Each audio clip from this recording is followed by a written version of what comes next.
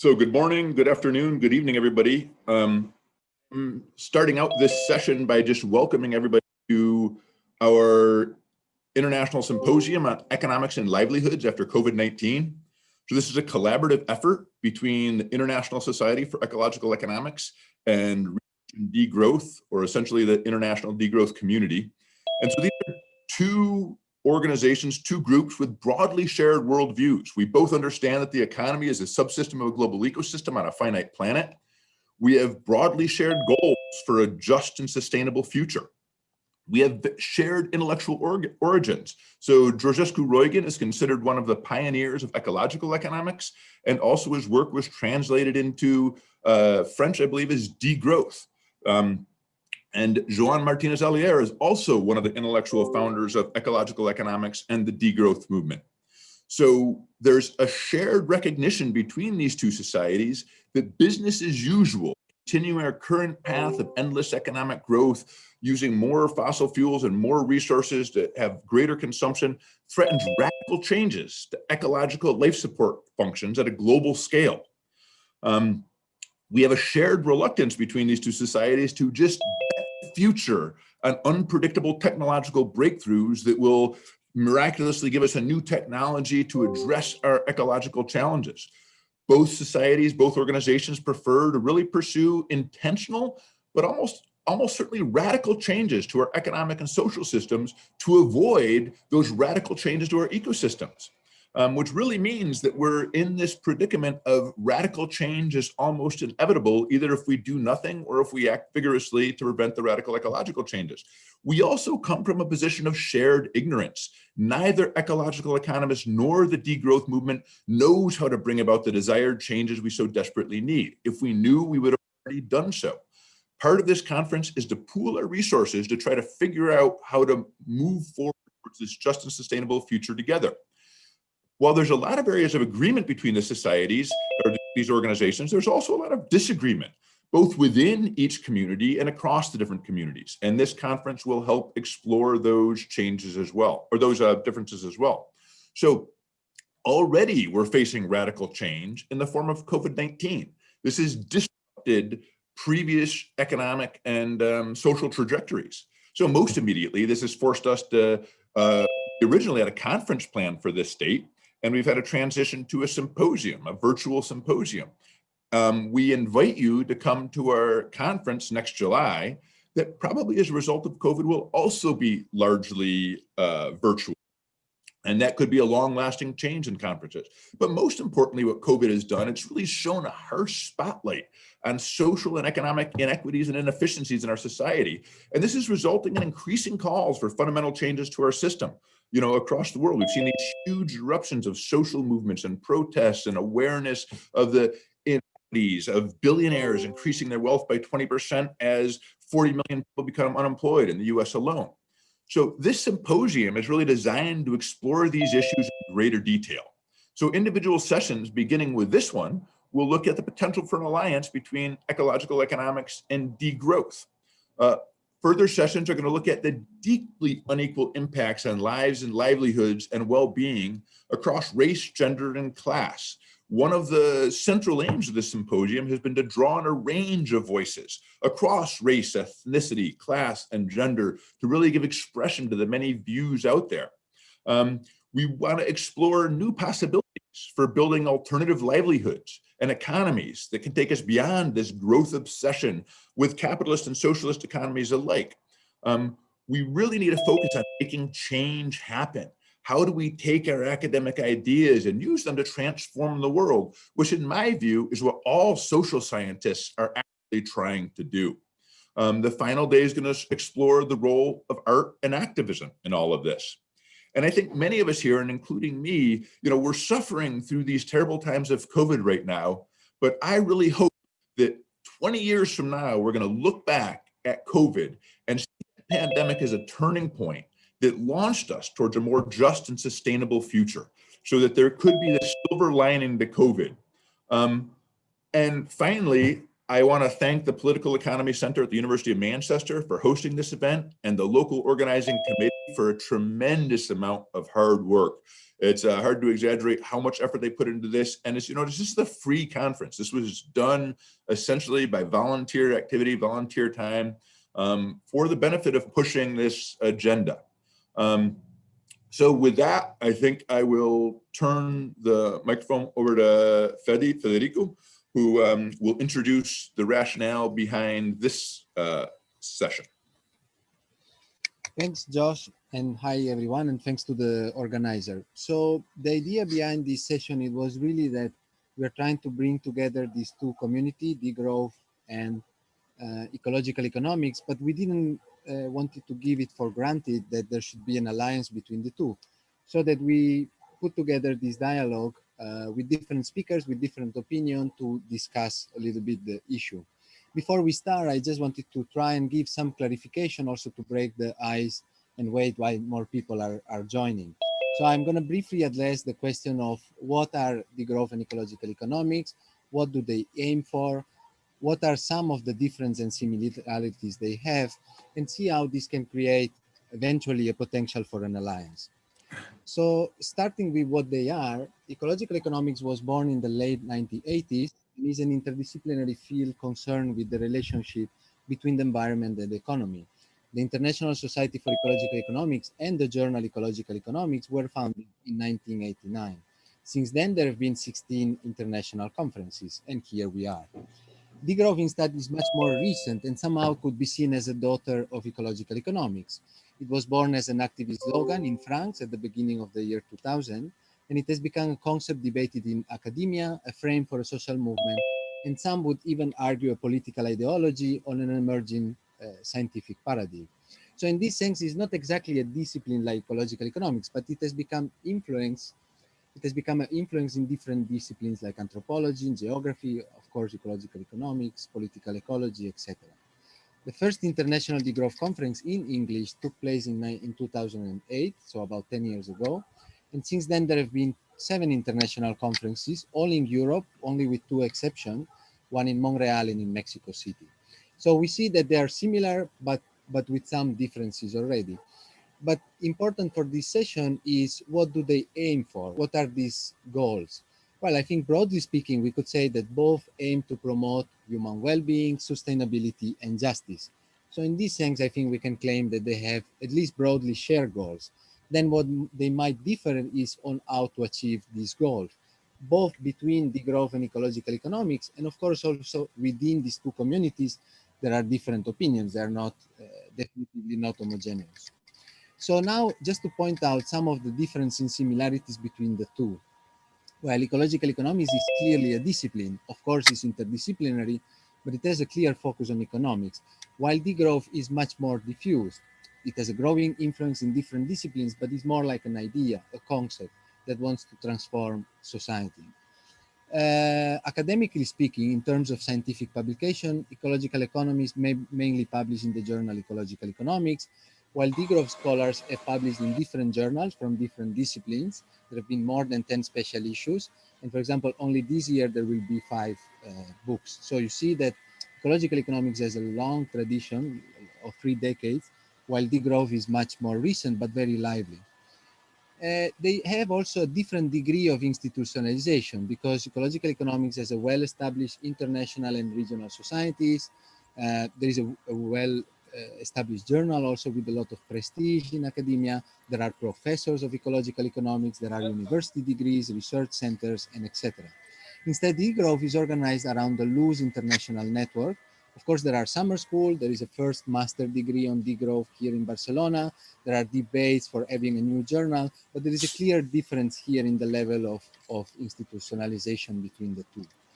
I think also, frankly, that there is a difference in the geographical focus because ecological economics is clearly international, although I think it's stronger in the global north, while degrowth was born in Europe and it thinks of the global north and it has no ambition to be exported to the global south. Instead, it wants to create an alliance with other alternatives to development like Buen Vivir in Latin America or Ubuntu in South Africa. Then I think one of the things that brings together the two communities is that they have an interesting similar debates, although they often have different takes. So debates on dematerialization, on the role of markets, or indicators on ecological macroeconomics, etc. On this, I think we will enter into the details during the dialogue. Only on the issue of development, let me say, I think that while degrowth takes an explicit stand that is critical towards development, development is seen as a Western cultural construct that has been imposed upon other countries in the global South. I think ecological economists see development as something good, or at least they would accept the idea of sustainable development. And then last, and I think this is difficult to evaluate, we could discuss what has been the degree of influence in academia, media, social movements, and policy making of both ecological economics and degrowth. Degrowth is much more recent, but at least in Europe, it has gained a lot of attention in the last 10 years. For example, I could mention in 2018, on the occasion of a conference in the European Parliament on degrowth, there was a petition asking the European institution to implement degrowth, if you want, and it was signed by over 200 scientists and supported by almost 100,000 citizens. So you see that it is an idea that is gaining terrain. These were some of the ideas I wanted to give to break the ice. And now the question is what potential for an alliance, and welcome everybody to this dialogue. And I give back the word to Josh, who is going to give a few direction of how we want to run together this dialogue. Thank you. And before actually turning to the logistics of this, I want to say one more additional thing is that ecological economics has been around for about 30 years. In that time, most of the ecological and social issues we were founded to address have grown worse. So the next 30 years, we can't afford that. So this is a question here in this immediate session about an alliance between ecological economics and degrowth. But by implication, we're really talking about building stronger alliances with the many like-minded organizations striving to achieve these similar goals. And the question is, should these like-minded societies each go it alone against the dominant ideology of endless economic growth, or is there strength in unity? Should we join forces? So that's the bigger picture of what we're looking at today. So how this session is going to work, first of all, I'd like to ask all participants to mute their microphones. They should be muted by default, but if it doesn't work, please mute your microphones. This is really for the panelists. And I encourage you, the Zoom chat is to be used for questions and for brief comments on your views on an alliance, how it might work, whether we should have one, what would strengthen it. Federico and I will go over the chats as they come, so please post your questions as you have them. Don't wait till the end of the session. We'll have, so there will be a 5-minute, the way the session works is there'll be a 5-minute overview of the topics by each panelist, starting with degrowth, ecological economics, degrowth, ecological economics. And we really request people show their mutual respect by not exceeding their time slots. We'll be strict on that. And after that, the speakers will have about 3 minutes to respond to each other. This whole time, we hope that the audience will be writing questions. If you have a question for a particular participant, please put their name in capitals so we know who to address it to. Write your questions throughout the session. And with that, I will turn it back to Federico to introduce our first. Yes, here we go. So let me introduce the first degrowth speaker, so to say. Ekaterina Chervoskaya is a researcher based at Lund University working on degrowth and critical organization studies. She co-edited the book Towards a Political Economy of Degrowth, and she co-organized the 6th International Degrowth Conference in Malmö. Plus, she is also part of the editorial collective of the Ephemera Journal. Katya, please, you have the floor. Thank you. Hi, everyone. Thanks a lot for the introduction, and I'm very happy to be part of this conversation. So I'm speaking here from a degrowth stance, but actually my background is in economics. So quite a while ago now, I studied my bachelor's in economics, which was extremely alienating. So for 4 years, I was shifting curves, counting equilibrium points, and not being able to question the very problematic assumptions of mainstream economics.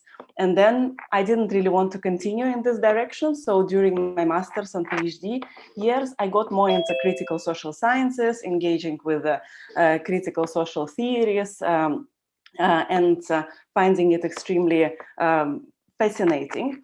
And then it's only during my postdoc years, in fact, that I came across degrowth. And that was a revelation, because I could see how it combines critique of our societies with this informed search for alternatives. And then how surprised I was to see that degrowth was actually very much informed by this field of ecological economics that I had never heard of before during my studies in economics. And I thought, wow, this is what economics should really look like. So I would like to say that definitely ecological economics has this huge contribution to rethinking economics, which is what we need. And also it has contributed a lot to research on degrowth. So in particular, I think ecological economics and the tools and frameworks developed within this field have been important in arguing for the biophysical limits to growth, which has continued into the work, say, on decoupling, problematizing the decoupling hypothesis, which is key to the green growth idea. So, and I think this is a really strong direction within degrowth research and a pillar of degrowth. However, I would also like to say, as it has already been introduced, that even if connected, degrowth and ecological economics are not really the same. So degrowth goes beyond economics, and it is a critique of not only growth, but development, aligning with the discussion on alternatives to development. And it is also a critique of capitalism as a system that is rooted in exploitation and environmental degradation. And these explicit political stances that are key to degrowth, I am not aware of the same being the case for the discipline of ecological economics. And perhaps this is the kind of outcome of this multidisciplinary discussion within degrowth, and that also over the years, degrowthers have been pushed to articulate their stances more clearly by various critical social theories, such as eco-socialism. So also, I would like to say that there are some kind of positions within ecological economics that I have come across that I have found kind of disturbing from a degrowth perspective. So one is on population growth. For example, economists like Herman Daly and also others have articulated population growth being a problem, which for me is deeply problematic because it kind of positions the sheer number of people in the world as a problem rather than the system which is built on overproduction, overconsumption, and waste, and also the huge differences in which different parts of the world and different groups in society have contributed to the multiple crises that we are facing. So another discussion is on ecosystem services, much of which, or quite a bit of which, is very much shaped around the neoliberal discussion on kind of money or payment for ecosystem services or offsetting or things like this. So, and they are presenting what is the problem as a solution. So also something that I find problematic from a degrowth stance, and hence I think it is important not to reproduce these stances within degrowth. But of course, it's important to say that not everyone in ecological economics says these things, so it is only part of the discussion. So, and overall, so having said this, having brought the compatibilities and also some differences between ecological economics and degrowth, I think that definitely we should go forward together. So we should join forces, and there are many connections to build on. So we should do it by engaging in a critical dialogue between the two, and I hope also that this event and the Manchester conference next year will contribute to this dialogue and alliance building. Thank you very much. Thank you, Katya. Josh? All right, so my great pleasure to introduce Bina Agarwal. She's a professor of development economics and the environment at the Global Development Institute at the University of Manchester. Among her many other accomplishments, she was a former president of the International Society for Ecological Economics and the International Society for Feminist Economics. She served on many academic national and international advisory bodies. She's a prolific, original, and highly influential scholar, including award-winning books. Her most recent book is Gender Challenges, a 3-volume compendium of selected papers, and plenty more available on the website for her biography. I turn it over to you. Thank you. Thank you, Josh. Thank you, Federico, John, and everybody else who's organized this conference. Let me speak, take the hat of an ecological economist from the global south. And here I see both points of divergence and convergence with degrowth, which of course itself is very diverse in thinking. Now on divergence, suppose we consider the question, can we reduce poverty without growth? Now, between 1990 and 2015, over 1 billion people moved out of extreme poverty globally, and poverty incidence fell from 36% to 10%. And the single most important factor linked to this decline was economic growth, especially in China and India. Now, under COVID-19, of course, we've seen growth rates crash globally, and linked to this, something like 71 million plus people are projected to enter extreme poverty in 2020. Some predict double that number. So most development economists and policymakers tend to see economic growth as a necessary, if not a sufficient condition for reducing poverty. Now, I know there's been an argument in degrowth that it's primarily originates and directed at the global north. But in my view, in the global south cannot be insulated from the effects of economic shrinkage in the global north, given our interlinkages in value chains, in trade, in markets, and so on. And growth in the global south has been, to a large part, also export-led in recent decades.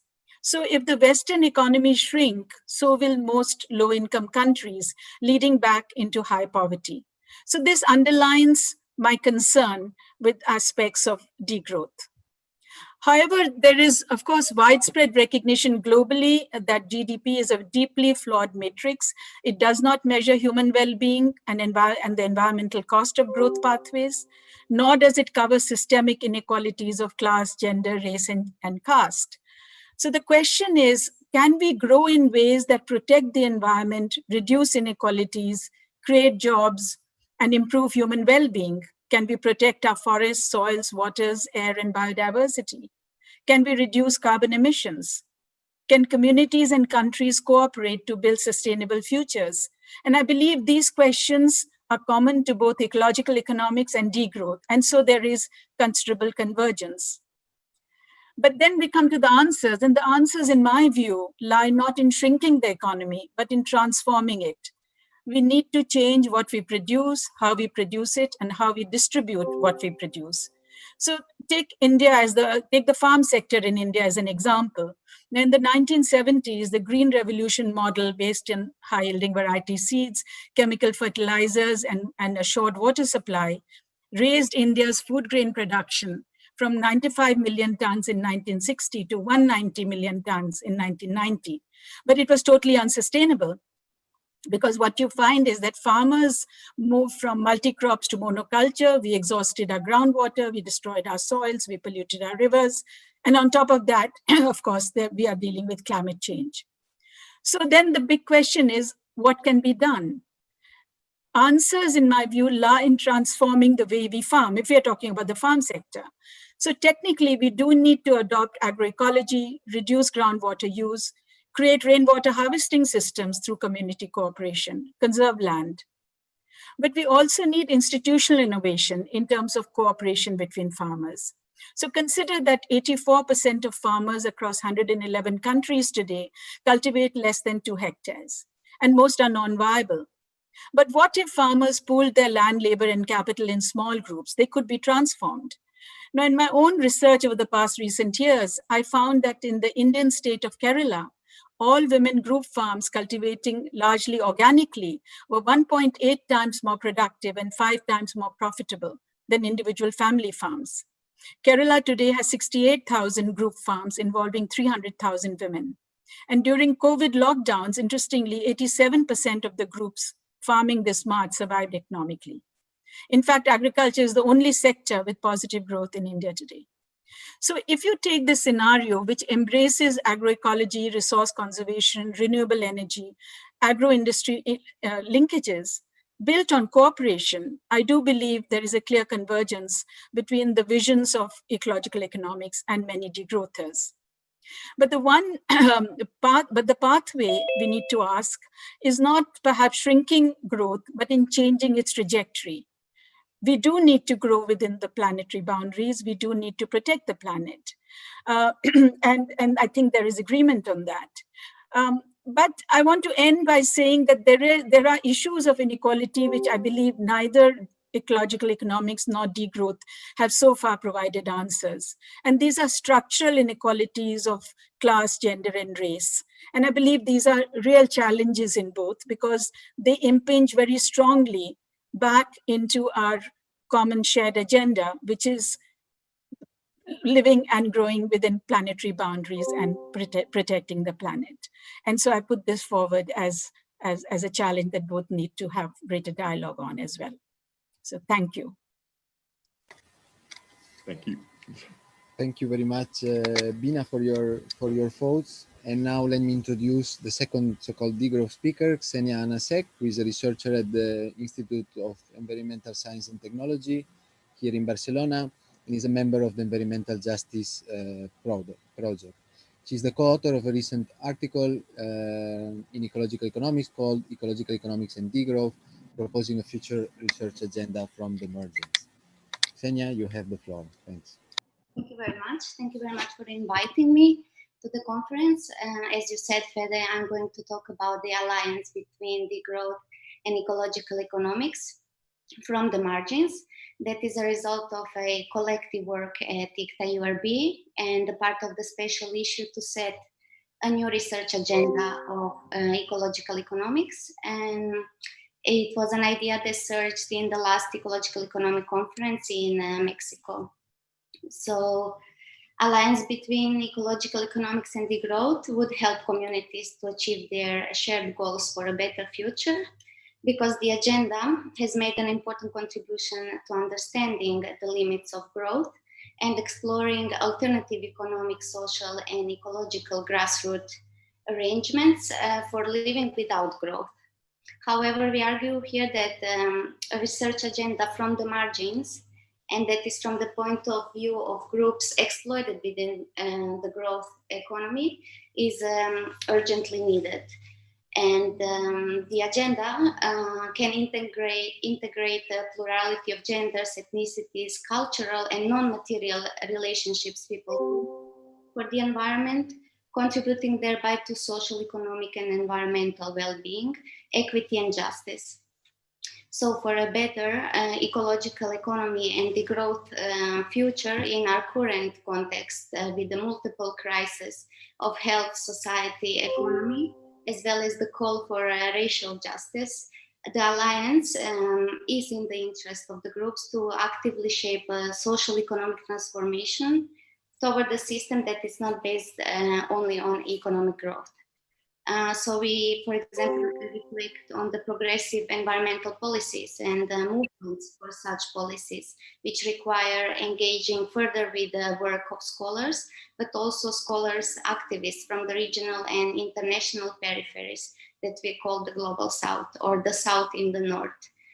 Then next development and North-South relations and the recognition of historical binaries between modernity, development, and underdevelopment, as well the rich and the poor, because underdevelopment and therefore dependency is not a national isolated phenomenon, but the result of the unequal relation established with the current centers of global markets. So a dialogue between different eco-civilizations is essential for an effective politics of a real transformation. As well, to shift the attention of centers of accumulation and consumption and the extraction of labor and the resources from regional and international peripheries.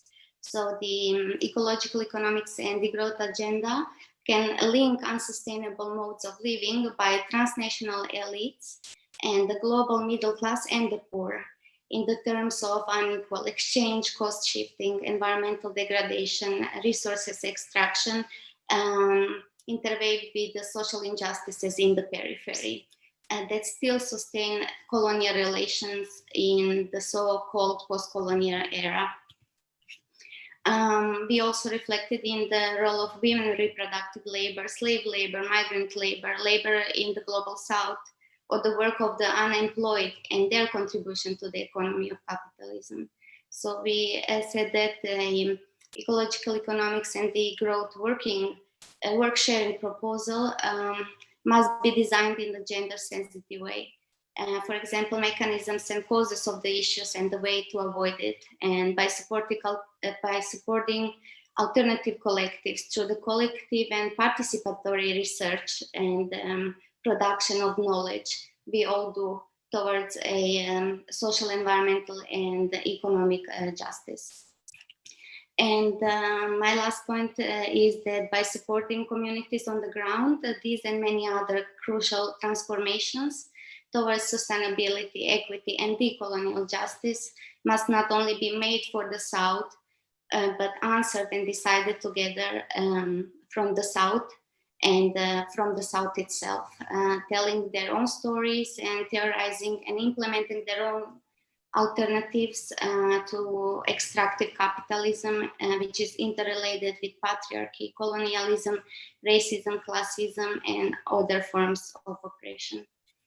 So thank you very much, and I hope that the arguments will help to carry forward our discussion. Thank you.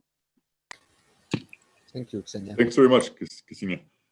So now I'd like to introduce Professor Julia Steinberger. So she researches the resource requirements of well-being at the University of Lausanne in Switzerland. She's interested in identifying the alternative development pathways to guide the necessary transition to a low-carbon society. She's a recipient of a Leverhulme Research Leadership Award for her research project investigating how universal human well-being might be achieved within planetary boundaries. And she's a lead author of the IPCC's 6th assessment report with Working Group 3. And I turn the floor over to you, Julia. Thanks. So I support a lot. So thanks for organizing this. I think it's very interesting, and I'm going to keep my points brief, partly because I support a lot of what has been said, including the importance of degrowth in raising the issue of capitalism and political economy, and also problematizing some of the initiatives of ecological economics, which took a bit too much of the baggage of economics with them in some cases. But I also want to support and highlight what Bina was talking about. So one of the main things I wanted to bring to this conversation is that we really have to, when we're considering the intersection of ecological economics and degrowth, one of the things that we can agree on is that we need to degrow certain parts of the economy and certain factors of the economy, like anything to do with greenhouse gas emissions or deforestation, destruction of biodiversity, and so on. So there are certain parts of the economy. For instance, I'm looking now out onto a motorway, and I know my work will be done when that motorway is turned into entirely something else. So maybe after this talk, I'll go and get started on that process. But so we know that we have parts of the economy and major parts of the economy, like the automotive sector, that need to degrow and turn into nothing.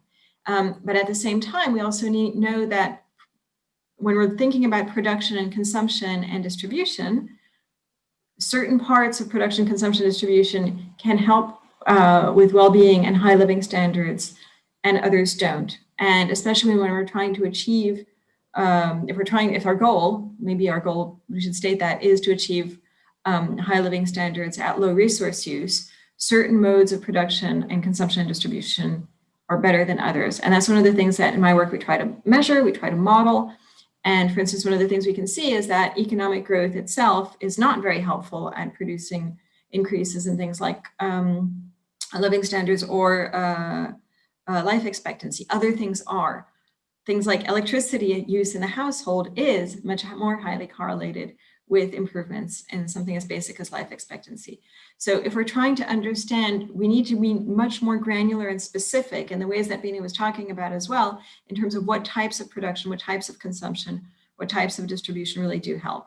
And we have to raise the issue of structural inequality, because inequality is not just inefficient, it's also unjust, it also enables exploitation, also enables corruption in our political systems. So we have to understand what and why and how production and consumption can be changed and production consumption can degrow very much. Another thing I want to raise is that when we're looking, so one of the researchers in my group is looking at this right now, in a very granular way at developing countries, you see that increases in living standards are associated with reductions in total energy use, total energy footprint, so both direct and indirect. And that's because overconsumption looks different in different contexts. You have overconsumption of the super rich, which is luxury consumption, but you also have what Barbara Ehrenreich called it's expensive to be poor, the overconsumption related to poverty, where you cannot afford the means of consuming less and having high living standards because you lack the money to have, or the access to have more efficient supply chains or conversion technologies. So I think all of these things we need to think about much more precisely and in less generality. And once we do that, it actually makes our lives easier in terms of saying what this new economy could look like that we need to move towards. In moving towards that new economy, I don't think that the main issues standing in our way are disagreements between ecological economics or degrowth or even global north, global south.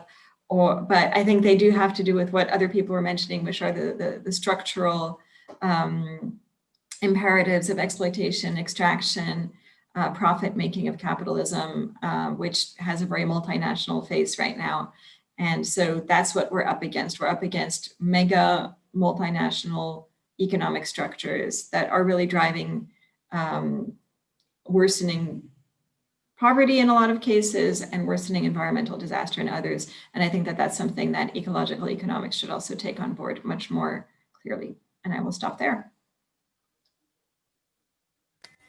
Thank you, Julia, for sharing your thoughts. And let me introduce Matthias Schmelzer, who is an economic historian. He's a networker and a climate activist. And he is the author of the book, The Hegemony of Growth, and the co-editor of Degrowth in Movements. Matthias, you have the floor.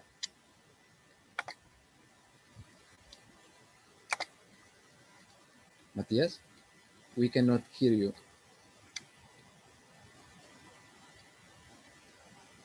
No, I cannot hear you. No. So let me suggest that maybe Josh introduces Emanuele, and then Matthias can maybe see whether he can solve the technical issue. Thank you, Emanuele, and sorry, Matthias. We'll wait for you in a minute. Emanuele? All right. So yeah, my pleasure to introduce Emanuele. He's an associate professor at the University of Bologna. He's also a visiting fellow at the London School of Economics and Political Science and affiliated scientist at the RFF CMCC European Institute on Economics and the Environment. His research focuses on the links between climate change, macro financial systems, and sustainability transitions. And he is working on a 5-year grant for sustainable finance for a smooth, low-carbon transition. So I turn the floor to you, Emanuele. Thank you, and thank you for inviting me. So I believe I might be the one with the strongest discomfort regarding the alliance between degrowth and ecological economics. That's probably why I was invited, and let me try to explain you why. So one word of premise is that ever since I started interacting with the ecological economics community, that was more than 10 years ago, degrowth scholars have always been there. And I always enjoyed the fact that they were, because they were raising interesting questions, and in general, they were bringing good energy to the table of ecological economics. So I was always very comfortable with degrowth as a subset of ecological economics in my mind. The origin of my discomfort lies in the enormous success that degrowth had in more recent years, which led the research space in ecological economics to be strongly dominated by degrowth-related questions, leaving little space for others, non-degrowth-based research questions. So one small example from last year at the EASY conference in Turku, for instance, the initial call for applications was listing the topics of the conference, right? And with sub-themes, and everything I work on, so ecological, macroeconomics, finance, political economy, was listed as sub-themes of under the headline building a post-growth economics, assuming that being part of ecological economics and working on those topics meant wanting to build a post-growth economics, or at least wanting to study a post-growth economics, which was not my case. That was changed, but then things went even further in this direction, right? So now we have joint conferences for 2 years in a row due to COVID. But this is, a very strong signal that is sent to members of the two communities, as well as people outside these communities. And also in consideration of the fact that we probably agree on this, the degrowth part of this alliance is the dominant one, right? So just to give a small example, in the banner for this event, the title of this event, it was called Degrowth for an Ecological Economy, once again suggesting that in order to participate to ecological economics, one already has to agree that degrowth is a valid strategy to achieve an ecological economy, which might be the case or not, right? So the feeling is there in the air. And let me be clear that I'm not really criticizing the strategy per se. The strategy could make sense. It's not really my place to say what ecological economics should or should not be, but also the strategy has some clear benefits. Degrowth, as I was saying, has been very successful, attracting new people, new ideas, especially in younger generations. And ecological economics, I think, needs this new blood and these new ideas. What I want to do here is just to raise a point, which is this strategy comes at a cost. And the cost is the possible loss of richness and diversity in the contributions, and that is materialized in the loss of some researchers that might perceive themselves as part of ecological economics because of the methods that they use or because of the topics that they address, but they are not interested. They're just not interested in the degrowth research question, or they feel uncomfortable with the usual normative positions of the degrowth movement, because of course degrowth is not a neutral thing, right? It comes with a whole baggage that you have to accept. And so this is, a question that I pose. People, if you look, for instance, at the community of evolutionary political economy, EP, that is just ongoing in these days, there's a lot of people presenting on environment and economy interactions. These are all people that could easily be part of ecological economics, but they're not. They go to this other conference. And even in environmental economics, there are a portion of these contributions that could easily be part of ecological economics, but once again, they're not. Because one of the reasons could be that going to environmental economics do not force them to pose themselves the question of what is my normative position, but just present their research without any implications. So the question that I have in mind is ecological economics ready to bear these costs for the benefits of being allied with the degrowth very lively movement? Thank you.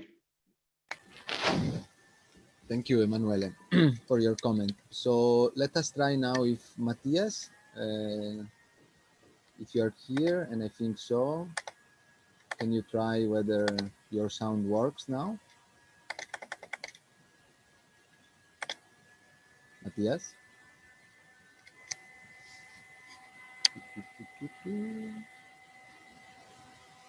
So it looks like Matthias cannot speak. So while I call him by phone and see whether we can solve the technical issue, I would suggest that, yeah, Matthias? Yes, it seems yes, to be working please. now. Yeah, you have the floor. Thank you for being here. Sorry for the technical issues, yes. So thanks for organizing this very important debate. I'm speaking as a scholar activist who's been involved with degrowth, in particular for the last years. And I want to argue that an exclusive or too close an alliance, or even merging between degrowth and ecological economics is problematic for various reasons. Rather, what we need is what I call strategic alliances with each other and beyond, with clear focuses and involving mutual criticisms and learning. And I want to give 5 short points and reasons for this. To begin with, as has been said many times, degrowth is not just an academic perspective, but much broader political project, social philosophy, worldview, etc. So degrowth does need alliances far beyond academia. And in our book, Degrowth in Movements, we've tried to outline some in the realm of social movements. And I think we need similar alliances in many other realms, political parties, etc.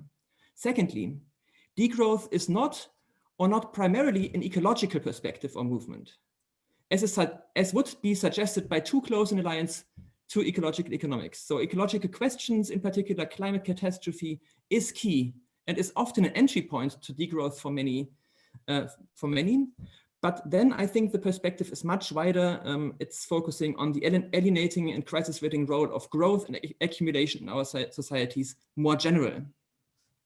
Thirdly, and more fundamentally, degrowth is not just a call for a different kind of economics or a new economic school, but also, and on top of this, degrowth is a call to escape the economy, so to overcome economistic thinking and to question social power and also the hegemony of economics as a discipline in our societies. So key degrowth arguments, and I would say these are still underdeveloped in comparison to the ecological economics arguments for degrowth. These degrowth arguments take a look from the outside and analyze how we as a society came to see reproduction, so production and reproduction activities, as the economy, to focus on markets and prices, to the exclusion of care and nature, how economics came to dominate public debates about all questions related to production, consumption, resources, etc., and how all of this could be changed. Fourth point is that key degrowth questions have to be answered by disciplines other than economics or ecological economics. And I'm thinking here in particular, but there's many others, in particular about questions of transformation. So how do we change society so fundamentally as our shared analysis say they need to change? How do we wield the collective power we need? Which alliances are necessary in society to have that power? And for this, we need answers from history, sociology, education studies, psychology, intersectional studies of power and discrimination, on race, gender, abilities, and of course, much more. So I would welcome alliances with these various disciplines that could be organized around common conferences, but also start much smaller with workshops, books, special issues, as is already happening. But I think this is a key focus to grow.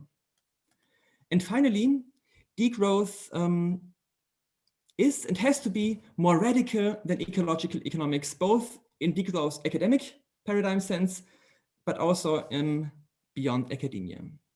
And this does not necessarily have to be understood as a critique of ecological economics, even though it sometimes is exactly that, and Katja has raised some of the points in this direction.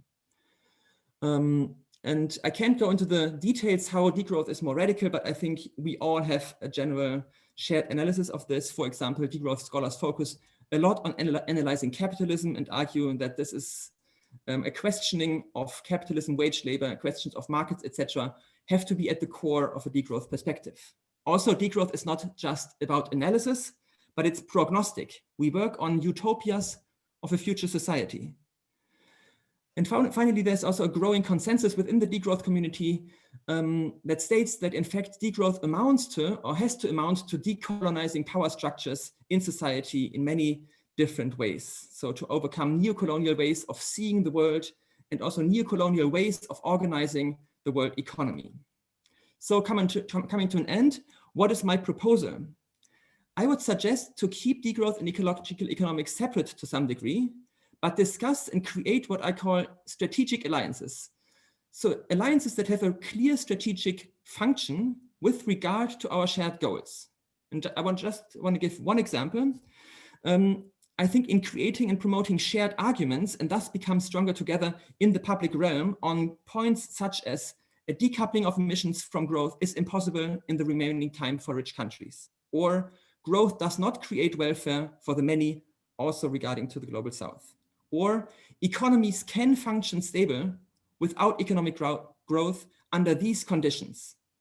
And here I would argue degrowth urgently needs to be backed up by economics, a different kind of economic economics also by ecological economics, and by a form of ecological economics that cannot easily be dismissed as activist, non-academic, and unscientific.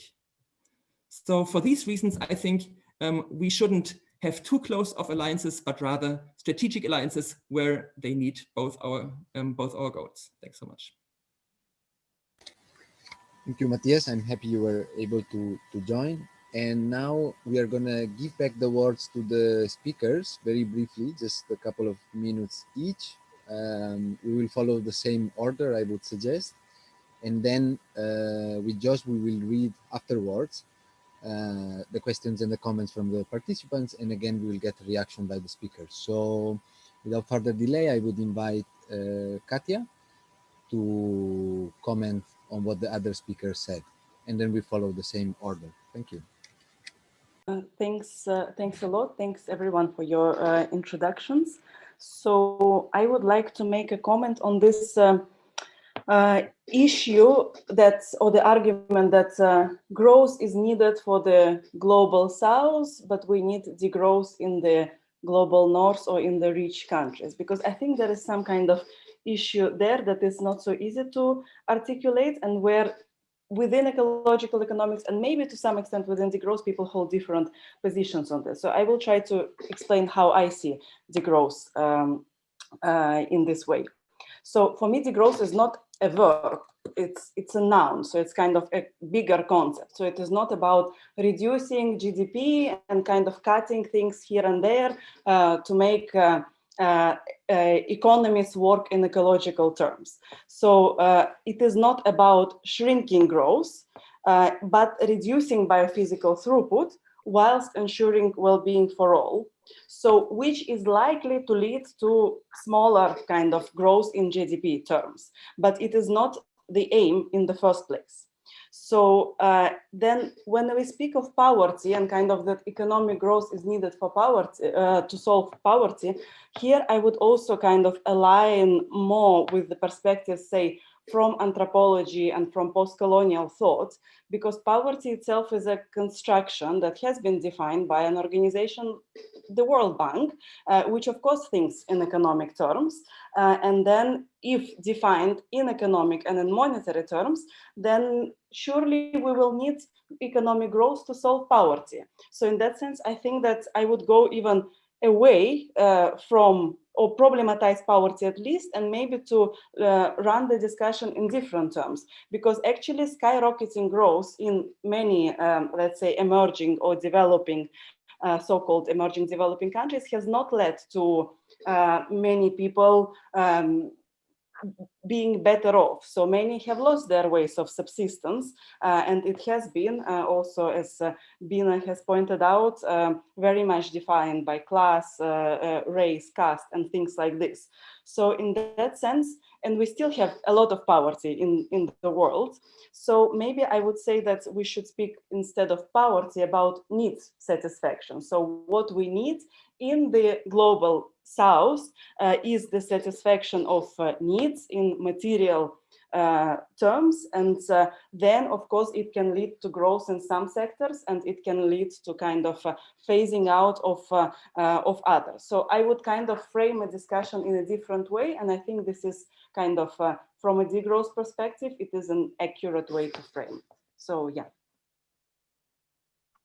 Thanks, Katja, for staying within the 2 minutes. Bina? Yeah, thank you for this very rich discussion. I think I like the idea of talking about strategic alliances, because it does really talk about critical dialogue, and we are able to discuss where are the meeting points when they are not. But I want to use this couple of minutes to come back to a point. I think inequality is actually at the heart of our discussion. Now, this is global inequalities between countries, this is within countries, this is within communities and within households.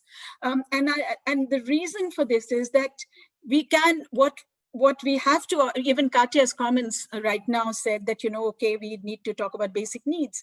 You produce more, but you need to produce more for the poor.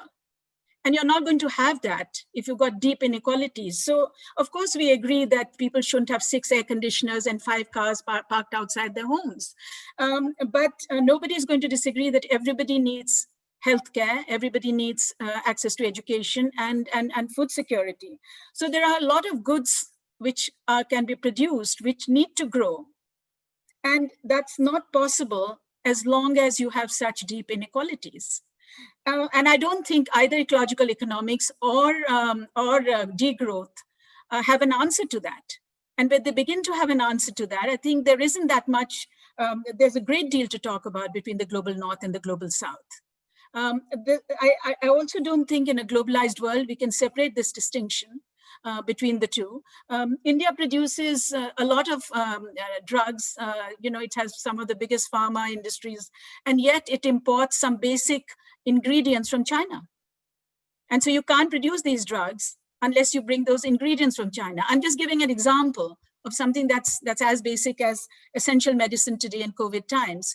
So let's agree that we don't have enough answers, and I don't see the word degrowth, and it means many things to many people, or stopping growth is the issue. The issue is we can't grow in the way we've been growing, but we could grow in different ways.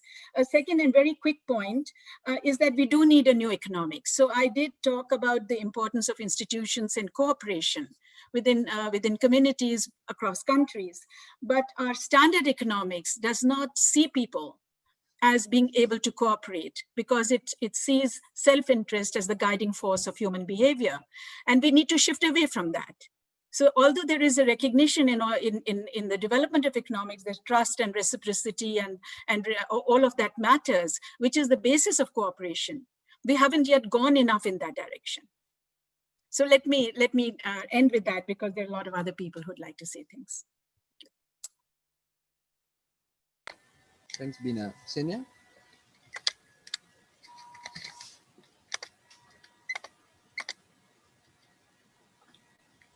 Xenia, you want to react? Sorry. Now, yes. Yes. Sorry. Thank you. Yeah, no, thank you.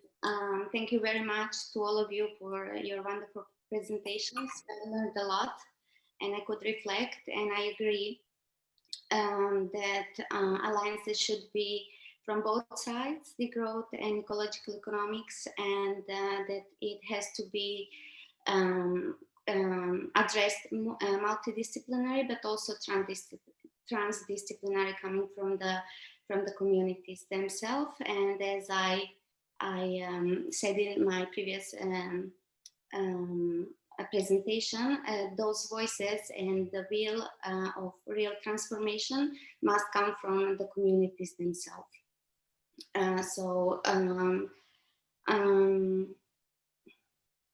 Yes, that's all I had to say. Thank you. And Emmanuel, would you like to add your comments? Oh, I'm sorry, Julia, would you like to add your comments? I don't have many. I think that this was a really good discussion with many different views on sort of instrumental versus content ideas. I don't necessarily think that there's ever going to be a neutral economics, but that doesn't mean that different aspects of economics can't be helpful. So I do see Manuela's point there. And I agree with Bina that distribution and the power structures that go with it have to be at the heart of what's going on and what we're thinking about. So with that, I'd just like the discussion to be brought.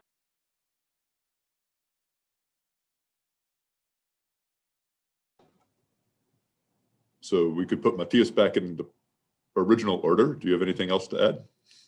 Sure, thanks. I hope it works. I have 2 points. The first is about the term degrowth. I think, or the way I've been working with degrowth in the context of social movements, and we've created a lot of kind of like collaboration with the climate justice movement in particular. And we don't think about degrowth as a term for the new broader social movement that will bring about fundamental societal change. But rather we hope that the degrowth perspective will be taken up within other contexts. So within other social movements, from trade unions to feminist movements, etc. And I would see this similarly with other contexts, not social movements, but also within academia. So I would welcome it very much if the degrowth perspective is taken up. And that does not necessarily have to be the term. So I think we should kind of like let loose of this term, because it's working in some contexts, it has benefits, but in some contexts it's standing in the way of what we want to achieve. And then I leave it with this. Yeah, I look forward to for the questions also in particular. All right, and Emanuela, I think you have your opportunity to make concluding comments before we turn to questions. Thanks. Just one small intervention, because there were a number of questions in the chat about what I said, degrowth, coming with a normative baggage. And, I agree that all research questions carry some kind of normative baggage, as was written in the chat, either explicitly or, in the background.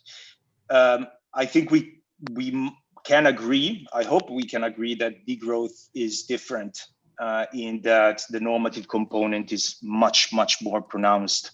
And it's in the nature of the degrowth movement, right? So it's part academic and part activism.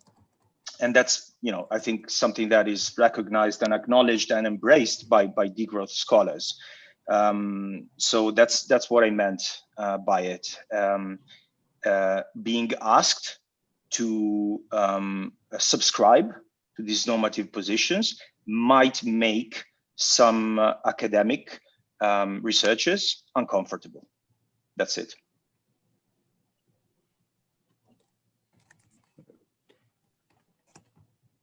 So, all right, let me unmute here. Oh yeah, I'm unmuted. So now we will turn to questions. And I think what we're going to do is Betty very nicely organized the questions by topic and questioner. So I'll mostly focus on the questions to ecological economists and Betty to degrowth people. And the first question was submitted by my friend Jeff Garver, who says that ecological economics is sometimes described as a transdiscipline that unfortunately contains the word economics. And he's asking, for EE folks, does that ring true? And what does it mean? And for degrowth folks, does that help bridge the gap? And I would add to that a comment, which I don't have the name here of who posted it, unfortunately, who says that, unfortunately, anything remotely resembling economics generally drifts into foundations of objectivist ontologies for support. Although a relational ontology framework may be difficult for answering the usual economic questions, I'm afraid as far as sustainability is concerned, there is no alternative. Behavior guided by objectivist ontologies will always tend toward unsustainability. So I thought that reflects on Jeff's question, whether, many people in ecological economics consider the use of the word economics unfortunate. So that's an open question to any of the panelists who would like to respond. Josh, should we maybe read 3 or 4 questions and then maybe all of them, and then give back the word to the speakers, just to make it a little bit more lively? All right, if they have a place to take notes, then they can. And you just want to bounce back and forth where between, because I thought we could focus on the general questions perhaps, and specific ones to individuals. Yeah, you're right. But there are a few other general ones too. So if you want to add any of those. I don't know if anybody wants to answer to this, then fine.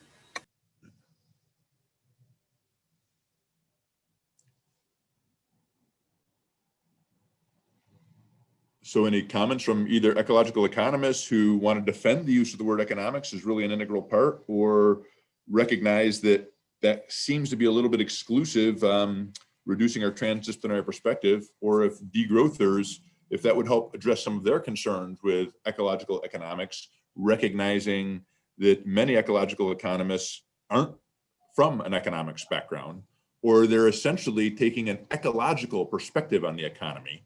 So looking at the human economy, like we might look at a polar bear economy. I mean, it's the ecological perspectives of energy flows. And I could go. Right. Yes. So I do think that the fact that degrowth has this rather close alliance with ecological economics has to do with the fact that in recent years, a lot of academic work on degrowth has come from ecological economics. But this does not necessarily have to be this way. For example, feminist economics is a perspective that I would argue is as close to degrowth as ecological economics. So it's kind of like rather is an historical residual, this alliance, and it should be discussed whether it makes sense to leave it this way or rather to kind of like break it open, as I've argued in my input. And I do think going beyond this, that going from looking at it from the other side, we certainly also need disciplines that look at what normal economists look at from a different perspective. And thus, the term ecological economics is also a huge, useful bridge term, because certainly calling oneself an economist creates legitimacy to discuss certain questions in the public realm, which I think is totally key and which could give a lot of backing to degrowth arguments that are certainly necessary. Okay, I'll have a little go at this. Shall I, Josh? Yeah, please. Yeah, okay. Economics, if we shift away from economics and talk about the economy, I don't think we disagree that the economy matters. People's jobs matter, their livelihoods matter. All of these things that are we're talking about social security matters, we're talking about poverty, multidimensional poverty, all of this matters. And so so we are talking about the economy and we can't do away with that. And I think calling it ecological economics, we can't call it ecological anthropology. That doesn't help. So I don't see a problem in actually calling it ecological economics. However, economists are very powerful and mainstream economists are extremely powerful. So I do think it is very important to have a whole range of critiques of the mainstream. And there has been a degree of success. Ecological economics is a very good example of that. There is feminist economics. I don't think feminist economics is the same as degrowth. I would disagree with that, but that's for another day. I think there is institutional economics. There is donut economics. We can name like 15 mechanisms of 15 trajectories by which people are critiquing mainstream economics. And I think those are all very important trajectories, and they seek interdisciplinarity. So ecological economics recognizes interdisciplinarity as a core feature, not just ecology, also law, also anthropology. And you have to start somewhere. So let's start by talking about alternatives to the mainstream. And I'll just comment that it was a lawyer actually who posted that question, or that comment about economics perhaps being an unfortunate. So just verifying your point, Vina.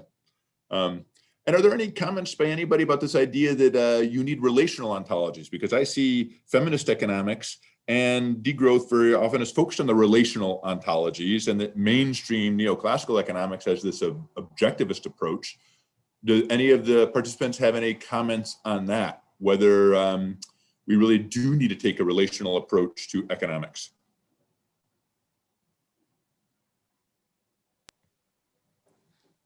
What do you mean by relational approach, for instance? Well, the way I understood, I mean, this is I was talking about, so relational, I mean, I would look at is economics is about the relationships between people. So really it's kind of economy embedded in society. And there's, whereas objectivist is kind of this hard, concrete, and I'm not positive I actually understand. I'm not a philosopher, so it was a philosopher type language. But the way I interpreted the question is that, can we examine taking the mainstream conventional approach where it's mathematical, objective, going to equilibrium? Will that always conflict with sustainability? Or do we really need to shape economics to focus on relationships between people? What I would interpret that is re-embedding the economy in society, as Polanyi used to talk about. I don't know if anybody has any comments on that, or if that's just kind of too abstract. Maybe I can say a few things. I think that the term economics and the power of mainstream economics are not problematic, but they have to be understood as to what they mean and where they come from. And so mainstream economics has a very strong role of power because it supports and comforts existing inequalities in power structures. It is the servant of existing ownership and profit making. And that what it is trying to create, the focus on equilibrium is partly because it sees its mission as creating stable conditions for that profit making to keep happening. And I don't think that it's necessarily a relational ontology or an embeddedness, but what we have to understand is we have to understand that there are no such things as natural laws of the economy, that these are socially created, that the economy is an expression of social relations, and that's from a Marxian political economy perspective that we have to understand, as ecological economics or degrowthers, we have to understand why the economy is the way it is, why those why those structures reproduce themselves, why they are supported by power and reinforced by power. And we also have to understand that if we want to change anything, we have to go up against that power. So it's no use, creating nice alternative models or utopias or whatever, as if you don't realize what you're up against in terms of the conflict that has to happen for anything to change. Change will not happen because we discuss things in a nice way. That's not how it works. And I think that sometimes the focus on economics in both degrowth and ecological economics gives us the false sense that an alternative understanding of economics can change the world, and that's not true. So, Betty, do you want to ask the next round of questions? Yeah, happy to do that. So, because I think it is a little bit linked, I'm going to ask this question since it has already emerged from, I think, a comment from Matthias on the issue of capitalism. So the question comes specific to Bina, and it is, you can see it in the chat, is capitalism a unifying opposition to the range of alternative economics frameworks, or do you have to be anti-capitalist to count as alternative? I would invite Bina to respond, but in general, I would invite also the other speakers to react to this, because I think it's a central issue to be discussed. So what would be the position of ecological economics and degrowth on capitalism, which is a big question, of course. I wish somebody could define capitalism. Yeah, actually, I very much like Senya to talk about it, because she raised it in her initial comments, and Emmanuel, and I can come in later. Sure, we can do that. Emanuele or Xenia, or anybody else, if you want, you're welcome to step in. I think we are open to anybody to comment on this question of capitalism. Thanks. I am Tangaveli speaking from India. I would like to know that the concept of economics is actually related with the echo. That the term is normally prescribed for homo. The word is prescribed for echo. That ever since the Greek period, the same term, that is echo. The definition is what I like to quote on this. Ecological and economic is the same concept. So that the term, even that economic itself, we can change, interpret in a way such ecological natural operations, minute information characteristic system. This minute information characteristic systems, what we face at present, this COVID-19 is an example for it. Ever since whatever the term, the growth or degrowth, whatever it may be, the statistical measurement, what we do on our day-to-day affairs for measuring that distribution, productions, whatever it may be, it's based on the purely numerical concerns. So that the numerical concern is to be taken to consider for all. But anyhow, that natural operation is my main criteria for everything. And that should take into consideration for determining the real value of the growth, so that we can estimate the real growth, whether it is minus or plus. This that agriculture is the main criteria for all countries. At present, this is the only operations we do. So we can put it in such a way that economic terms may be fixed for certain definition, because the definition is going on forever. The production distribution on basis of sociological only. When the sociological concept is there is no value of measuring the natural existing. We are one of the human beings. They are also a natural being. So we should take into concern for our as a human being as a natural thing, so that there is no deviations between the degrowth and growth. This I just I'm an analyst on terminology. I quote all in this my Facebook also. It's Ayalmandram. That podcast I release on something. With that, I quote some health is the main concept for our things. Health is equal to we are having educations, so we are having skills, so that with this concept we can do wonderful things. This we can interpret as a wide affective. See, wide affective we can. That we can concept is universally accepted. Wide affective cumulative action network. That cumulative action network is most essential for all human beings. So wide affect is that.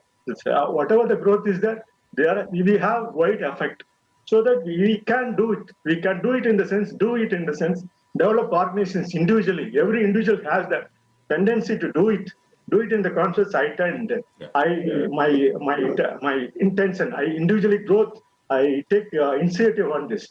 So I'd like to ask politely that you wrap up very quickly so we don't dominate too much. Yeah. No, thank you for your valuable time. Sorry for the interference.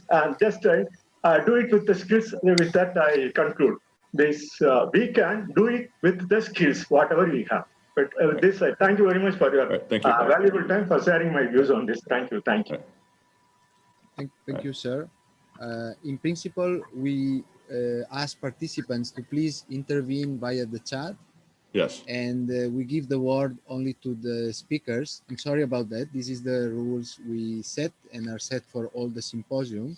It's a little bit to try and keep a little bit of order, but you are most welcome to write your comments and question in the chat, and with Josh, we will make sure to read them.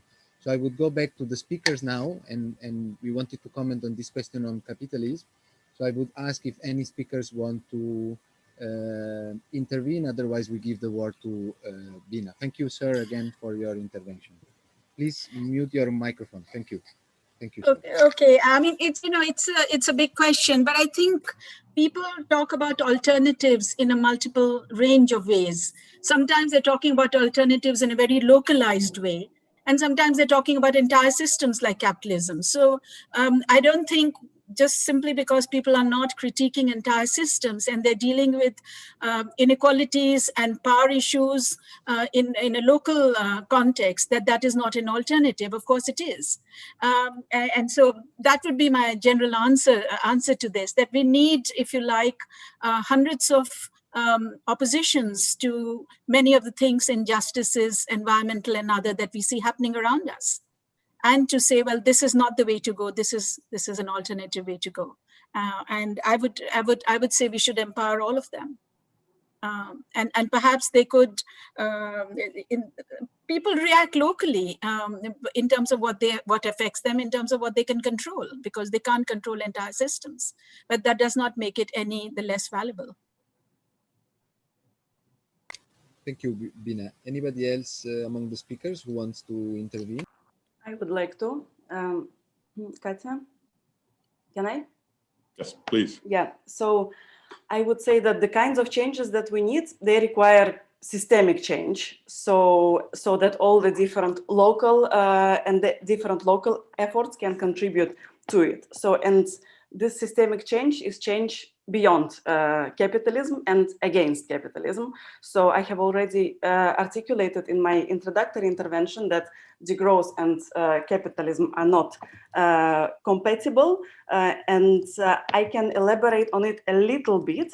So I would say that capitalism always comes with primitive accumulation, so starting from Marx, but then others have developed this point, so such as land grabbing, dispossession in different forms, so whether via the credit system or via the housing market, and then evictions of people from their houses in times of capitalist crisis. So, and this primitive accumulation, it's not just kind of inherent to the how capitalism started or starts. So it is something that goes with it as capital is searching for spaces for expansion. So, but then also there is this kind of violence of capitalism, I would argue, that goes beyond primitive accumulation. And I think ecological economics has contributed a lot to articulating it, in the sense that there is a particular social metabolism that is created within capitalism by striving for growth. Ecological degradation comes, and we cannot decouple the two. And then another dimension that has been, of course, very much developed within the Marxist and eco-socialist thought is that exploitation, alienation of labor is key to kind of also to capitalism, and it is a different world where we should seek for alternatives. So, but what I would also like to say is that, of course, it is capitalism that is the main system of today, that the critique should be kind of channeled to, but it is important to say that if we transition to a system beyond capitalism, say socialism, which is still geared on growth, that will be as problematic. So, because again, this decoupling issue will come in, and we will not have the kind of alternative that is envisioned by, say, eco-socialists. So, yeah, I would like to leave it here, and maybe just to wrap up by saying that, yes, this transition from economics to economy is something that helps to politicize economy, which is something that has been taken away from the studies of economy by the discipline of economics.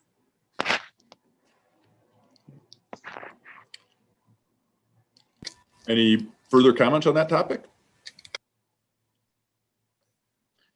I might jump in. I'm not really sure what I want to say, though, in the sense that these are questions, all these questions are all interesting questions that in my mind boil down to what exactly is ecological economics, which is a non-answered question. I've been to countless ecological economics conferences where this question was posed. It is a very self-reflective community, and that's good. But that leaves the boundaries a bit vague and fuzzy. So I was thinking, for instance, about this question on capitalism.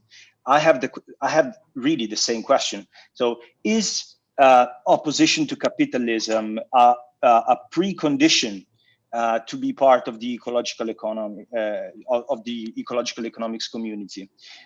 For instance, I'm not a fan of capitalism, of course, but I can also envision ways in which sustainability transitions take place within a capitalistic context. Yeah, and there has been lots of research on that. Does that make me? Does that put me outside ecological economics, or is ecological economics inclusive enough to accept these positions, right? And the same goes for growth, degrowth. Of course, there's always the question, you know, what is growth? What do you mean by growth? And I think one of the certain tenets of ecological economics is that material growth in a finite planet cannot go on forever. Can economic growth go on forever? That is GDP growth. That, honestly, I have no answer. I mean, I can see the reasons why one would argue that it's not possible. I can also see the reasons why one could argue that it has never happened. The coupling has never happened, but it could happen in the future under certain assumptions, right? So people like Van den Berg, Jeroen van den Berg, right? He's he's in Barcelona. He's the one proposing this vision of a growth as a useful concept. That is, we don't talk about growth, we don't talk about degrowth. Let's just forget about the thing, the growth concept, and let's just focus on the issues, right? For instance, reducing greenhouse gas emissions. Is this compatible with ecological? It's certainly incompatible with degrowth, I'm guessing, but is it compatible with ecological economics? This is also something I'm honestly confused on. So maybe Josh, you could be the one probably trying to answer this question. Well, so I think this is a really important topic because you're bringing up issues presented, asked by a lot of people. What is the relationship between,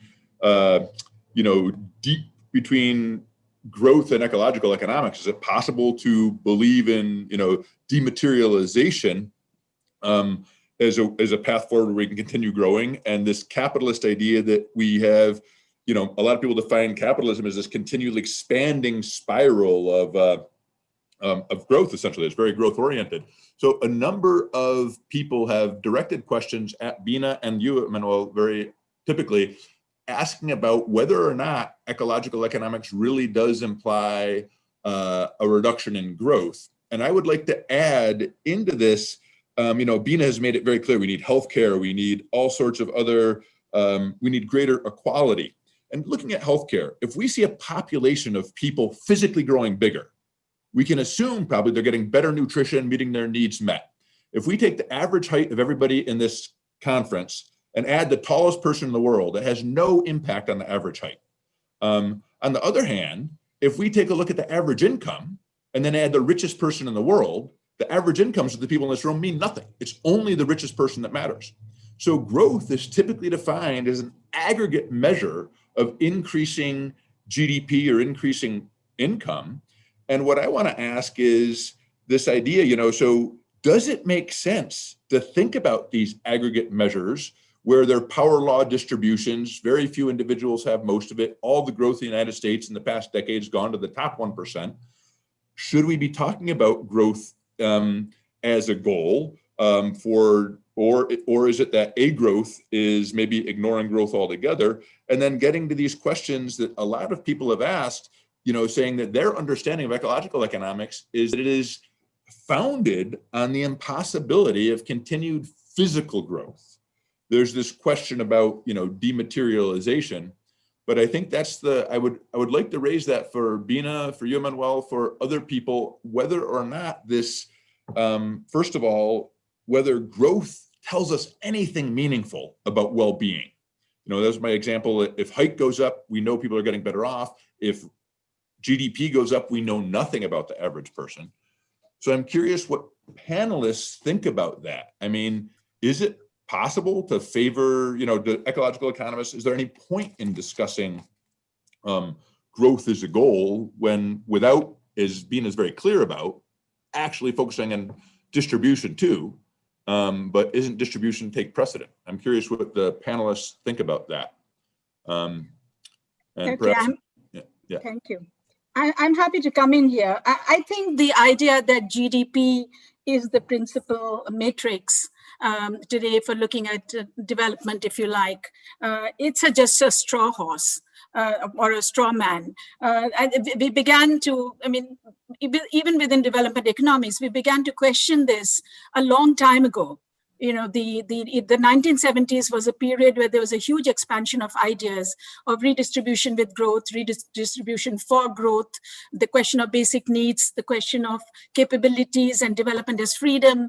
So I think GDP is no longer accepted, even unless there are some really diehard people who've gone to sleep over 5 decades and forgotten what has happened in between.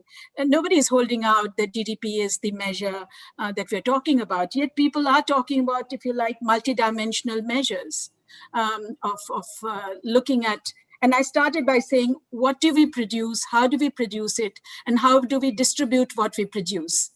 And so in my view, redistribution is really, in a much larger sense, not just in terms of produced goods and services, but the redistribution of a lot of stuff.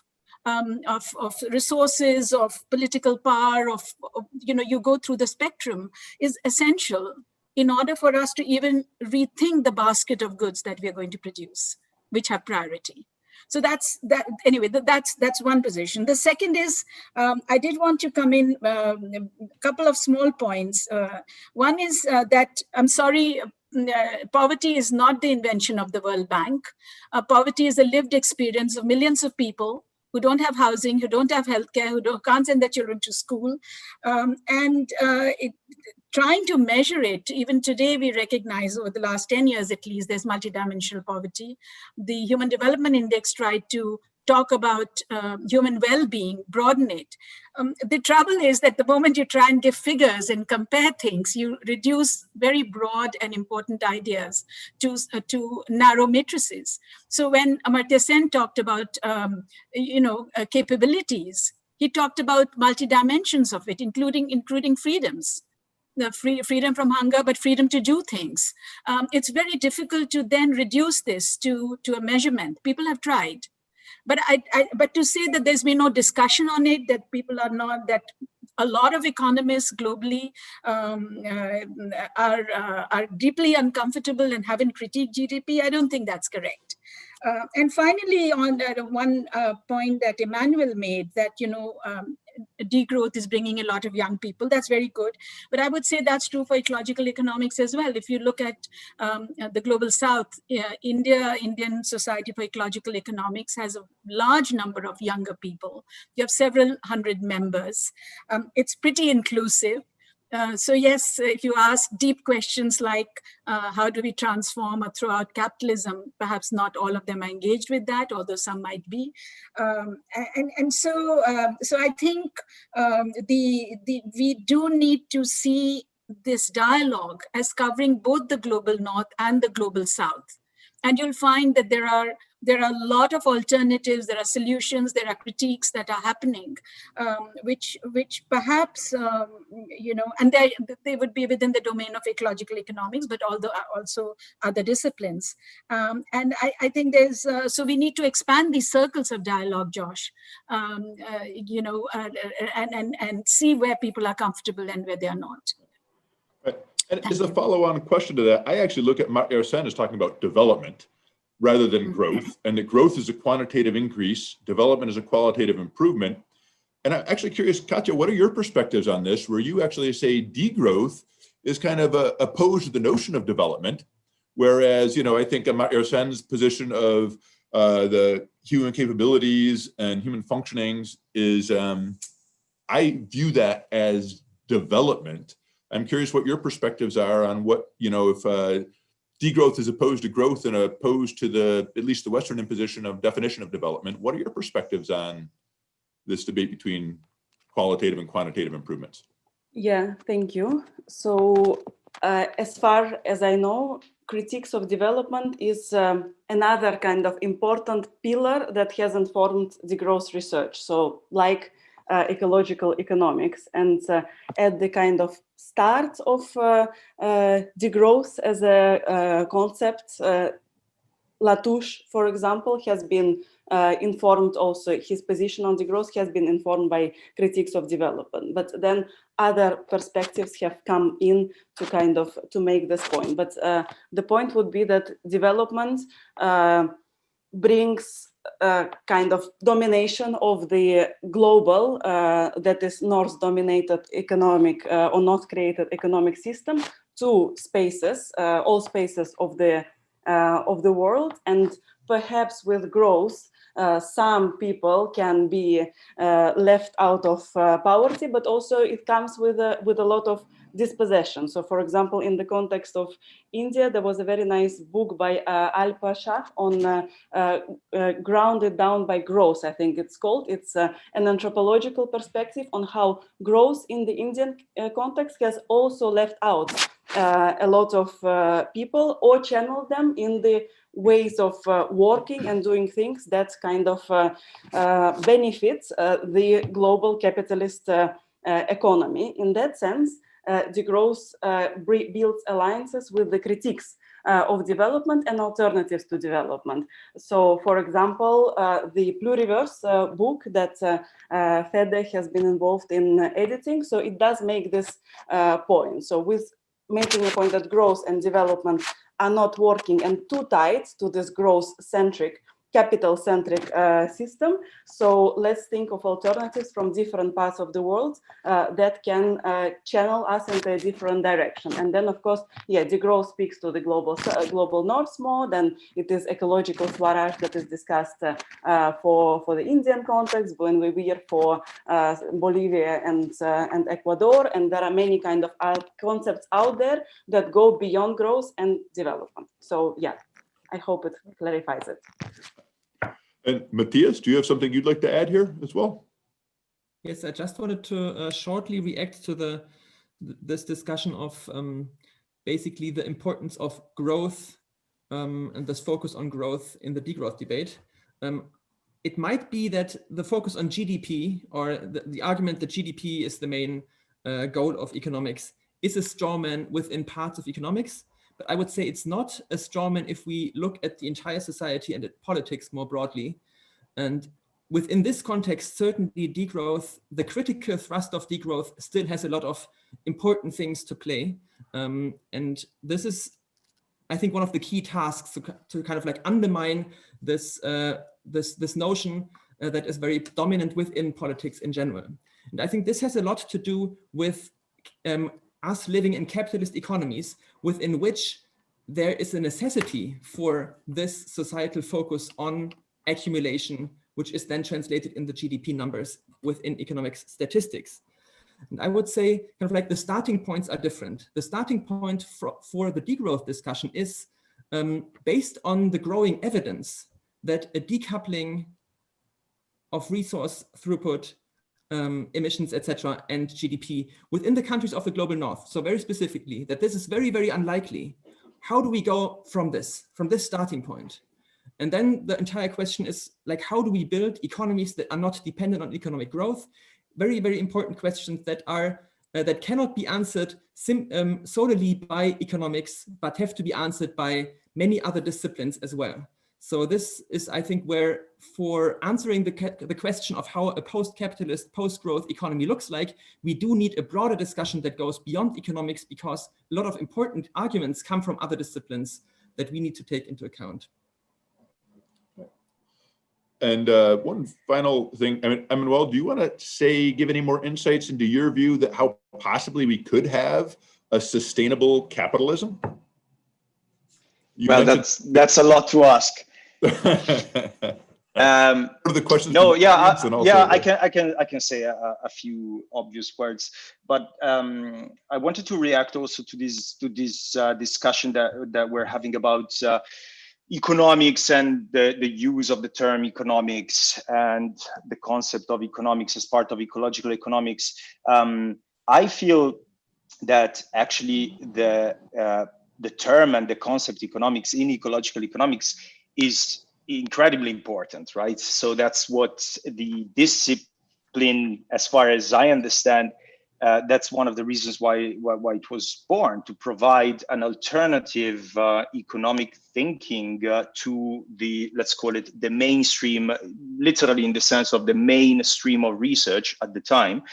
To provide alternative economic thinking, in that, you know, you want to study the interactions between human societies and environment and resources, except that you don't really believe in certain methods, right? In the case of modeling, for instance, you typically ecological economists would reject intertemporal optimization of welfare or rationality of agents and so on.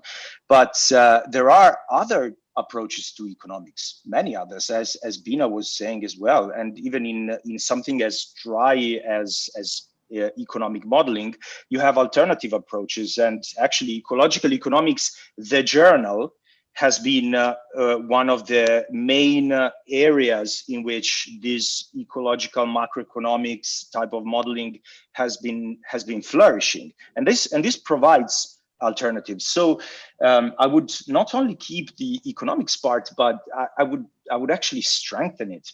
You know, from an economics perspective, ecological economics suffer exactly from the opposite problem. That is, there is too little economic thinking, and transdisciplinarity, of course, is one of the distinctive characteristics of ecological economics, which we all want to maintain. But we cannot lose the economics part in favor of non-economics, right? So agent-based modeling, for instance, I don't work on it, but agent-based modeling, is it too much of an economic tool to be part of ecological economics? I don't think so, right? So they start from some different ontological foundations and assumptions, and they try to provide real world applied economic thinking. So that's something that I think we actually desperately need. And for what concerns capitalism, I mean, this could go on forever, but the usual approach, let's call it the mainstream approach once again, although it's not really an academic point, but the mainstream approach of, for instance, putting a price on the carbon content of goods and services can be criticized as much as you want, but that is a capitalistic based policy tool that, if applied, could work. And of course, you could argue it's never going to be applied because of some other parts of some other dimensions of capitalism, but that's not really true, though, is it? Because it's being applied. Maybe the speed is not enough, or it has other issues, but the direction is that one, right? All this discussion about sustainable finance, yeah, which is being criticized, rightly so, for being too market-driven, too finance-friendly, too slow, and so on. But isn't that a welcome capitalistic-based policy initiative that we want to support? Question.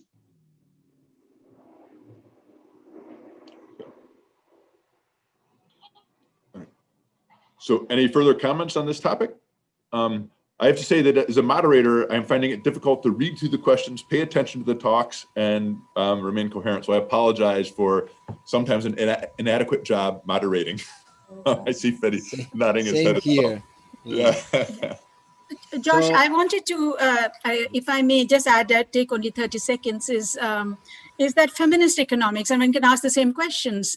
The adding feminist to economics, itself is somebody's, feminism is about changing things from feminist perspective, seen as movements, but it's also very powerful if you add it to economics. And it's brought what has been long-standingly invisible, made visible, even within the economy. I mean, take the whole discussion on the care economy and what women do, all the work of the informal sector that happens in the global south particularly, but also in the global north, which is unvalued, undervalued. It's brought into focus that there are serious inequalities of wealth, and so on. So I think challenging such a powerful discipline is extremely important, and providing alternatives to it is important. Throwing out economics from it is not going to solve the problem.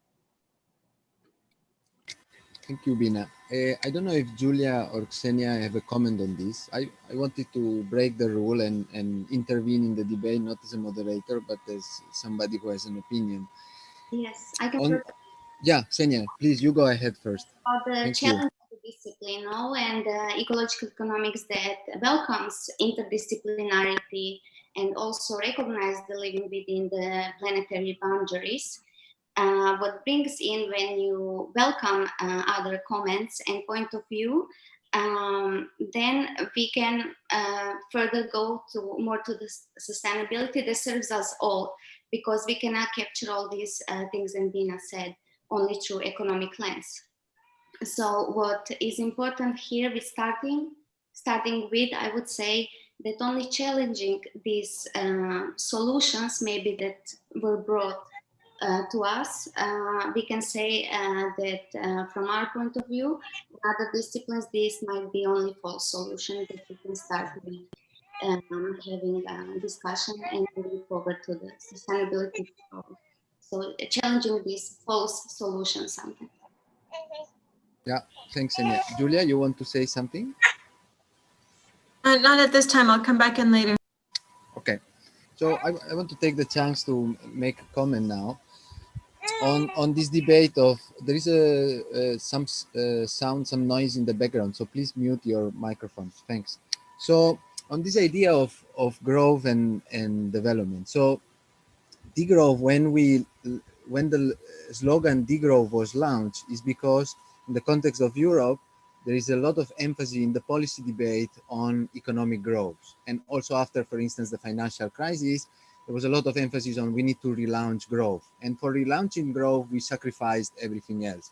We sacrificed the environment, we sacrificed labor rights, we sacrificed employment, etc. So there is a problem here when I hear, for example, that it's true that, and I am aware that economists, even mainstream economists, would well accept the critiques to GDP as an indicator. But then the truth is that in the policy arena, in the public debate, in the media, then the focus is always on GDP and there is no critique of it. So then in this sense, degrowth came as a slogan exactly to take distance from this, not because degrowth activists and scholars were obsessed with reducing GDP, but because they wanted to give a kind of a provocative slogan and say, we don't accept this narrative that we need economic growth as a panacea to solve all the problems, and we need something different. So I'm well aware that in the global south, there is a lot more emphasis on the word development more than on economic growth. Although, for instance, in India, there has been decades of debate on how economic growth could be inclusive and green. I think implicitly accepting that growth has not been inclusive or green, at least as much as we wanted. So with development happens a similar phenomenon. I know very well that, for example, in ecological economics, Herman Daly proposed many years ago to look at development, to understand development in qualitative terms, as qualitative improvements. But then the reality in the policy arena by the international organization, etc., is that development is the same of economic growth. And we see this once again with the Sustainable Development Goals.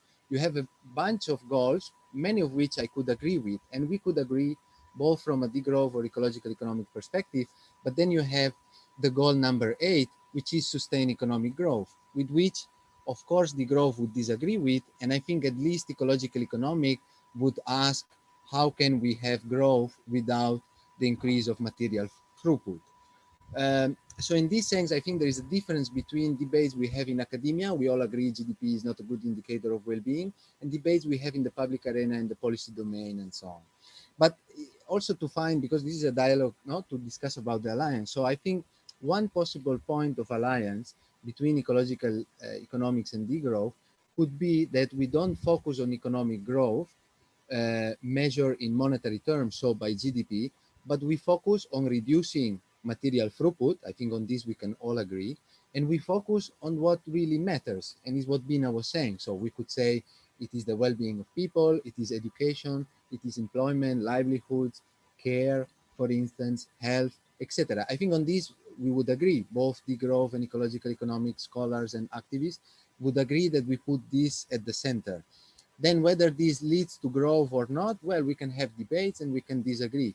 And how we achieve to this, we can disagree. In fact, none of these communities are homogeneous within themselves. So I think we like this idea of strategic alliance that Matthias put on the table. And I think one thing we could agree upon is this idea that let's put at the center, let's put at the focus also in policymaker, the things that really matter. And let's forget what happened with economic growth.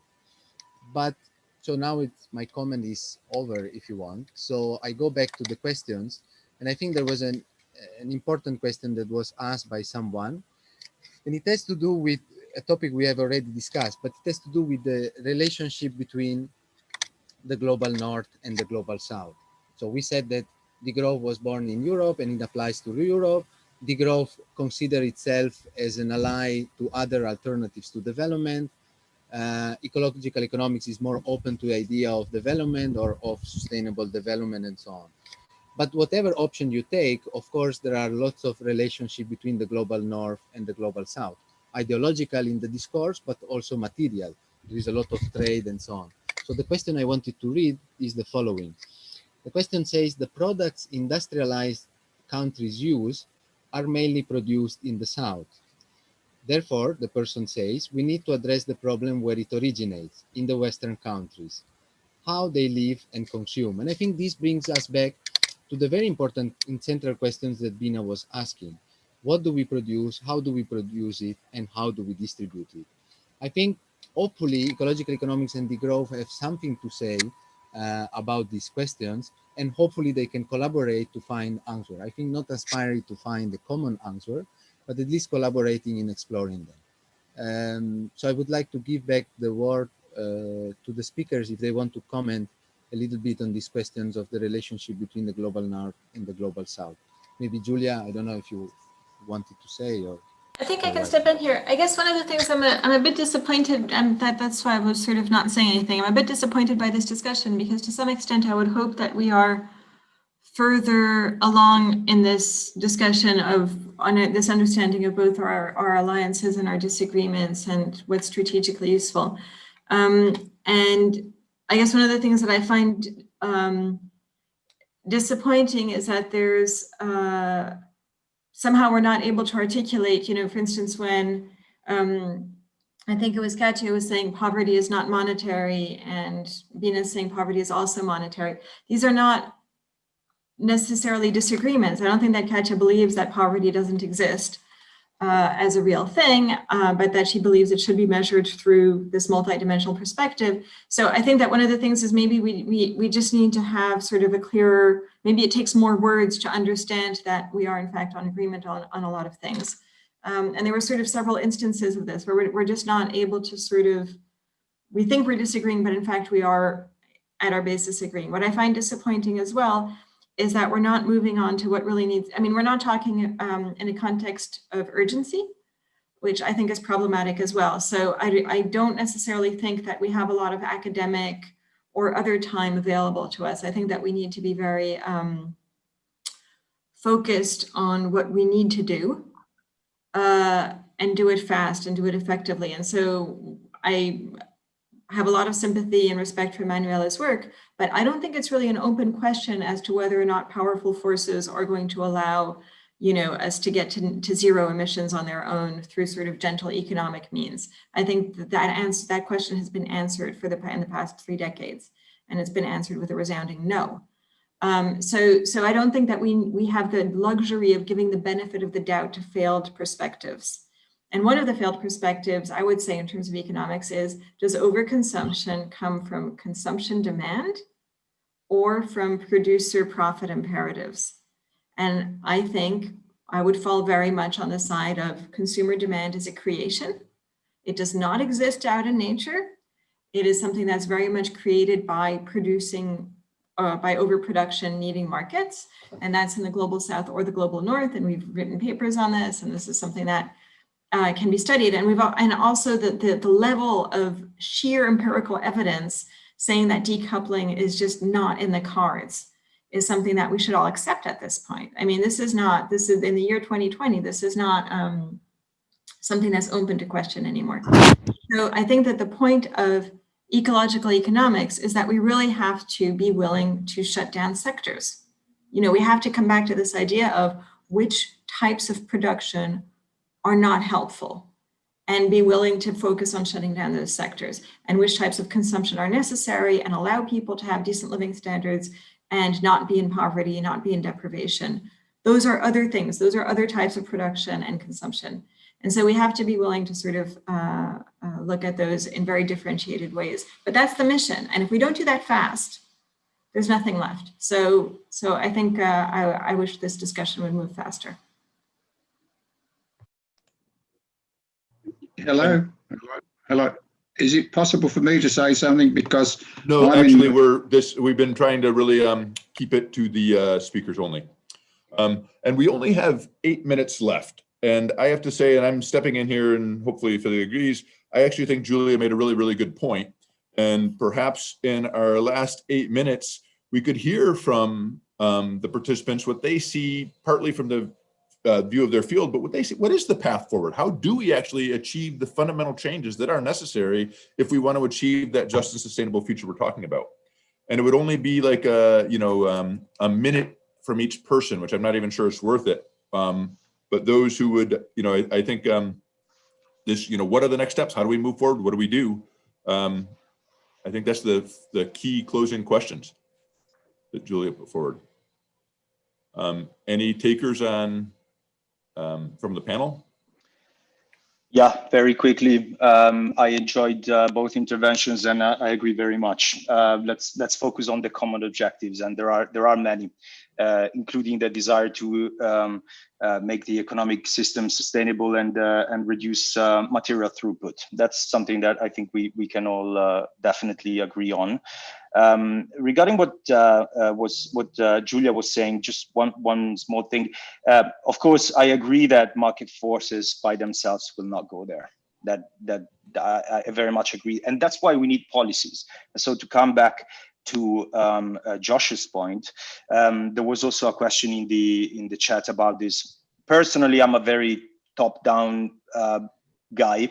And so the way forward is to argue for strong policies that, yes, lead to sustainability and decarbonize, but also take care of the side effects of this process, right? So we need to shut down sectors. That's what we need to do. But we also need to take into consideration that this will have socioeconomic consequences that might be very deep, and we need to address them.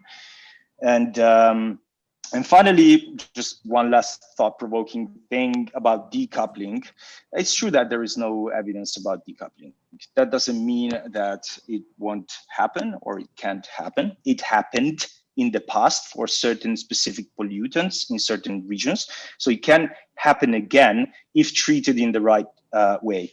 And if anything, Matthias was mentioning before that there is growing evidence that decoupling, actually there is, I think, growing evidence that decoupling might be possible. The evidence that decoupling is not historically there, there's plenty of it, right? But there is also growing evidence, I believe, in recent years that this might be a possibility.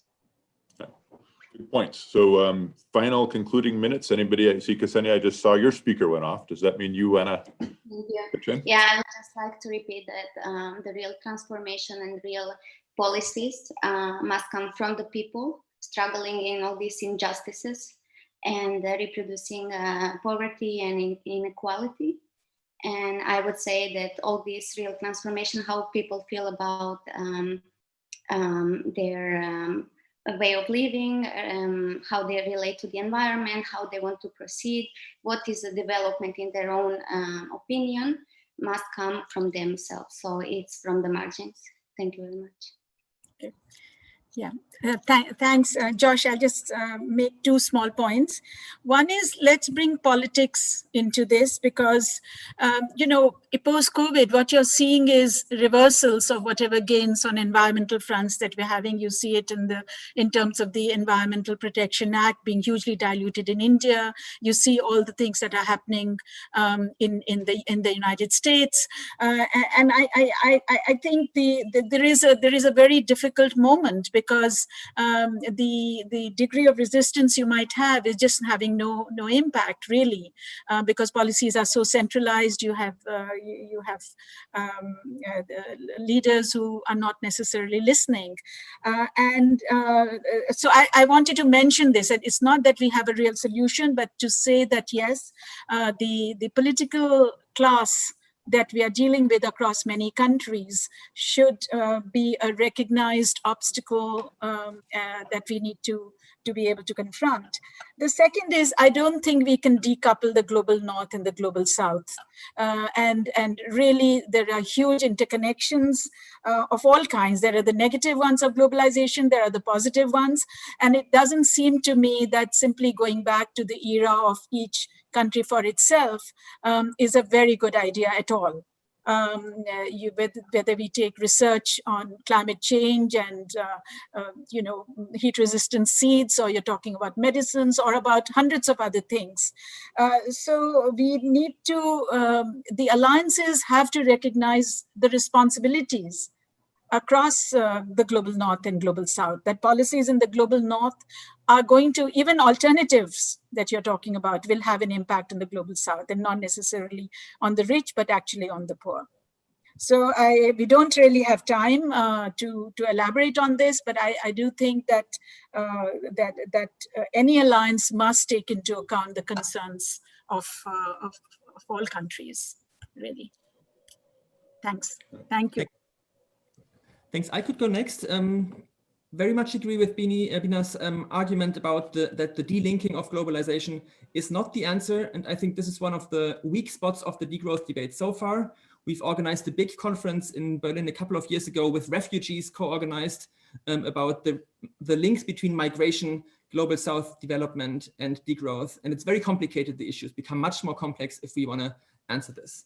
The main point, however, I want to close with is that I wholeheartedly agree with Julia's points about the urgency. And I do think there is growing evidence that decoupling is not possible fast enough. And I think this fast enough, we really need to kind of like work out what this means. And there is a lot of need in our general society to create a hegemony, to create a public opinion that backs up both those politicians in power who want to go this way towards a sustainable climate just future and the activists that are fighting for it. And I think there is still a lot of work to be done to kind of like create the academic backing for these kinds of actions that is still lacking. And I think I would wish that this alliance of degrowth and ecological economics with many others would kind of like provide this backing for radical transformative actions. Thanks. And our final panelists, we have actually it's 9 o'clock right now, but if Katja and let's see, has everybody mentioned about Katja? Do you want final concluding notes? And Julia? Yes, so I would like to say that that we should go ahead with the idea of unity in difference. So I think it is important to understand the differences between the different kind of groups shaping together the alliances, and that would help to build these strategic alliances. So, and I would also say that, yes, the issue of urgency that Julia has brought up is very important, and building alliances and bottom-up organizing for it is key. So whether with ecological economics or say with climate justice and like Lives Matter and other movements. And also I think that this symposium is a great point, one of the spaces for doing it, as the program for the next couple of days shows. So yeah. And Julia, you had launched this final topic. Do you have any final concluding comments? No, we're over time. All right, and I would like to apologize. I have never moderated online like this. I found it far more difficult to pay attention to presentations and readings than I expected. So a little bit inadequate on the moderation job, but thanks everybody for your participation. It was really, really helpful, really useful, and I certainly learned how to do a better job in the future. And Fedi, do you have any final concluding comments? All right, so thanks everybody once again, and yep, we're just over time. So thank you, Josh. Thank you, and thank you, Federico, and everybody else, and all the panelists. Thank you. Bye, everybody. Thank you. Bye. Thank you all.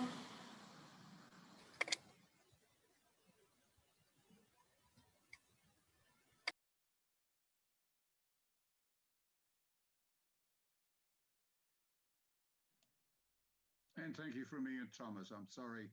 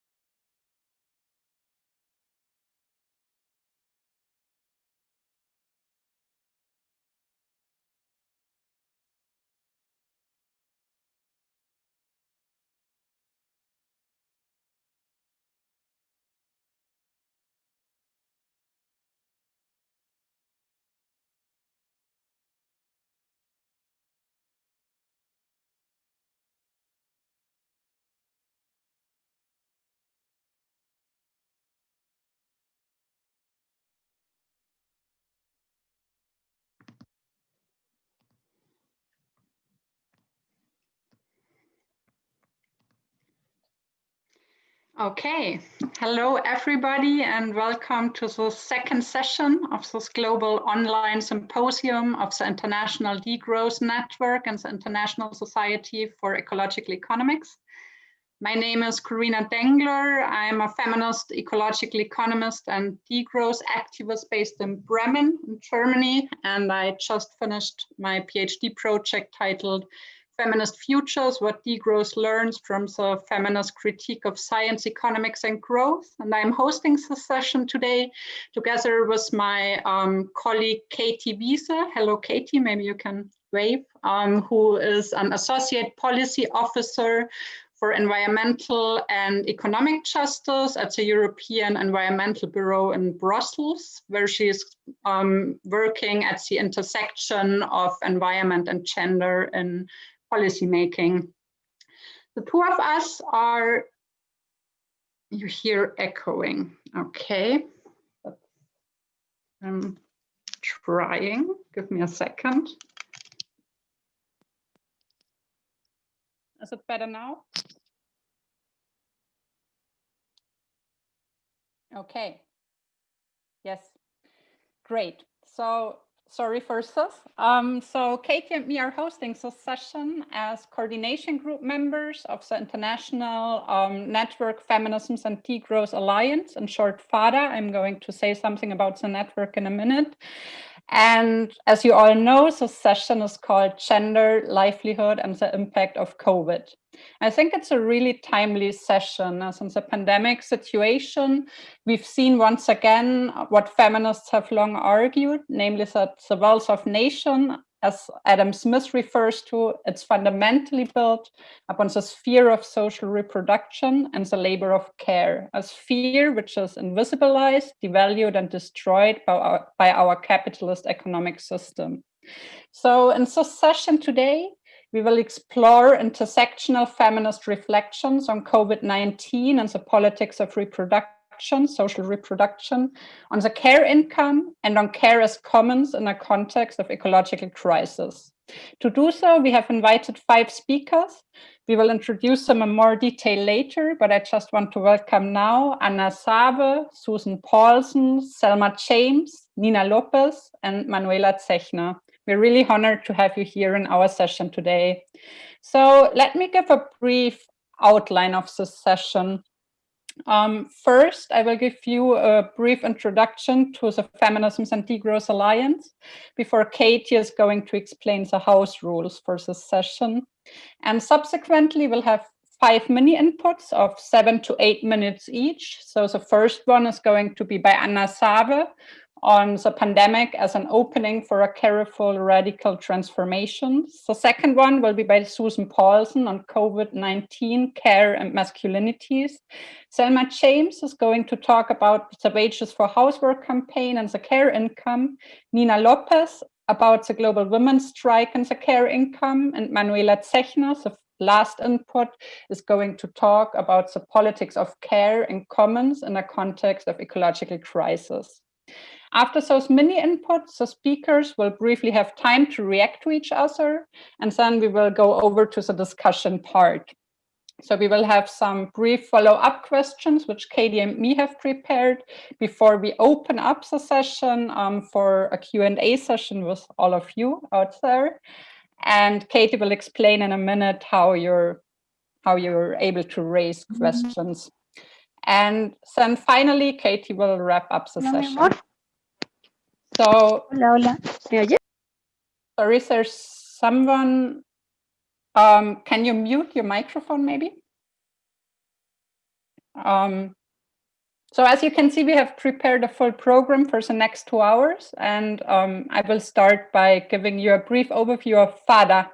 So Feminisms and Degrowth Alliance, short FADA, it's a network within the international degrowth community.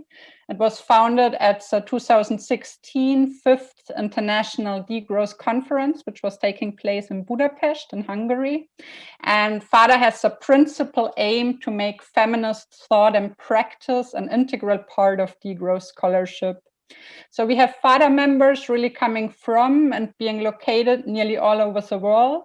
And we have a an immense variety of activist, academic, and professional backgrounds and diverse experiences in feminisms and or in degrowth in both a more theoretical and in a more everyday life perspective. The network mainly operates in form of a mailing list for discussion and project ideas, but there's also a FADA coordination group. As previously mentioned, Katie and me are part of this coordination group, which organizes, for example, this session, but more generally FADA sessions and tracks, for example, in degrowth conferences and other events and other conferences.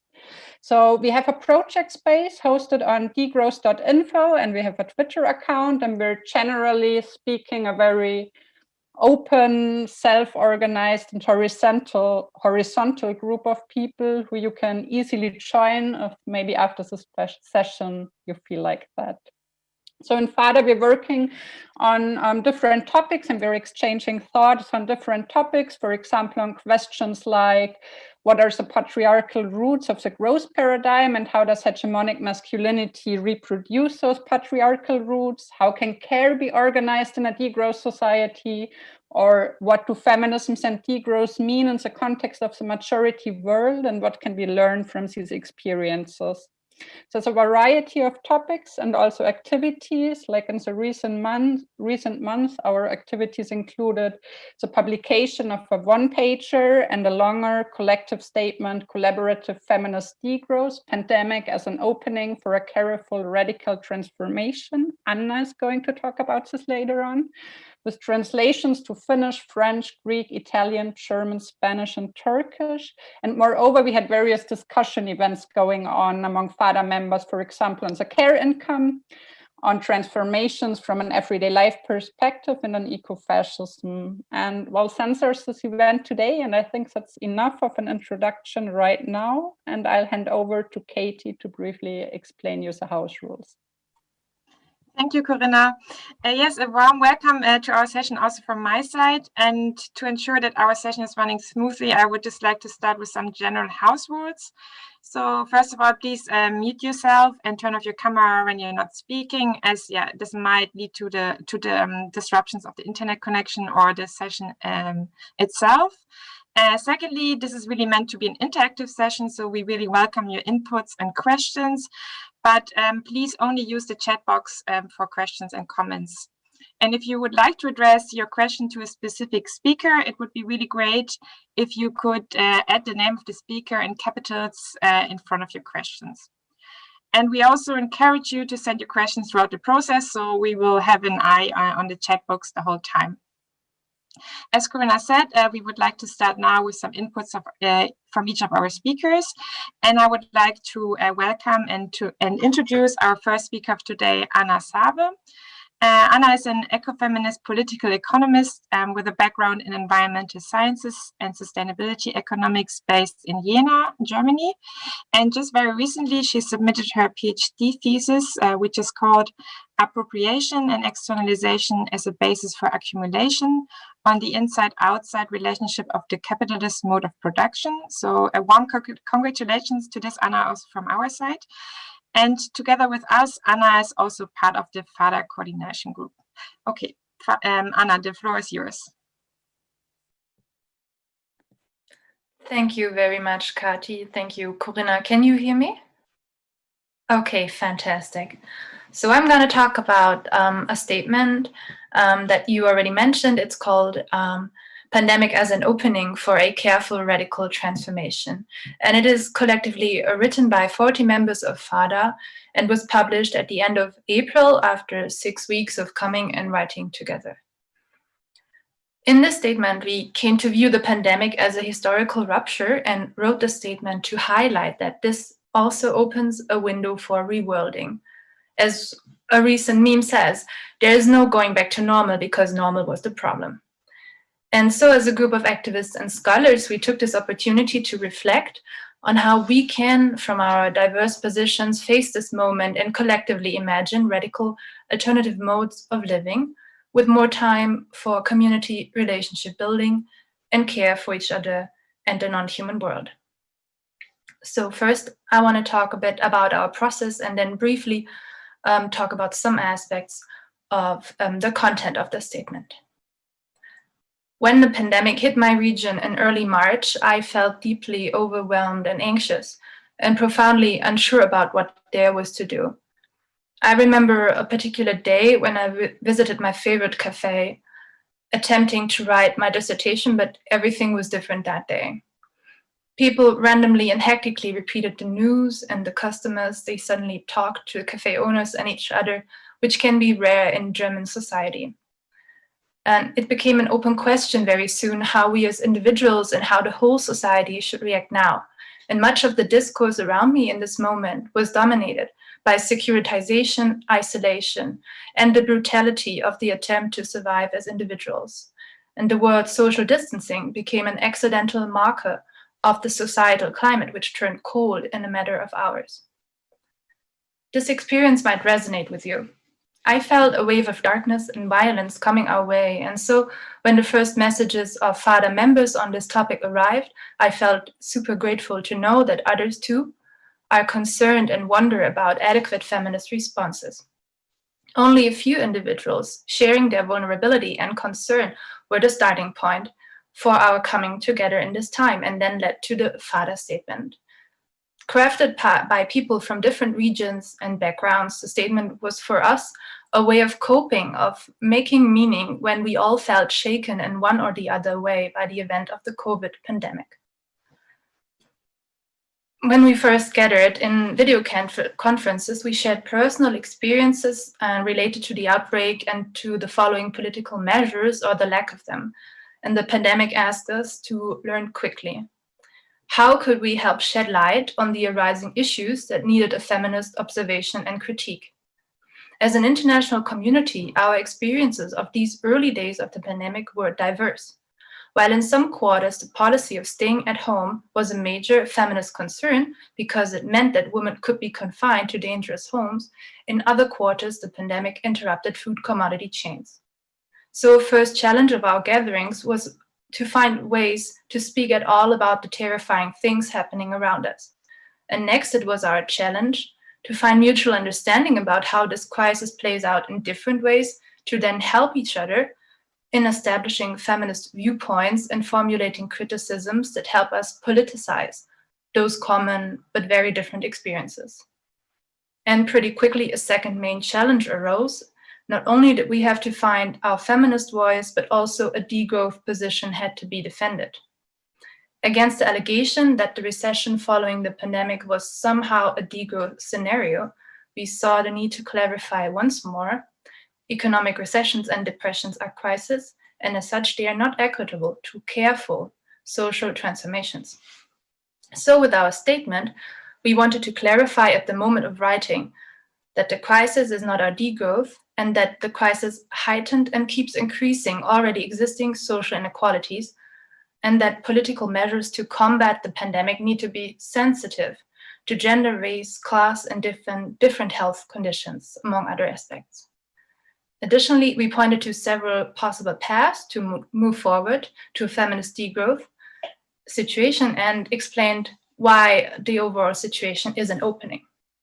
So first, we consider this an opening because it shows the importance of a provisioning economy.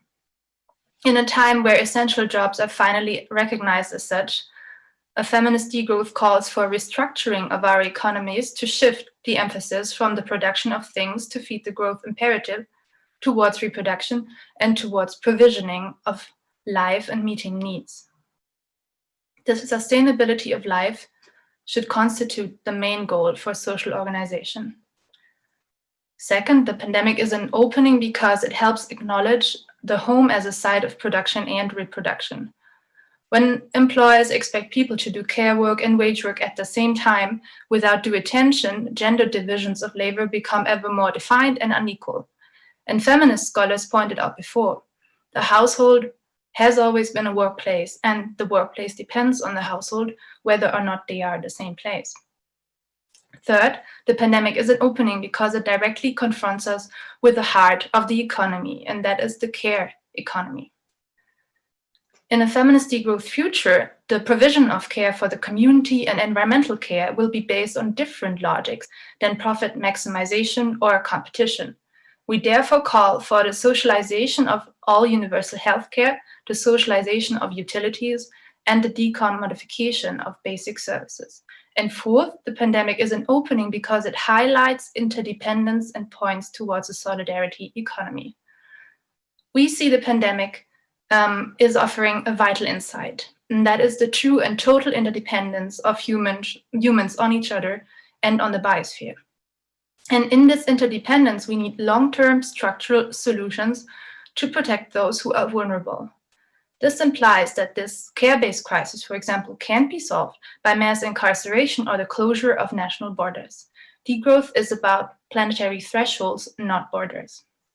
In sum, we need an economics and economies based in care, stewardship, cooperation, sharing, and commoning. For industrialized societies, this must include social and environmental justice that makes up for centuries of coloniality and plunder. Such a project of transforming the present, thanks, Kati, and to engage in an emancipatory practice of worlding is ongoing. Since we published this statement, so many people have resisted against the wider societal causes and socially highly unequal effects of the pandemic. While we demand a more careful world, others, for example, demand the right to breathe and the protection of Black lives. And we hope to be allies in this struggle. To conclude, let me say that the question, where do we go from here, is of the essence in a time when governments all over the world invest heavily in stimulating growth and in this effort once more prescribe the capitalist mode of production as the quick fix for this profound socio-ecological crisis, which should point our eyes in a very different direction. Thanks. Thank you so much, Anna, for this very insightful elaborations. Richard was asking for the link for the FADA statements. I posted them to the chat. Thank you, Anna, for your input. And I'm now handing over to Susan. Susan Paulson is based at the University of Florida, and she studies and teaches about gender, class, and ethno-racial systems interacting with bodies and environments. She has researched and taught in Latin America for over 30 years, 15 of those living in South America among low-income, low-impact communities. Recent writings of her include, for example, Degrowth, Culture, Power, and Change, and also pluriversal learning pathways to a world of many worlds. Susan has also worked a lot on COVID and also masculinities, and she's been very active in all our past FADA activities. Susan, it's really an honor to have you here too. I'm handing over to you. Good morning, everyone. Thank you, Karina, Katie, for nurturing these feminist explorations. In every society, provisioning and care, as well as vulnerabilities to harm, are organized through economic systems, also kinship systems, other institutions, including gender. Recently, I reviewed 35 articles about gender and COVID and was delighted to see perspectives ranging from women's empowerment to degrowth feminism, what we already heard a little bit about. I was disappointed to find almost nothing about masculinities or LGBTQ.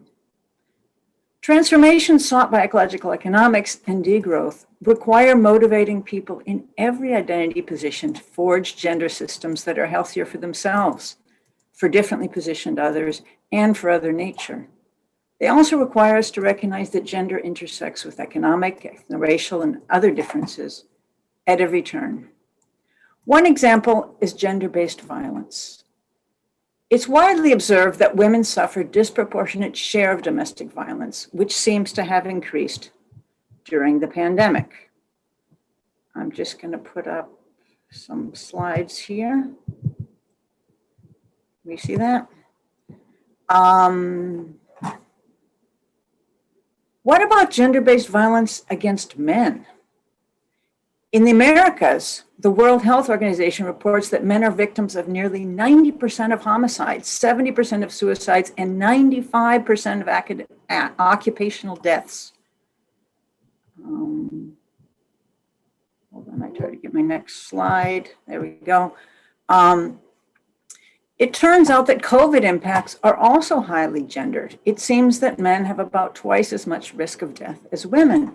Evidence that poor non-white men are the most vulnerable should draw our attention to occupations, identities, and places. Most of the gender COVID publications point out that women working as nurses and health aides are vulnerable to infection. So too are millions of men who perform essential jobs in every world region. Sanitation workers, meat packers, food harvesters, truck and bus drivers are just as essential to public health. And these were already among the most dangerous and deadly occupations before adding exposure to coronavirus. We just convinced ourselves that certain types of men, it's natural that they are exposed to danger and to harm. Women, on average, outlive men in every country by as many as 13 years. Factors include lifestyle, diet, attitudes to healthcare, limited social connections, biology, and risk-taking. All these are relevant for COVID and also for reshaping economy and livelihood after COVID. In terms of risk, studies have found men twice as likely as women to go without masks to break quarantine. So is it helpful to say it's their own fault that they got sick? We've learned to have compassion for women whose conditions lead to lack of self-esteem, financial skills, or initiative necessary to make dignified lives for themselves. Can we feel compassion for boys and men whose conditions and expectations push them to demonstrate virility by taking risks or by enduring and exercising violence? Many public health messages, and including many feminist publications, assume that everyone lives in heteronormative nuclear households. Stay home with your family. Women are burdened with more housework than their husbands. In the US, only 20% of households are nuclear families. Many people don't even live in households. Long-term care centers tend to house more women because they live longer, but men make up big majorities in migrant working camps, homeless shelters, jails, prisons, immigrant detention centers, military barracks, all hotspots for contagion. The portrayal of one family model in public health limits our well-being because it does not reflect empirical realities, which are plural, but it also reinforces normative messages that demean other lifeways. For example, in many countries, most common household type is a single person living alone. That's 20% of US and Canadian households, 40% of Swedish households. I did find one slide that reflected that. So we need to support existing diverse identities and arrangements for caring and for social reproduction, and also innovations that are provoked by challenges, including COVID. One innovation that I love are queer virtual dance parties like Club Quarantine, where people around the world can get together and share pleasure and identity even from their own homes.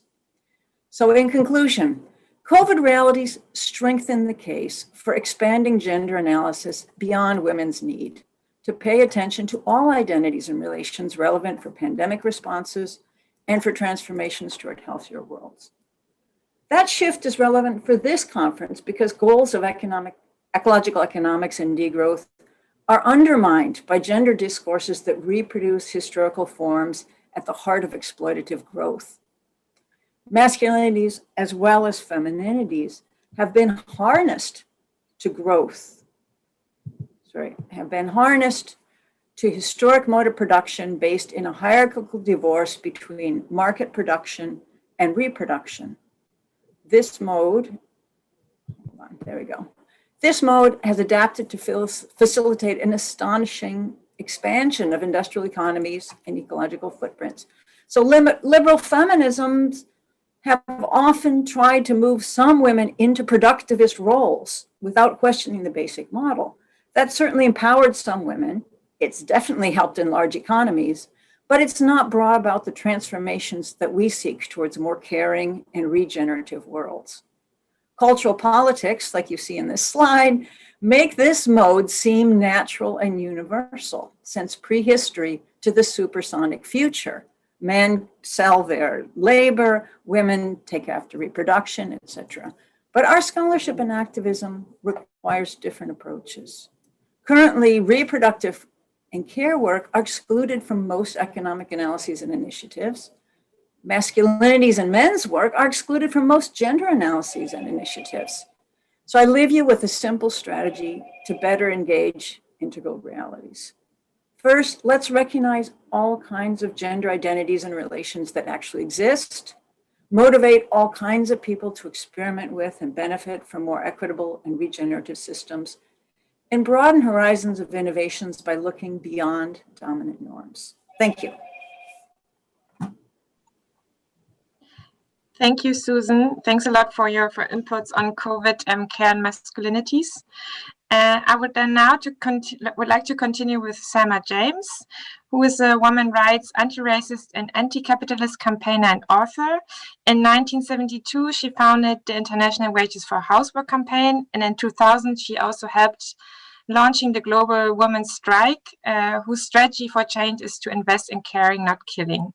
She also co-authored the classic The Power of Woman and the Subversion of the Community in 1972, and her anthology Sex, Race and Class, The Perspective of Winning was published in 2012.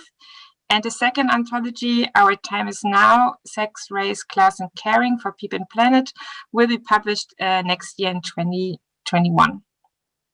She's also contributed to the Green New Deal for Europe. Selma, it's an honor to have you, and the floor is yours.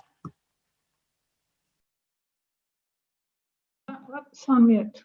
Oh, I was thanking you. We are on mute. Thank you very much for your lovely introduction. I'm very happy to be on this. First of all, we're new to the feminisms that you describe, but we feel confident that we're definitely on the same track, and we are opposed to further capitalist growth and bringing together more wealth in smaller and smaller places.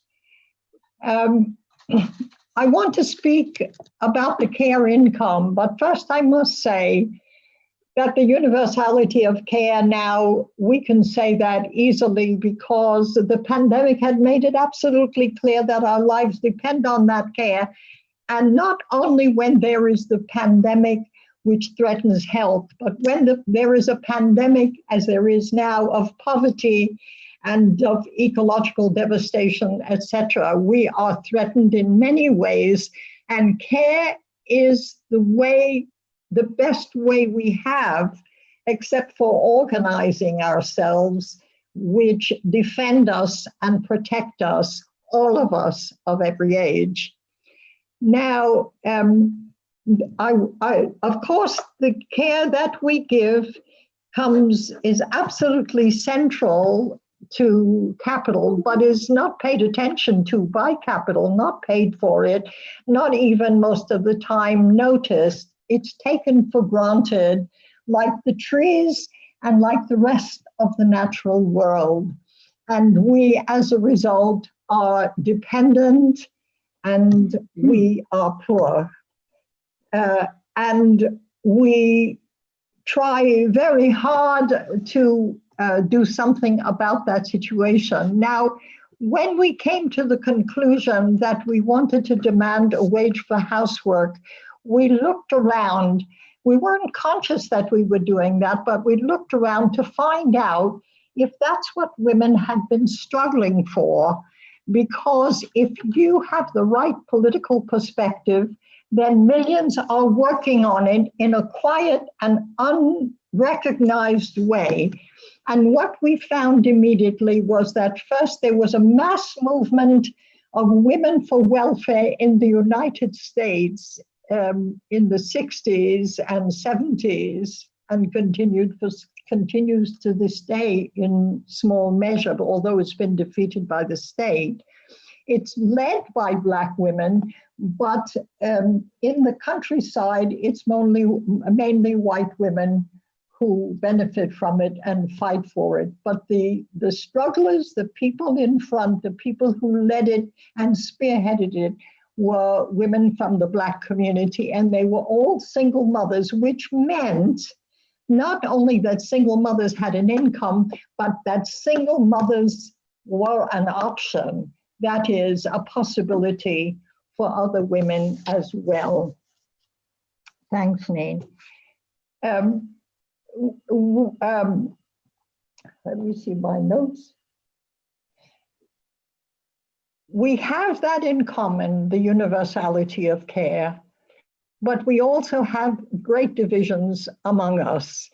First of all, of race, and there are many races, of language, of disability, of immigration status, of how little we are paid. We are all paid less than we should be, or most of us are, but some of us are paid more or less than others.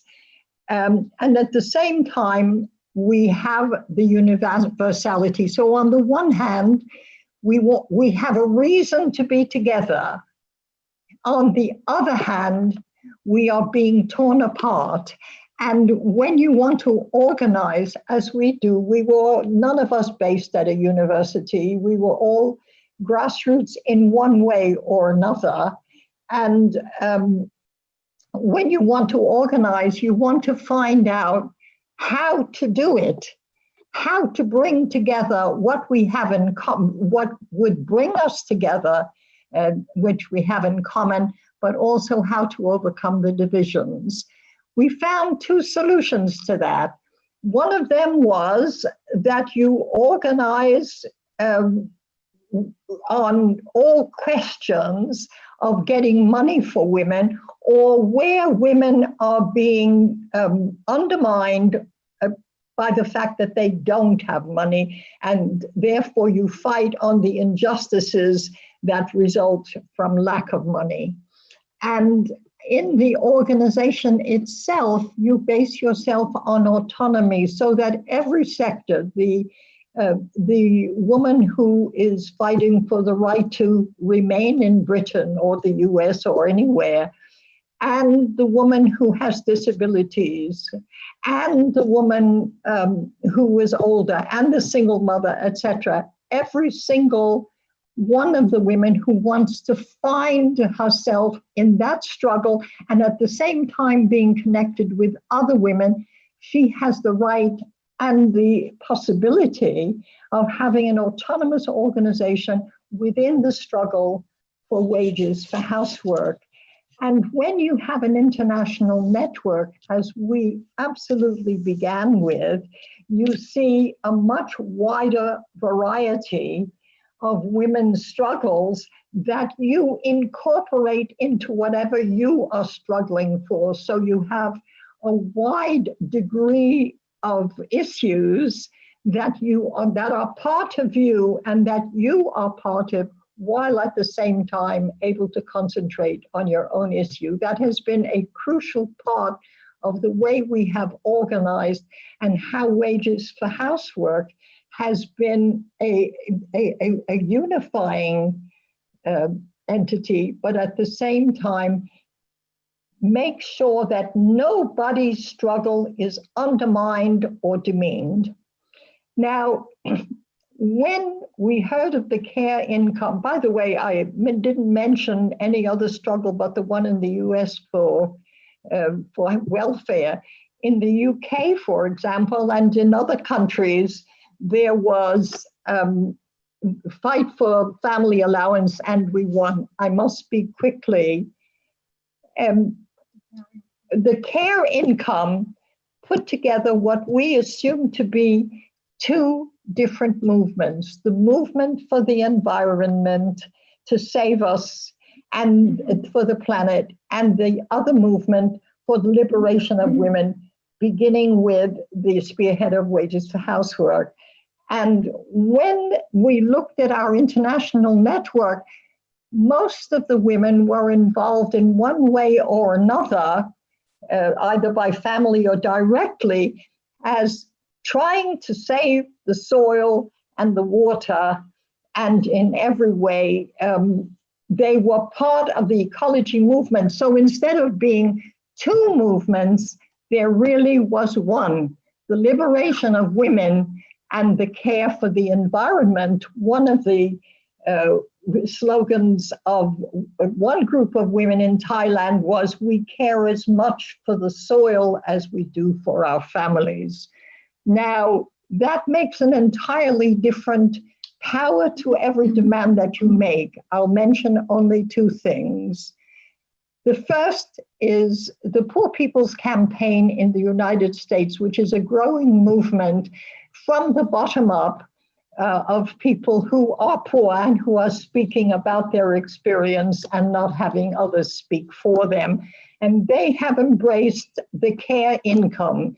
They have also organized in a pattern of fusion, that is, that everyone comes in with their own demands, their own issues, and everyone else incorporates that. I feel there's a lot of hope there, which we don't always hear about. The second is that we issued an open letter on the care income, which not only they have embraced, but which many others are now incorporating into what they are doing and signing it. I'll stop there. Thank you. Thanks a lot, Selma, for those elaborations. It's really great. It's really an honor to have you here. And I want to hand over to the next speaker, Nina Lopez, who's sitting right next to you, if I'm getting this right. Hello, Nina. Nina Lopez, she is originally from Argentina. She is a joint coordinator with Selma James in the Global Women's Strike. She contributed to and edited the book Some Mother's Daughters, A Hidden Movement of Prostitute Women Against Violence in 1998, Creating a Caring Economy, Nora Castañeda and the Women's Development Bank of Venezuela in 2006, and The Perspective of Caring in 2016. She's also, together with Selma James and also Giacomo D'Alisa and Stefania Barca from the Degrowth Movement, a contributor to the Green New Deal for Europe. Thank you, Nina, for being here, for talking to us, and I'm handing over to you. Great, a great pleasure. And we have to thank Stefania for introducing us to your network, which we're very pleased to be now a part of. I wanted to give some examples of how our network, our International Global Women's Strike Network, which Selma mentioned, how it responded to the care income. Because as Selma said, when you're making a demand or you're putting something forward, really the proof is, do people really want it? Are they ready to fight for it? Do they find that that's a unifying struggle that they can make for what you're putting forward? And the response to the care income within our grassroots network was fantastic. People, despite the fact that it started as a proposal that came from Europe, we immediately put it forward as a universal application. We said the care income has to be global. And people immediately looked at how it would help their situation. I want to start, first of all, with mentioning the domestic worker trade union in Peru, in Lima, Peru, but it's all over the country, which is part of our network and has been for many years. They are fighting, as they always point out, we work in our home and we work in the home of others. We campaign for legislation based on the ILO convention, which they won some years ago, which gives domestic workers rights, basically. But at the same time, they're campaigning for a care income, for a living wage. And they point out, for example, that many of the domestic workers come from the rural areas, from indigenous communities to work in the city, and are doing a number of jobs in order to be able to feed their families. And that they're making time for other people. They're creating time for their employers to go out to work, to pursue their careers. But they themselves have no time. And a care income would enable them not to have to do 2, 3, and 4 jobs and to be able to spend time with their children, as opposed to always be looking after the children of others. So they feel that the two things would be really, the two things they're fighting for are really one. And they say a care income could stop us having to do the triple day. Now, our network in Thailand embraces a number of organizations. One of them is Empower, which is a sex worker organization. But the others are a whole set of organizations that are women human rights defenders that are working in a number of communities to save the land from mining, for example, or from plantations, etc., in the slums in many areas. And they, again, immediately worked out what a care income would mean for them in each situation. And they're trying to get that included in the Constitution. I'm sure you've seen on the television, there's very big mobilizations in Thailand at the moment. But before that happened, there was a push to get a new constitution, and people at the grassroots were working on what they wanted in that constitution. And for example, the anti-mining community, one of the anti-mining communities, one of the women describes the work she does. She says, I wake at 2 o'clock in the morning. She does some tapping of rubber from the trees in order to get some money. She campaigns against a mining company, which is poisoning the local water and the soil. She looks after her family. She goes to bed at 9 o'clock in the evening, and she says, that is the time where I worry. I worry about the poison from the mines. I worry about our debts. I worry about going to prison for my anti-mining activities. What would a care income mean to me? Some people say time is money, and this money would give me time.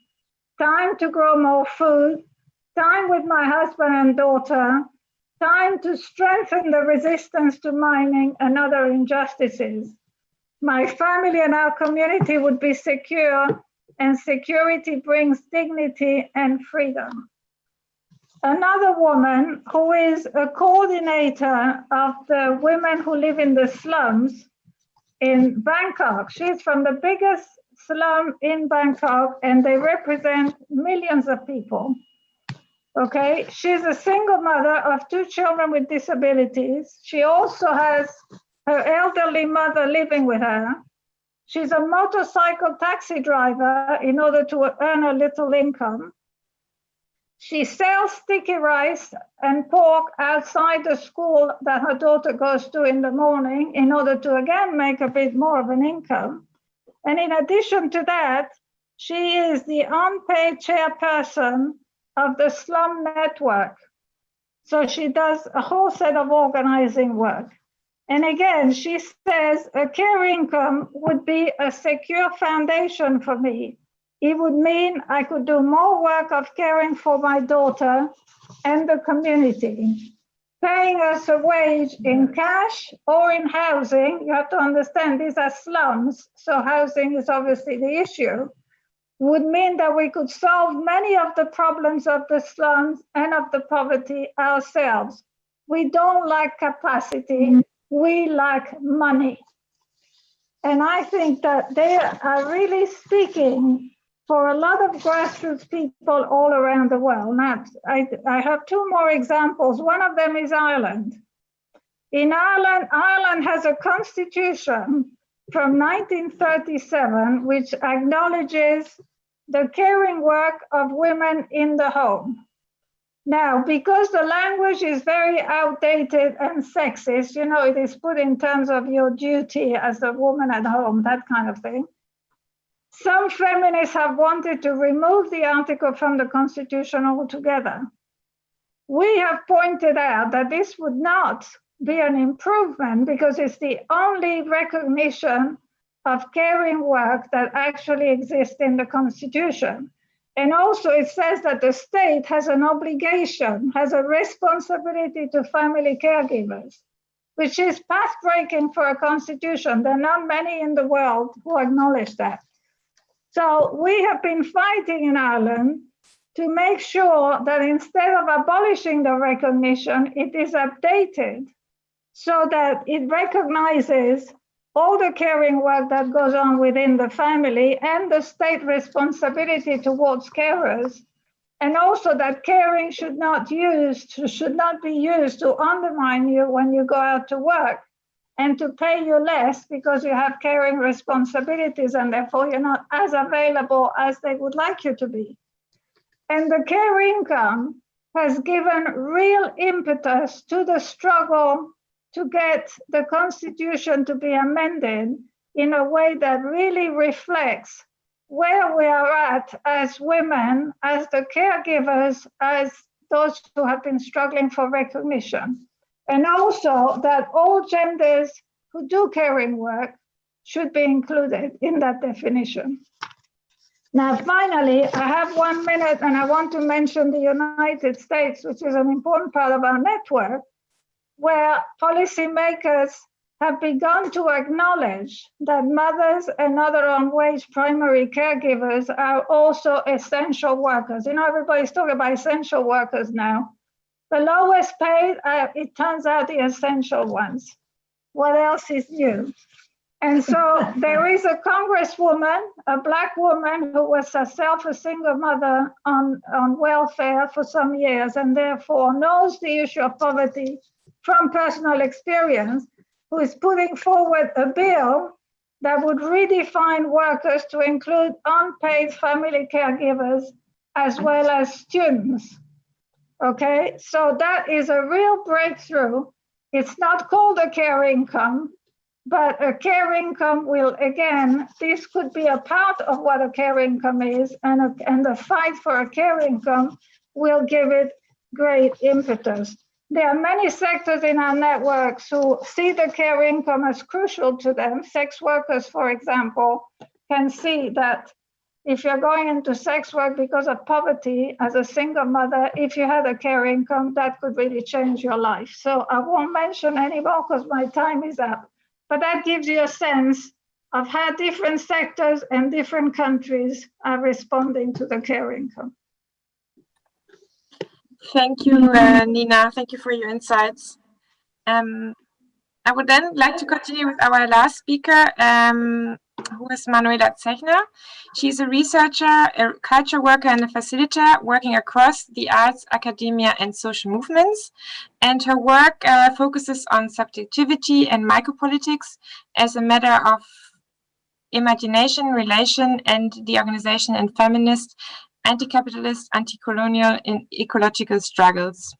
Her most recent postdoc research project focused on childcare commons and the micropolitics of municipalism in Barcelona, which was a part of the heteropolitics ERC project at Aristotle University Thessaloniki.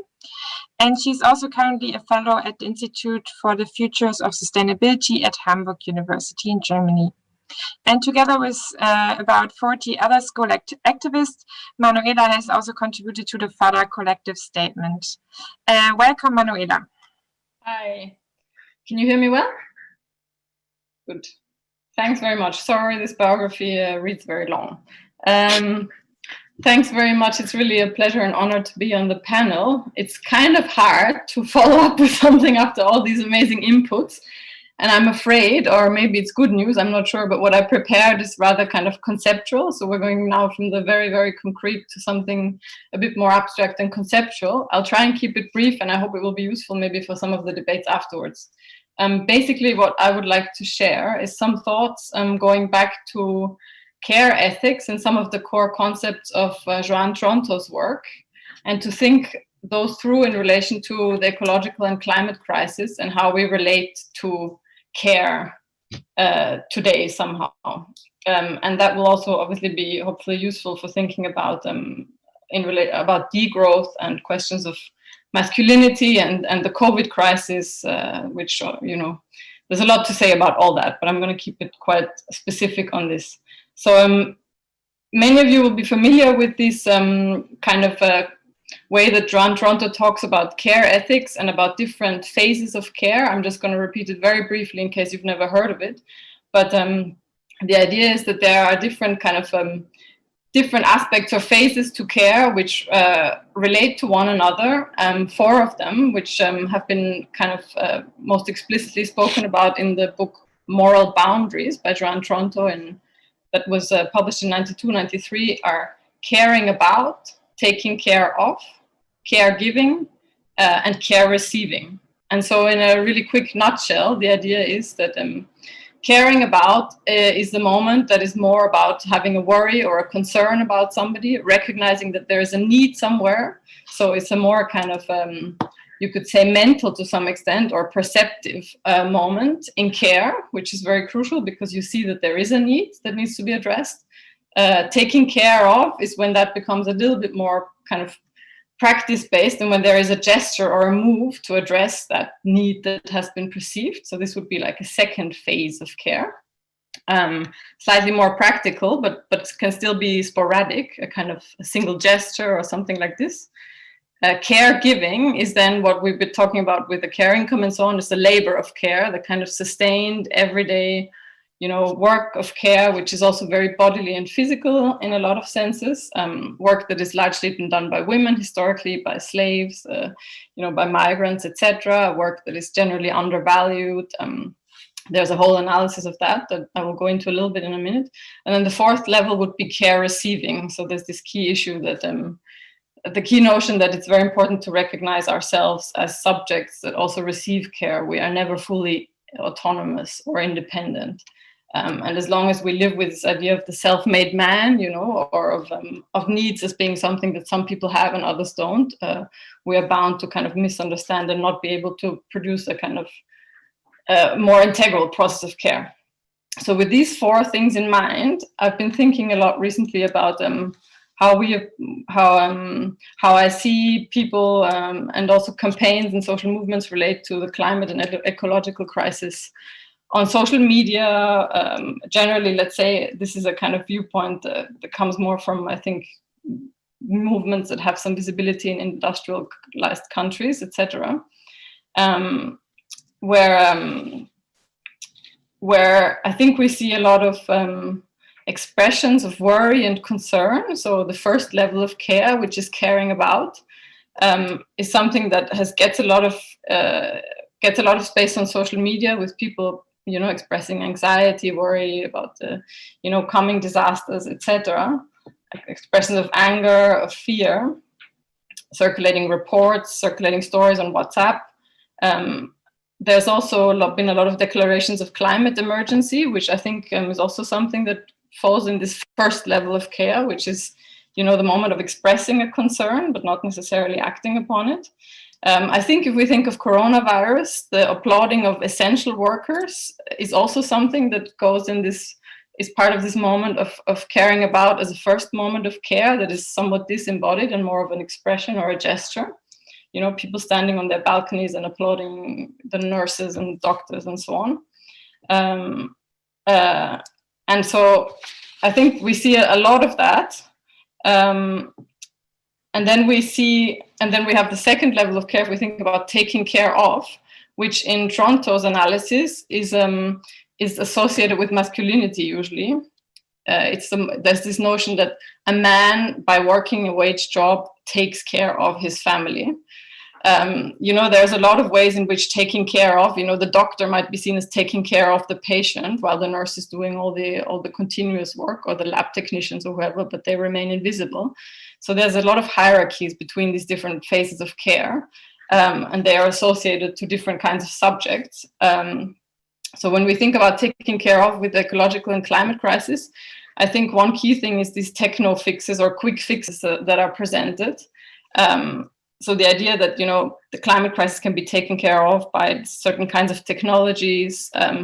I think with the COVID crisis, it's a similar story with the vaccine. So there is like one kind of subjective outlook or kind of notion of how we are to care about this crisis, which is to do with more quick fixes. Ethical consumption is also a mode of kind of relating to an issue through taking care of, like a single gesture or move or an act of buying or something like that, but that doesn't quite result in a sustained practice or labor. obviously going to protests, making donations, signing petitions. These are also ways of like taking care of kind of trying to relate to this crisis in that modality of an action or something like that, which however doesn't necessarily become sustained. So the question I kind of wanted to raise is, what about the sustained labors and practices that allow us to address the current ecological and climate crisis? This is obviously where commons and commoning would come in. You know, where are those practices? Because I think, you know, if maybe for some people speaking about degrowth, it's appealing because maybe it gives you this idea that there is about a kind of conceptual quick fix in the sense that, you know, you just take growth out of the economy and then you have the fix. Actually, I guess degrowth is about practices and labors and about a multiplicity and diversity of those. And it's really hard work in that sense. So it's not at all clear what it means. And I guess it's not at all a quick fix, at least in a feminist understanding, I would say. So like, what are these practices that allow us to focus on different kinds of rhythms and generational processes also in relation to different kinds of bodies? And here, something I wanted to raise is something that you see in kind of contemporary care ethics, for instance, in the work of Maria Puig de la Bella Casa, also where the subject of care is not necessarily a human subject, but it's about thinking about more than human subjects. So what if we think about caregiving and care receiving in relation to other forms of life, you know, and other species and so on? So I think this is like one of the major challenges that we are beginning to address and have to address somehow when we think about an ethics of care that can allow us to address kind of climate and ecological crisis. And then another aspect in relation to care receiving that I think is being addressed a lot by all kinds of movements right now that put vulnerability at the forefront is this idea that you know, we all have needs actually, and we have to depart from a logic of interdependence and value mutual vulnerability in these crises. So this is something that has become very visible, both in the climate crisis, you know, with its recent years of very high media coverage and debate and so on. And I think also in the COVID crisis, that is something that is starting to be teased out, and that's very promising in the sense of allowing us to go beyond this, you know, the male independent subject, which is the subject of politics, the subject of law, like these kind of foundations that are based in this myth of autonomy are starting to be undone by all kinds of movements. And then just one last thing I wanted to mention is Toronto has later on added this idea of caring with as another really important level of care. And that's about sort of solidarity and struggling with others. So I just wanted to add that as a point or a question also. So it's like, what are the practices of association and joint struggle, a struggle to defend, but also to invent, you know, that we are seeing emerge through these multiple crises that are coinciding right now. And what new forms of global but also local solidarity do we see emerge?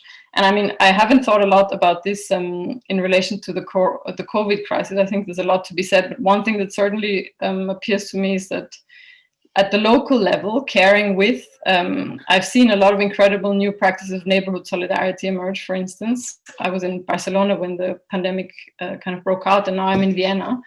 But I've seen kind of new kinds of fabrics of mutual support and interdependence be kind of activated or reinvented that were incredibly promising, and that I think are really important sides to have in mind for struggles also. Yeah, so as a kind of broad conceptual framework that we can draw on, I hope it doesn't mess too much with all these different inputs that have been mentioned.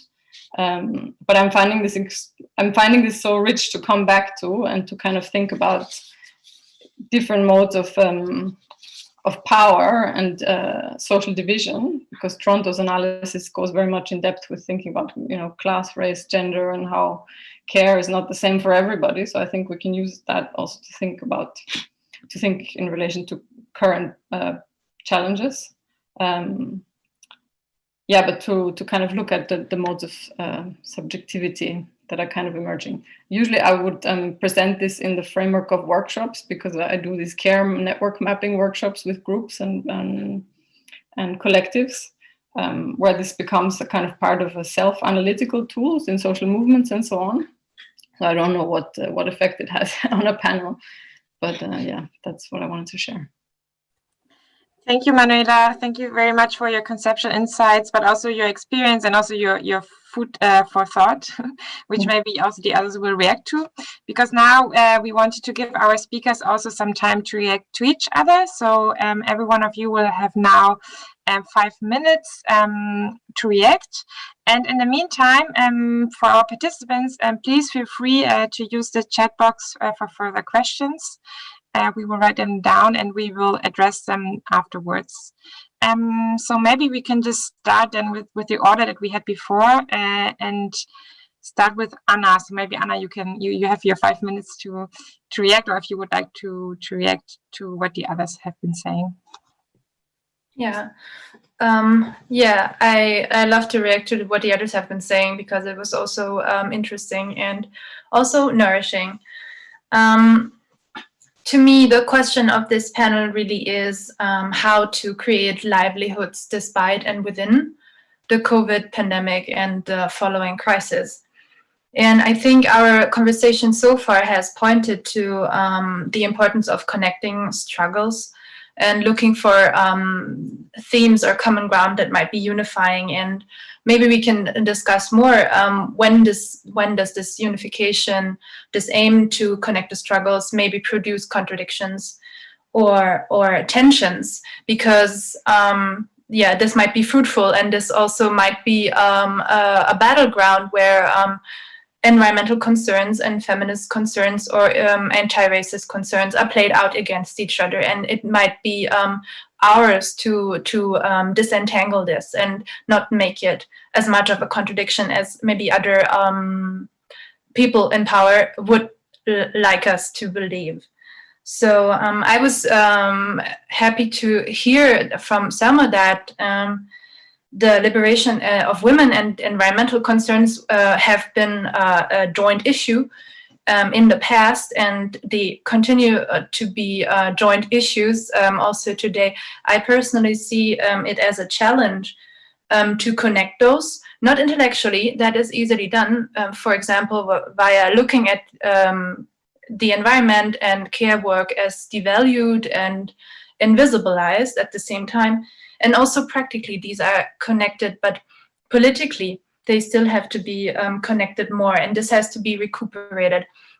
And the voices that Nina brought to the table really show the importance of this connection. And I think under the pandemic, the recognition of care work is well underway, but recognition alone, or like a bouquet of flowers alone, is not enough, and we need redistribution. The question is how. One part of the answer of this to this question is a care income. The question remains, where do the financial means come from? Maybe through the state, and then looking at different contexts, where exactly in the state does the money come from? I think this needs to be more of a very open and public discussion, because it is now the moment to come from recognition to really action.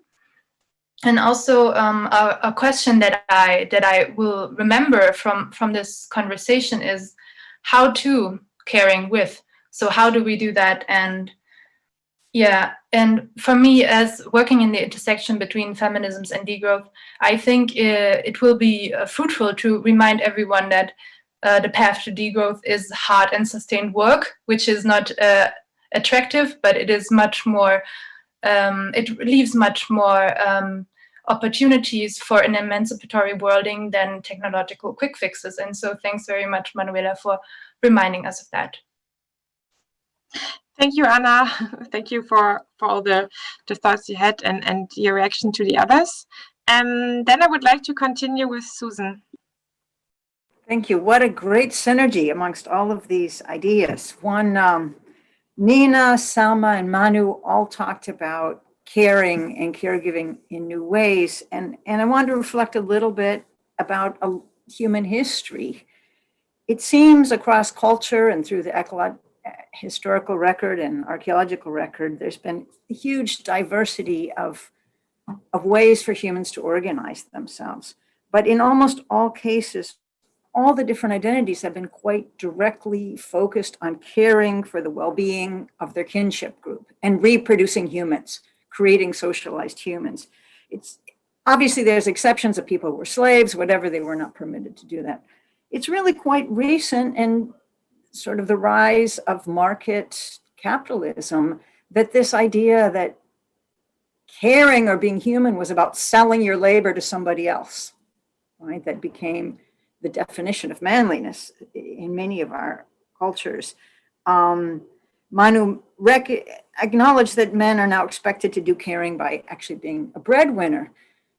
And so I'm thinking about what are the contradictions when caring for people by breadwinning requires selling your labor at extremely exploitative conditions in which they're harmful to yourself and to the environment, right?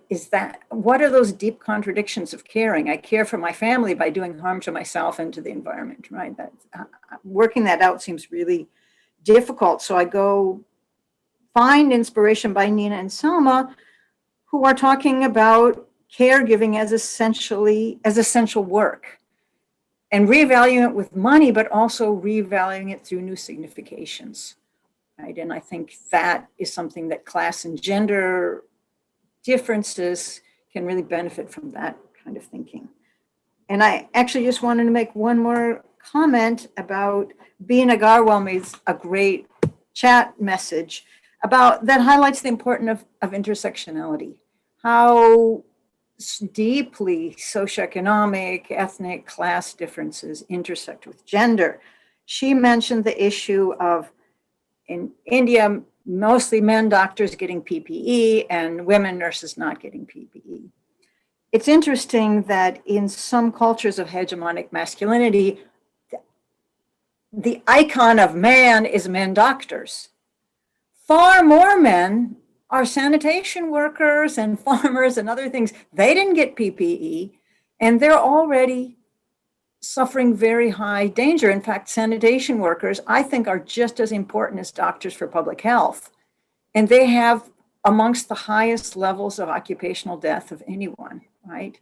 And so there's this question, oh yeah, men get everything because doctors got the PPE, but we have to look, doctors aren't the only men out there, right? We can use socioeconomic and ethnic difference to understand that there's diverse kinds of men that play different roles, right? So I thought that was a really nice sort of comment that highlighted how intersectionality works in vulnerabilities and in public recognition of some roles and not others. Thank you. Thank you, Susan. Yeah, then we can continue with Selma and Nina. And Nina, when you're speaking, maybe you can also quickly address one question because you talked about the US Congress woman and one of our participants asked who that was or what the name of the Congresswoman was. Thank you. You want to start? No, you start. Okay, there were just some quick points.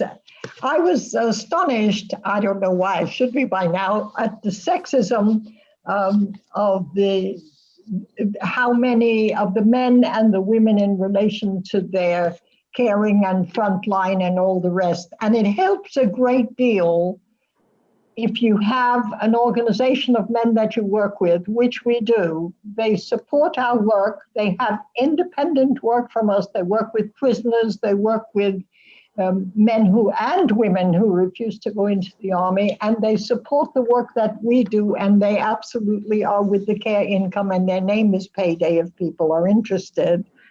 But I want to point something else out.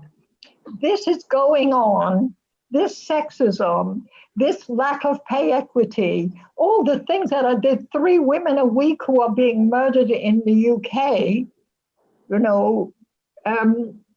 goes on when women have become prime ministers. One is running for vice president of the United States. We have not very much benefited from those women who have gone up. The class line among us has been reinforced, and we have got very little from pushing women up.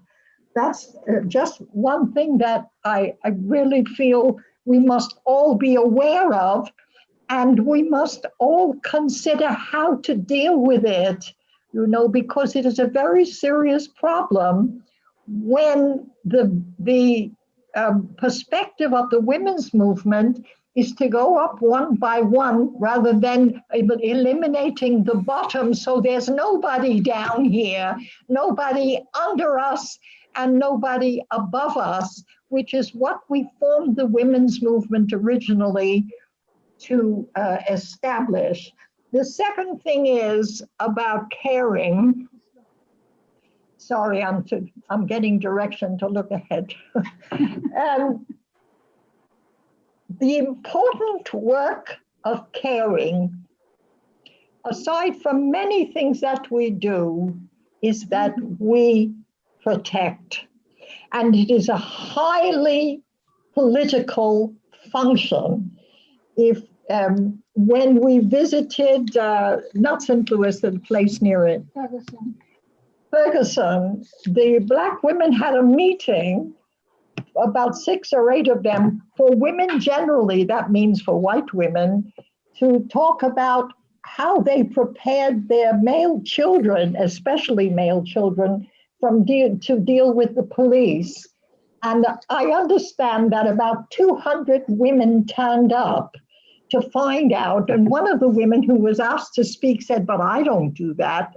And they said, "I think you probably do." And she went home and asked her sons, and they said, "You talk about it all the time. You're always telling us how to behave." That work of protection, of fighting racism in the schools, of getting the police out of the schools, of seeing that your daughter is not raped, you know, all of that protective work, the further down you get into the social, the economic scale, the more urgent is your protection, your need to protect your children, your mother, you know, from the doctors who's elderly, etc. There all kinds of work that the protection goes, that it is a political function, and it is a crucial part of caring.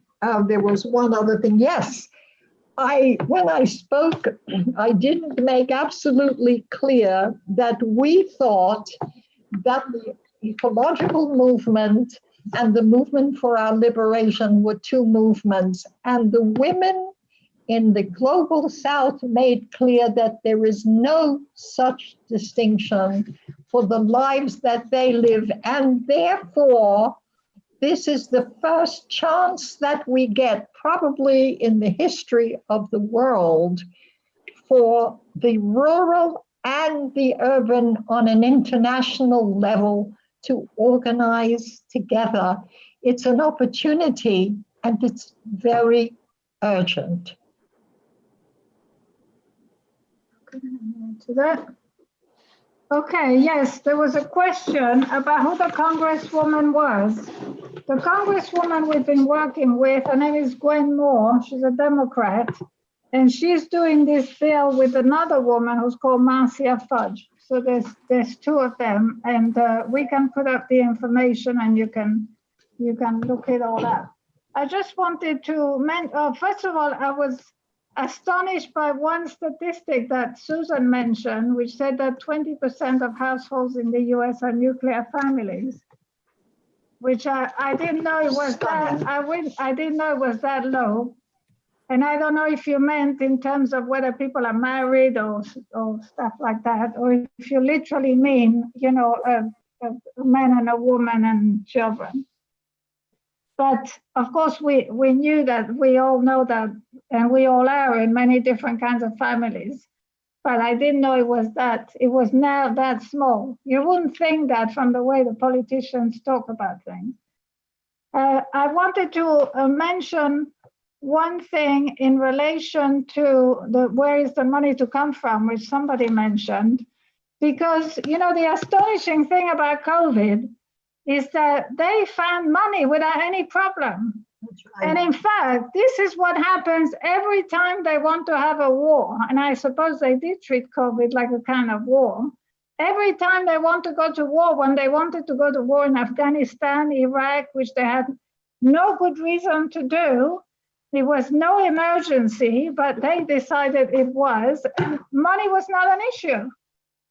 I mean, the money was just there for the taking. It was the most extraordinary thing. But if you're talking about caring, you're talking about hospitals, you're talking about protective equipment so people who are providing the care don't die, then the money's not there. Somehow the money doesn't materialize. So it is always a question of political priorities. You know, they find money to destroy the planet and amuse themselves as they do it.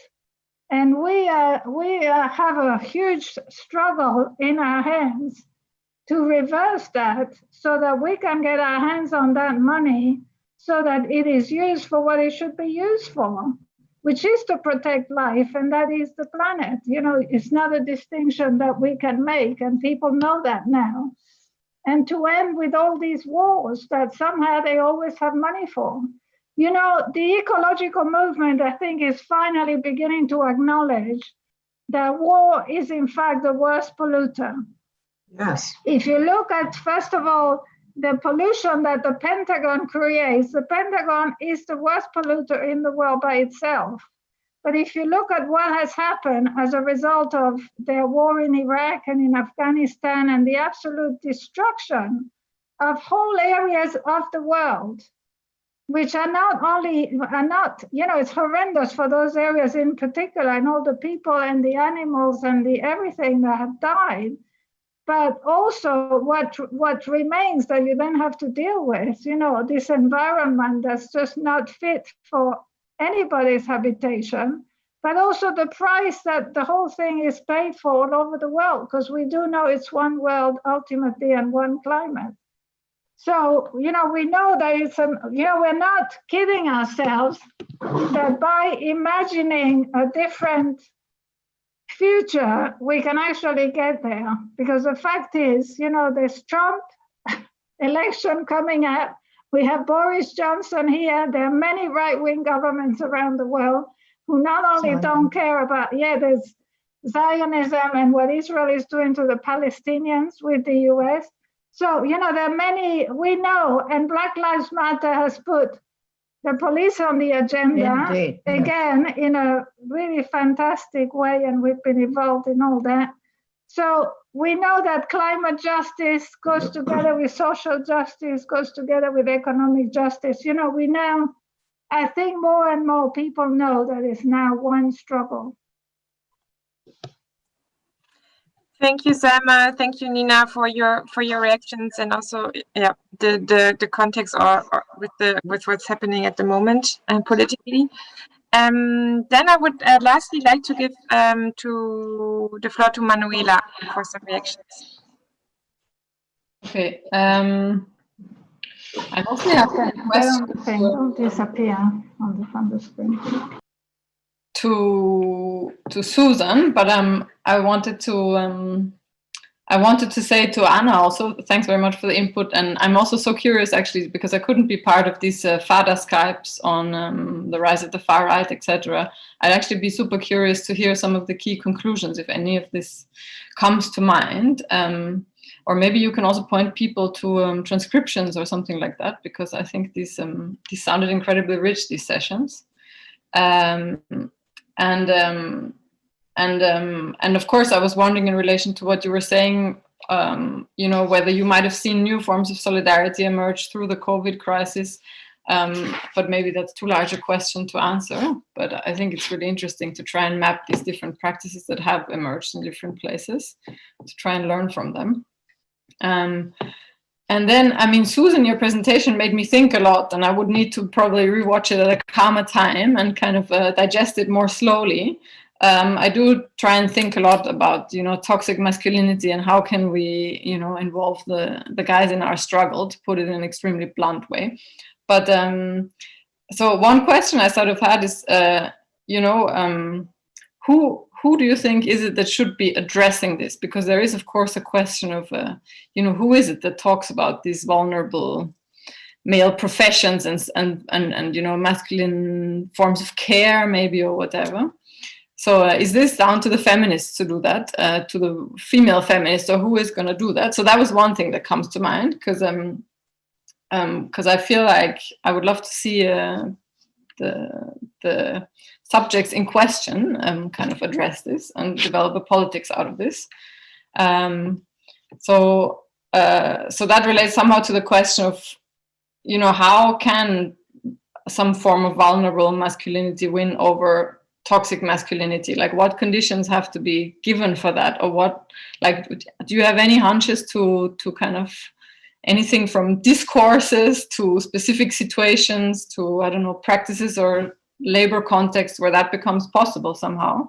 Because with the way women are socialized, it's much easier for us to embrace an ethics of care, right? But and also what Selma, I think, was saying about protecting as caring made me think, maybe what is it?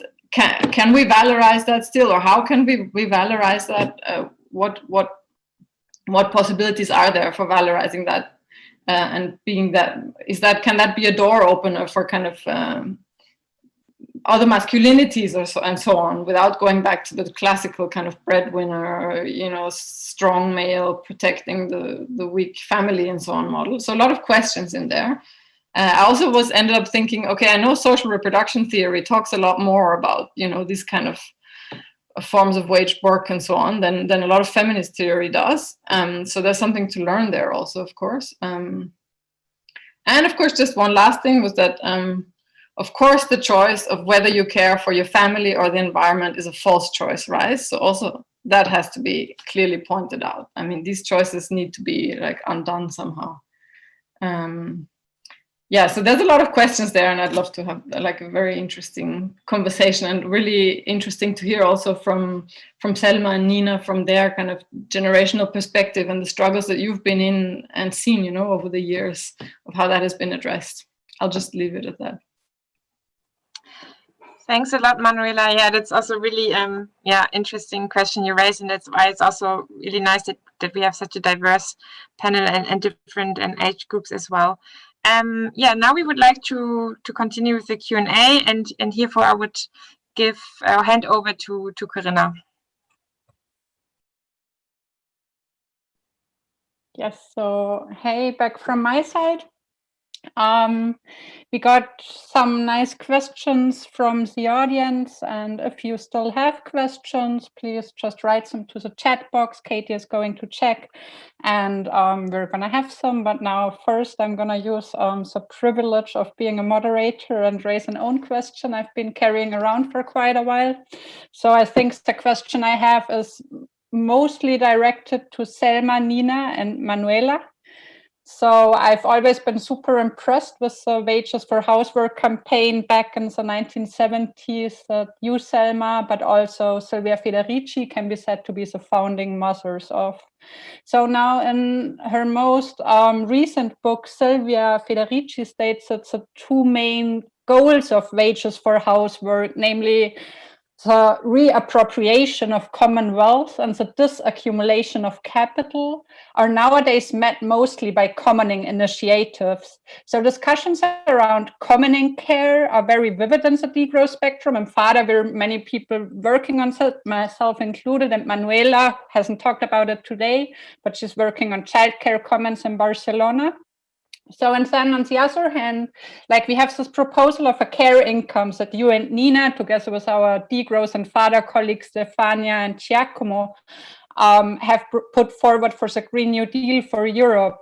So I feel that both proposals are in a way deeply complementary, but still they follow a bit of a different logic, while the care income in a way compensates for unpaid care work in monetary terms. Commoning initiatives would maybe rather call for policies that decouple social recognition from monetary income. such as, for example, by a universal basic income. So I guess in a nutshell, my question to the three of you is, how do you think that commoning care and the care income go together? And maybe in addition to Manuela, who's been working on the childcare commons, like what do you think, what are basic structures, institutions, policies that enables the flourishing of the commons? So maybe we can start with Selma. Am I to speak? I'm sorry. I don't know.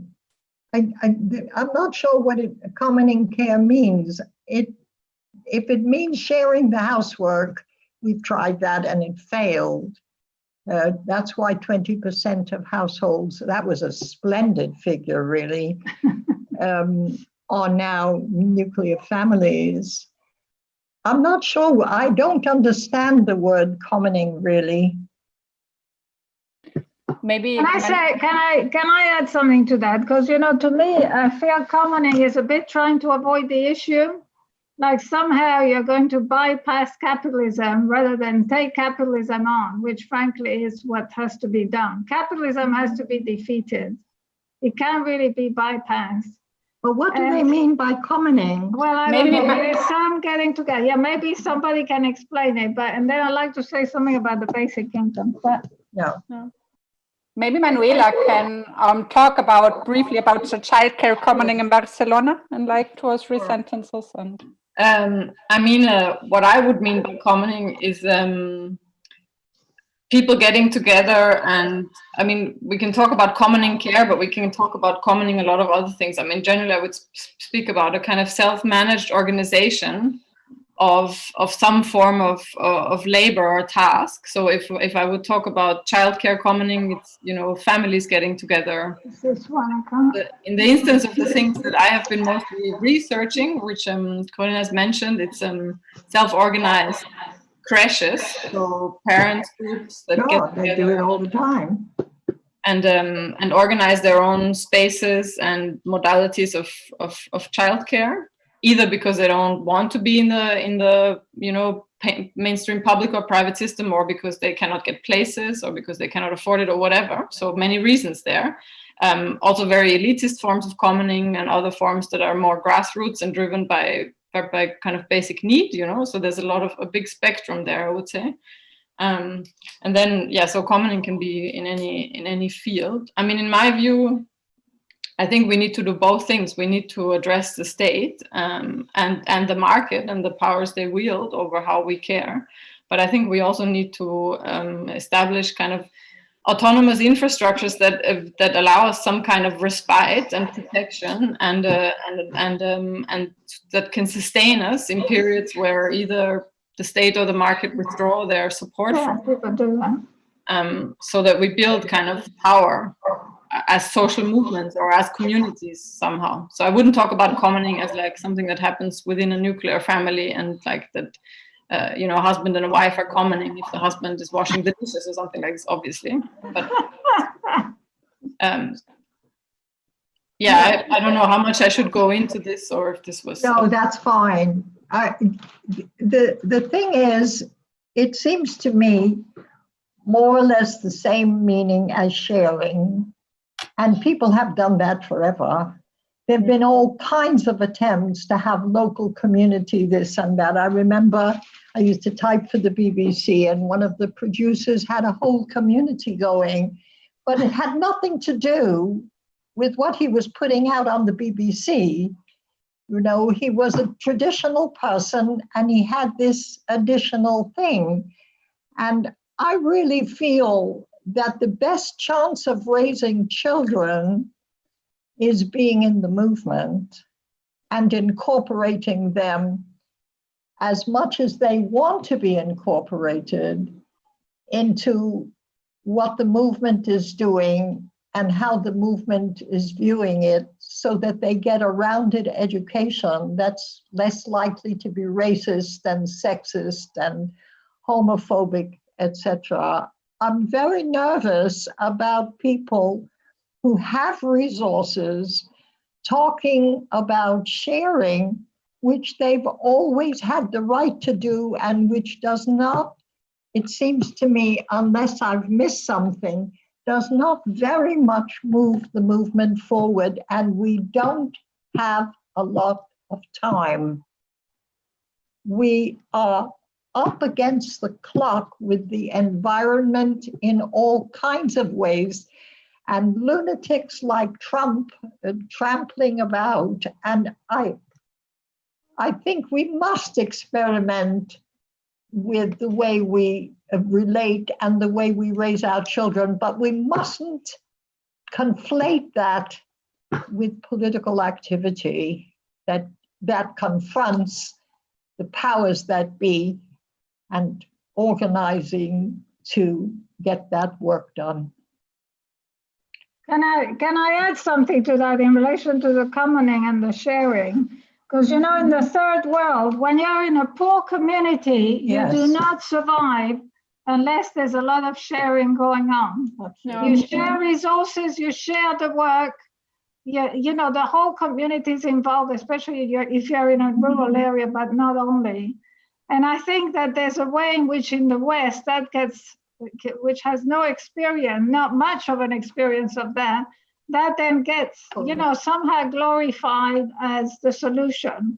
And it isn't. The fact is people need money. You know, caring is never going to be valued unless it is financially prioritized and unless the women who do the work, and hopefully also men, actually are recognized for the work they're doing, so that you can see that this work is valued and prioritized by the society and the powers that be. Because otherwise it's all very well. Now there's a lot of clapping going on for the nurses and the doctors and the whatever, but there isn't much talk about increasing the nurses' wages and the women in the care homes, and let alone the mothers that are at home.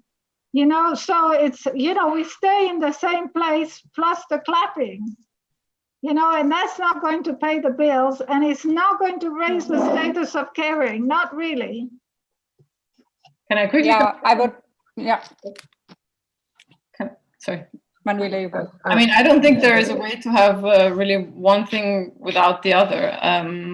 I think if you only have a care income, you could argue that the risk is that the women will stay, you know, now paid at the, you know, in front of the stove, or you have the same divisions of labor, but you know, now with a bit of money. So that the idea of commoning, obviously commoning means sharing, and it's as old as whatever, like totally agree. You know, that is also what, you know, Silvia Federici, etc., would argue about it.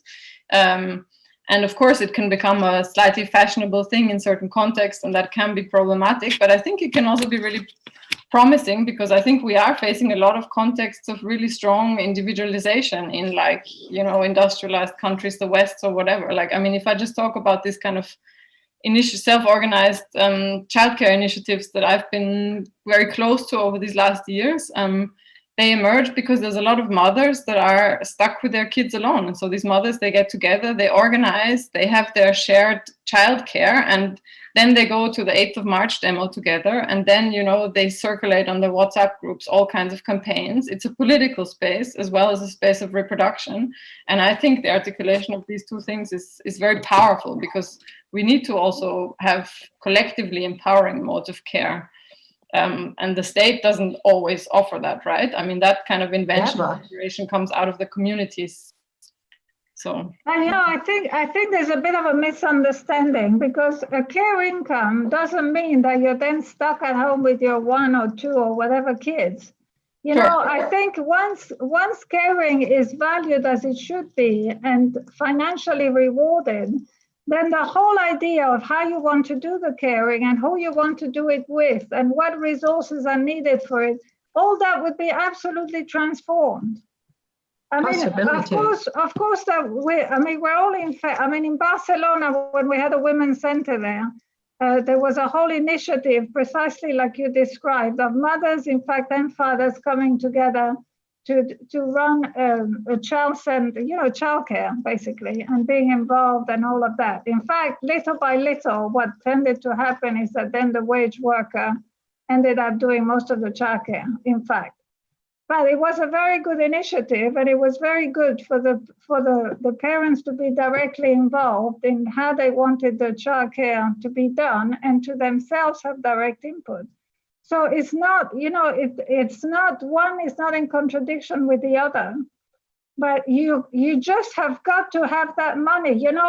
When there was an MP, an independent MP, who fought for family allowance, which is child benefit here in England at the beginning of the last century, and yet there's no substitute. There was a whole debate about whether women should get, services instead of money in their hand and all that.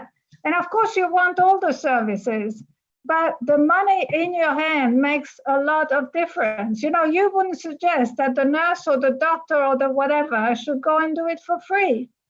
And it does really make all the difference to your independence, to how you see your possibilities, to your ability to get together with others. It really transforms everything. It doesn't make you more individualistic. It doesn't have to. Women are stuck at home because they have no money usually.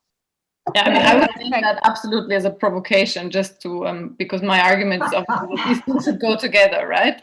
It was just to say that it's nice for there to be an experimental field of practice that people can fall back on when they have the capacity. If that money buys them the time, it's nice that there are places and histories and practices they can draw on.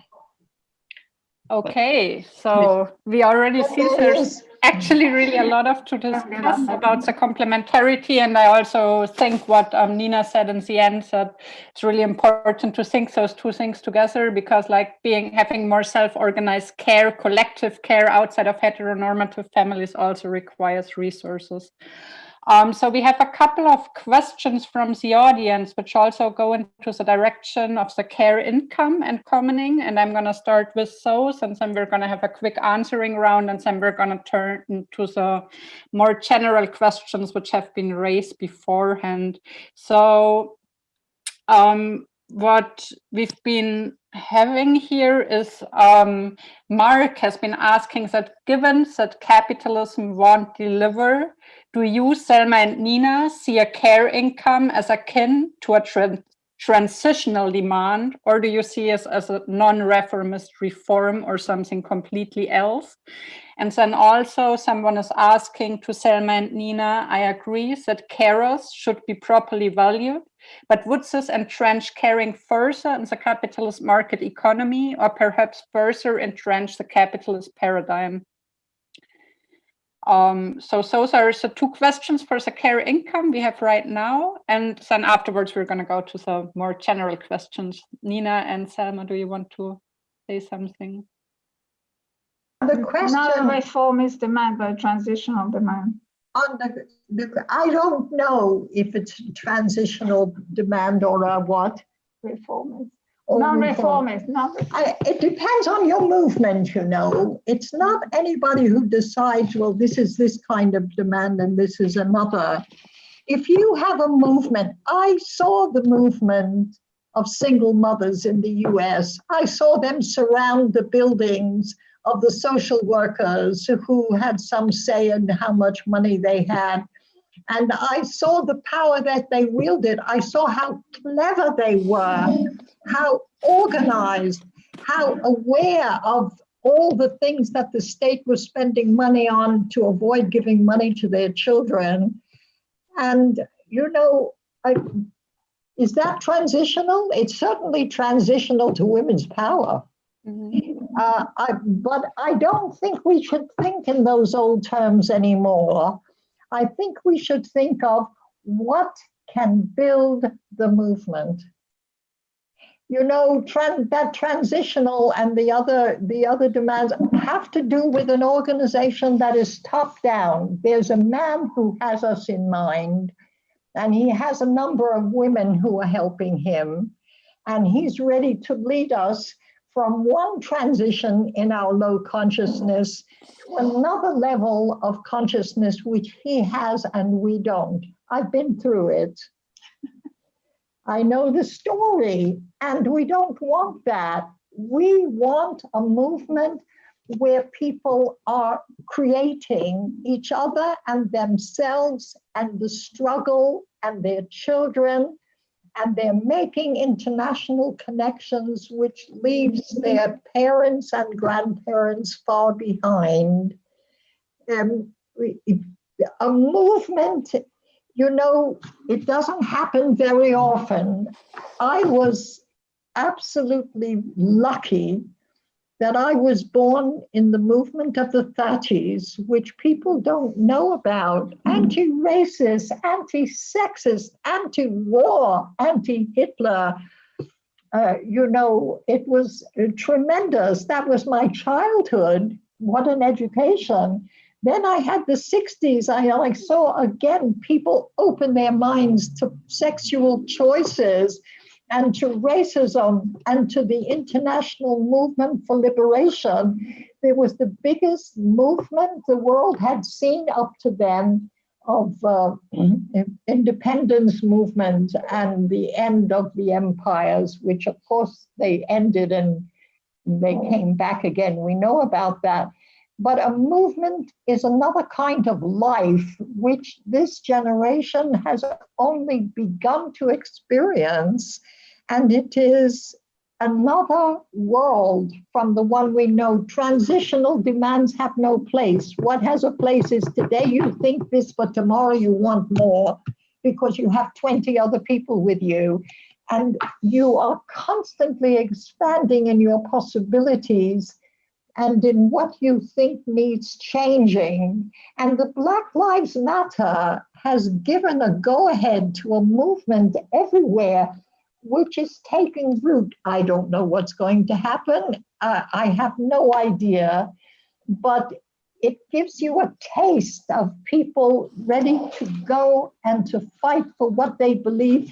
And what they believe changes, you know. They think differently of women, men do, and men think differently, and women think differently of men and of children, and people, different races think differently of each other because they open themselves to another level of power which they didn't think they'd ever have. So I think we should start to think more about building a movement which is not based on stages of consciousness of other people. Let's concentrate on our own consciousness. We need help. I feel I do. I'm learning every minute during this meeting here. Thanks a lot, Selma. Very, very insightful. I have a question here for which I'm going to direct mostly to Susan and Anna. So Emma has been saying we've heard a lot about the opportunities the pandemic opens for establishing systemic change because it helps to reveal or uncover all the ways in which the current system is broken.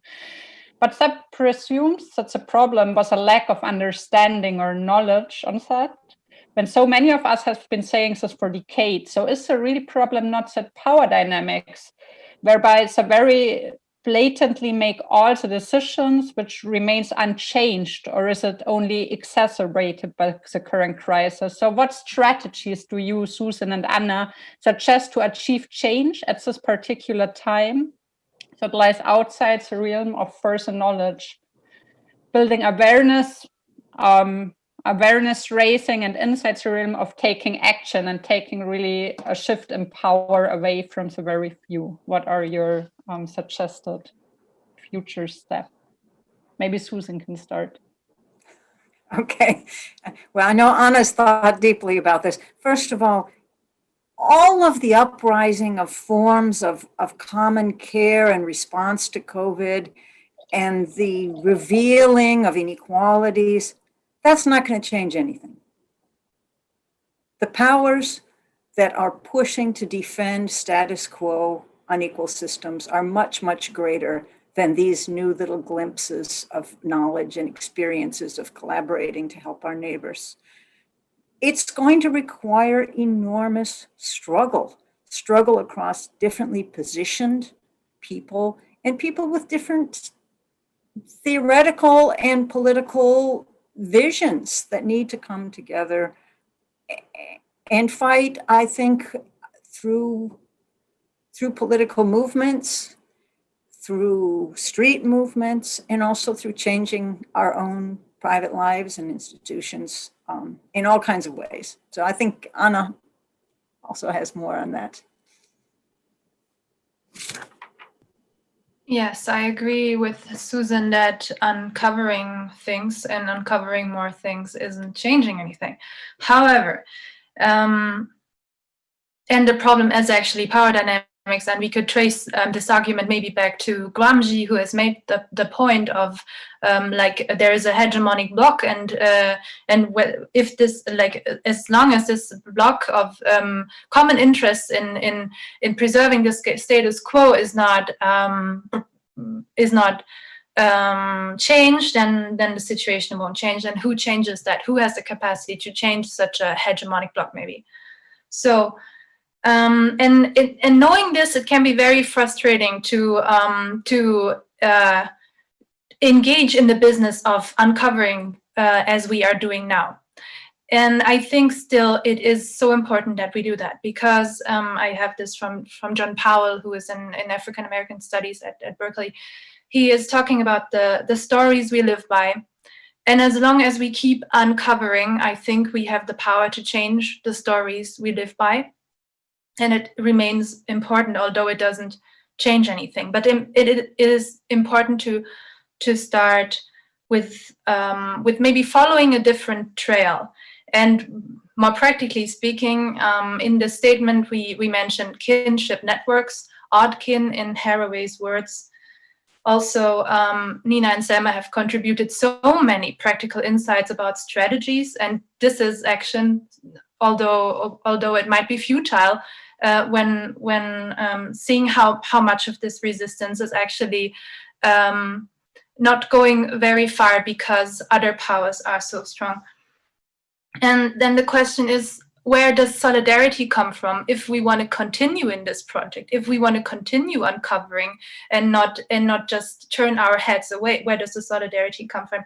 And I think within the pandemic, there is a discussion or a conversation that has started that might help us in also in Haraway's words, staying with the trouble. And I think what helps is trauma healing, and also intergenerational trauma healing. For example, indigenous peoples invest a lot of time in healing from genocide, as well as other groups have invested in other trauma healing processes. And I think this is important. It will maybe offer us a skill set to continue. And even though maybe actions at some points in time may be out of reach or may seem very far, it is important to follow the thread. Yeah. Thanks a lot, Anna. So I got here a question for Manuela. So someone in the audience was very interested in your mention of the practices and rhythms that would allow us to sustain caretaking. So women are trained in the skills of providing family and house care from childhood, but capitalism does not train anyone in environmental and societal care. So do you have any ideas, Manuela, on how this kind of training can begin and what it would look like and where it might already exist? Huge question. I read it and I thought about it. I mean, from the way I understood the questions is it's not about training in the sense of schools, but more like training in everyday life, right? Because there is the question of what kind of educational strategies there are in relation to that. That would be one kind of conversation that I'm also very interested in. I don't really have a very good answer to that. I mean, I think that there are more and more, or at least I'm finding people writing about social movements in terms of kind of intergenerational process of passing on knowledges and so on within feminism, but also through other social movements. And I'm finding that that really useful for kind of acknowledging the importance of passing on knowledges through different, generations within movements. So in that sense, very nice also to have the panel like this today with people from different places and generations. To a certain extent, I guess the experience of being vulnerable is something that alerts us a lot to different kinds of bodily and natural rhythms, from like anything from vulnerability to natural, disasters or events, or also illness, any, pollution, etc. I mean, we're all becoming more aware of our vulnerability these days, if we haven't already been, I guess. So that's an opportunity, but very concrete tools. I'd love to talk about that more, but I can't give you a really good answer. One thing can I just mention one quick thing, because there was a question earlier about structures that enable the flourishing of commoning, just to come back to that for 1 second.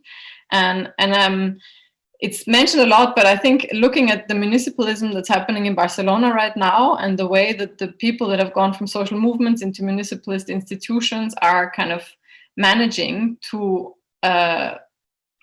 foster both the public system and what kind of care needs to be provided by the public system, in that case the municipal kind of structures of care, and the neighborhood-based initiatives, and seeing those two not as a contradiction. This is the thing that makes Barcelona an extremely exciting and promising kind of case to learn from right now, because those two things do not need to be in contradiction. And I think so, as long as we keep thinking them as an absolute contradiction, we are stuck. So that's just... Thank you, Manuela. Thanks. Susan wanted to add something here. Yes, thank you, Karina. I love this question. How can we learn about societal and ecological care? Is a wonderful question. I think already our societies have a marvelous diversity of forms and dynamics for caregiving that include environmental and social care, especially in non-Western communities all over the world. There's so many different ways to do it. I love that Selma points out, you'd never guess from politicians the diversity of ways people live and look after each other. And I think my little images from COVID health, public health images show that it's so stereotypical. It doesn't, and also many feminist messages, they don't show us where we can learn about those things. So I just want to connect this to some other things we've been talking about. Includes the data of how we live. Demographers organize census data into household types. In most countries, nuclear families defined as one man, one woman, and at least one children, regardless of marital status or anything else.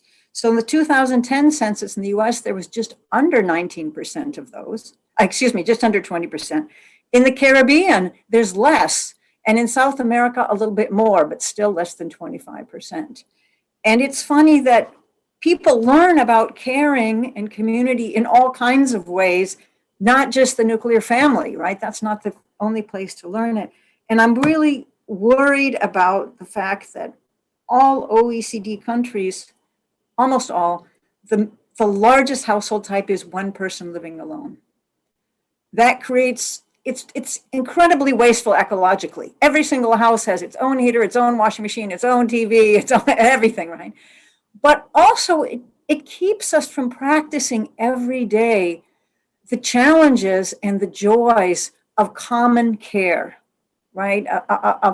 Of fighting over who's cooking, of looking after the kids, all of that common thing, and also of intergenerational learning. By the way, which I love what we're doing right now. I just love being amongst younger and older people together, learning and thinking about those things. And there's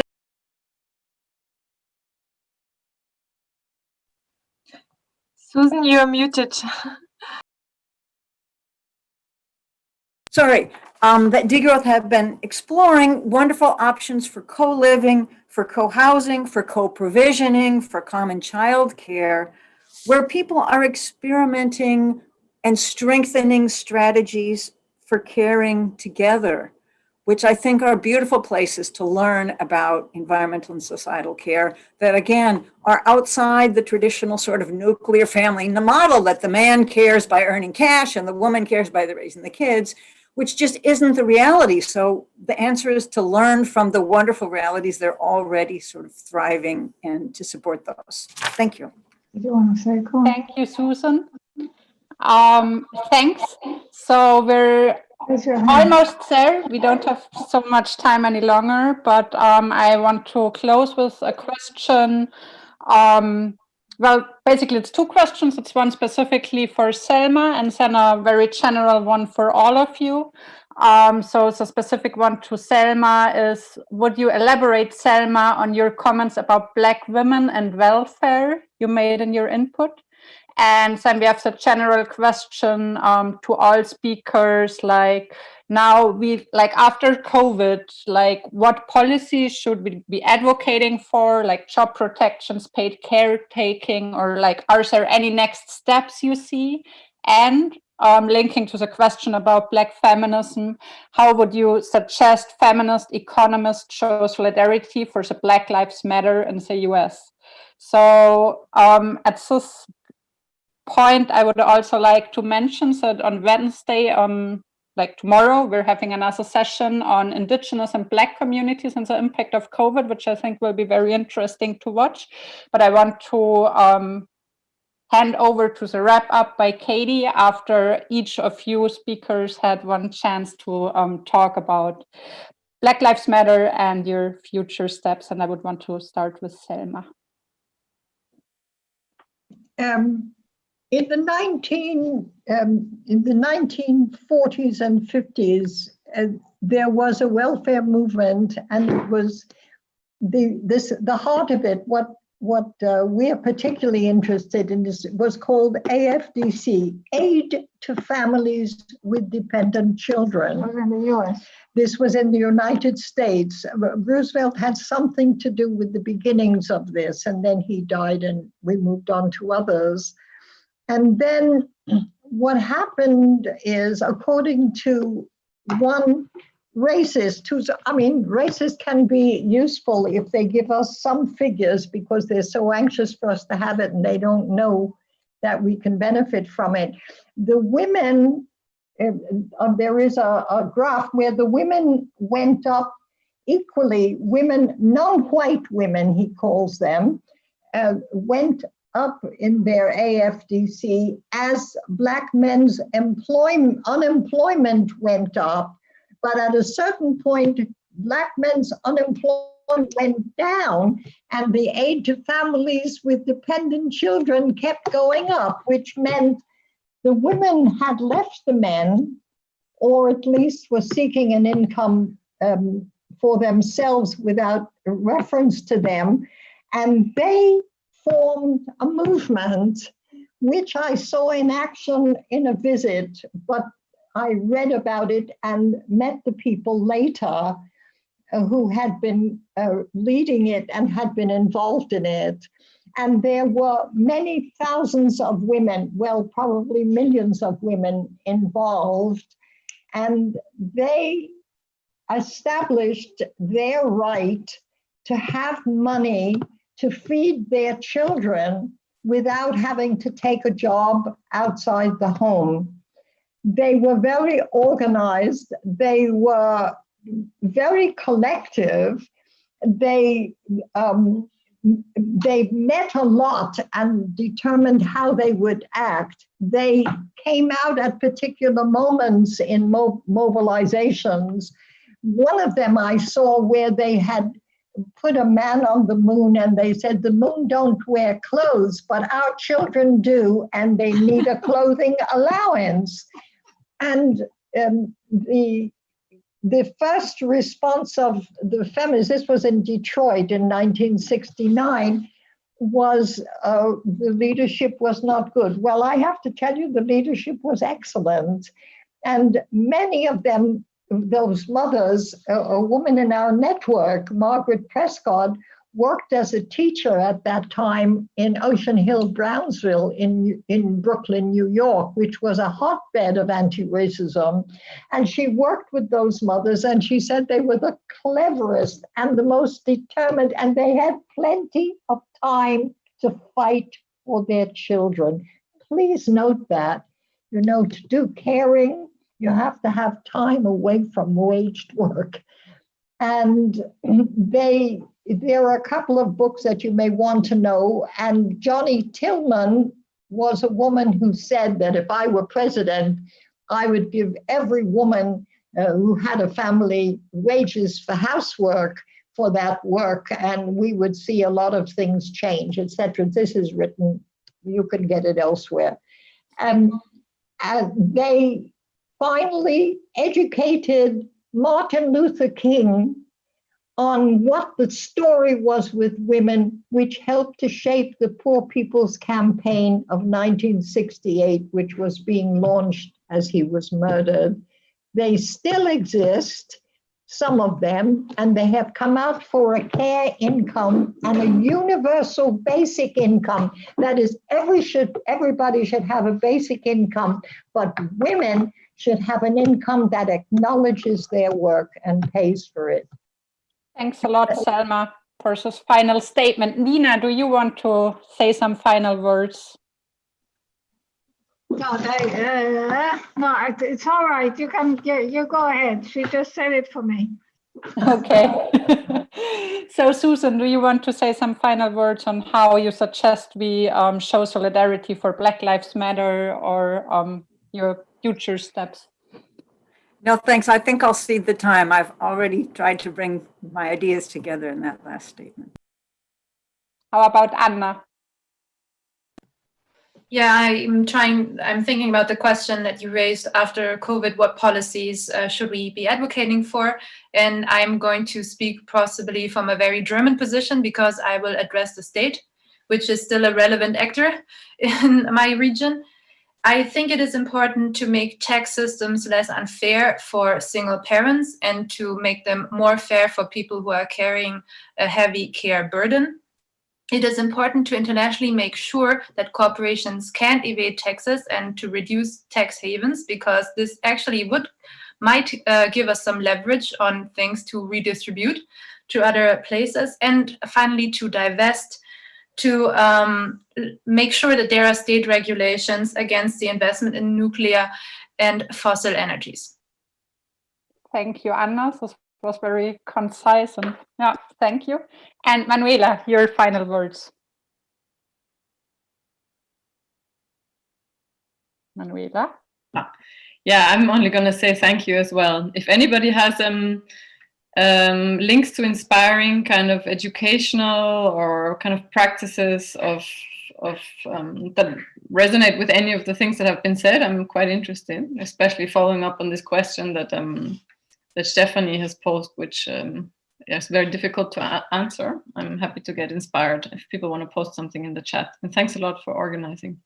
Sorry, can I add one thing? I'm sorry. In relation to Black Lives Matter, it's a piece of information that the Global Women's Strike has been very involved going to the demonstrations and also putting together. Women of color in the Global Women's Strike have put together a whole set of demands as they relate to the police, but also to economic justice, etc., which if people are interested, we could definitely circulate that.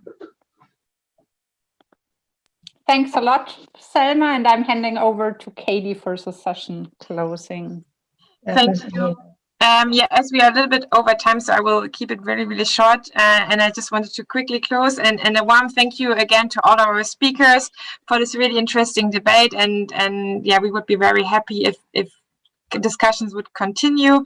Also, a big thank you to all of our participants and the thought-provoking and interesting questions that we have received today. And yes, for everyone who would like to get in touch with FADA, so please feel free to send us an email, and you can also join our mailing list, which I have already put in the chat box.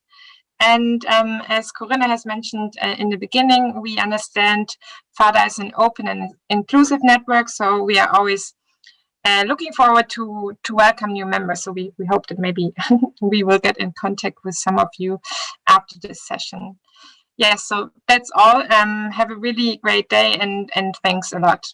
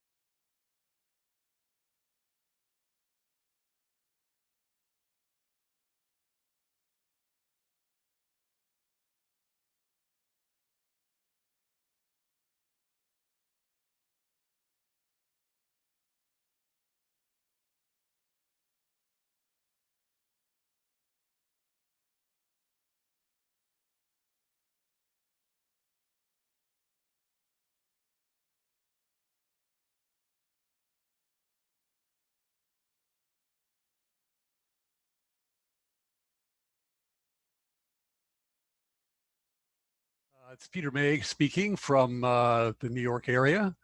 I hope that everybody has been enjoying a very fruitful session over the last few hours, and we're going to finalize our sessions of this morning, afternoon, evening, or good night, wherever you are, with a award presentation on behalf of the ISEE. We're awarding Rashid Hassan, who is a long-term member of the Society of Ecological Economics, and has been very active in work in training and in research on development and agriculture in Africa. I want to just talk very briefly about the Boulding Award. This is the Kenneth E. Boulding Memorial Award that was established by the ISEE about 20 years ago. Kenneth Boulding was a leading systems thinker and who integrated social theory with the natural sciences and moral philosophy. He was an eccentric, provocative critic of the fragmentation that characterized modern scholarship. Yet his creativity, seminal ideas, and constructive engagement with the scientific community were widely recognized, resulting in his having been elected to the presidency of the American Economics Association and the American Association for the Advancement of Science. Kenneth and his wife Elise, herself a renowned sociologist, were Quakers who actively contributed to the international peace movement. Kenneth lived humbly with grace, wit, and laughter, and maintained unbounded faith that goodness and sensibility would ultimately prevail in a world that is now seriously threatened by human folly. This award is given on a biennial basis. Usually we would be in our biennial conference, but we are going to have that next year. So we'll have another talk by Rashid at that time, we hope. But we're giving the award now and in honor of people who exemplify the aspects of this special character that Kenneth Boulding brought, with the hope that we perpetuate his many individual strengths combined into wisdom among ISEE members and beyond. The 20 awardees to date included in 1994, Robert Goodland, Herman Daly; 96, Anne-Marie Jansen, Robert Costanza in 98, C.S. Holling in 2000, Bob Ayers in 2002, Carl Goran Mahler and Partha Dasgupta shared an award in 2004, Dick Norgard in 2006, Manfred Bex-Neef and Charles Perrings in 2008, and Joan Martin-Zalier and Ignacy Sachs in 2010, Bill Rees and Mathis Wakernagel for the global ecological footprint analysis in 2012, Peter Victor in 2014, Kanchan Chopra and Aral Devatan shared an award in 2016, and Inga Ropke just received 2 years ago in Mexico. And Rashid is now with us. And Rashid is a really fascinating guy. He was born in Sudan, and he's now returned to Sudan, where he's speaking from Khartoum today. He's now the Secretary General of the Higher Council for the Environment and Natural Resources of the government of Sudan, while he continues as an emeritus professor at the University of Pretoria, where he's been teaching for the past 20 years or so. Before that, he worked for CIMMYT, the International Maize and Wheat Improvement Center in East Africa, and at the University of Juba in Sudan before that. He's been honored to just last year as an international member of the National Academy of Sciences of the USA, which is a very, very high honor since there are so few international members who are participating in the AAAS. Rashid has also been on scientific policy advisory committees such as the GAF, STAP, the Millennium Ecosystem Assessment, the UN Committee for Development Policy, the CGIAR Science Council, high-level panel of experts on food security and climate change, the Stockholm Resilience Center, and many other important international academies and so on. He's been a chief editor of the African Journal of Agricultural Resource Economics and has worked significantly on water accounting and management in South Africa, where he has been able to chart the efficiency of use of water, which he's been doing together with our friend Glenn Marie Lang. So we've been friends for a long time, and it's really great to welcome Rashid and to celebrate his award. I want to also thank Madhu Verma, who is with us as a co-manager of this session, and she will be fielding questions from the gathered community, or two communities, if you want to call them that, of degrowth and ecological economics, to our meeting today. So Rashid, can you go right to your presentation? Good evening, everybody. Peter, thank you very much for the introduction and your kind words, and I'm very grateful and highly appreciate the honor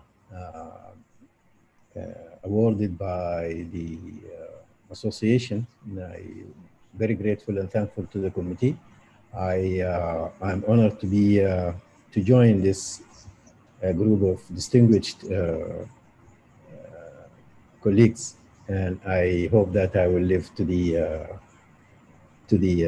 demands of joining that group.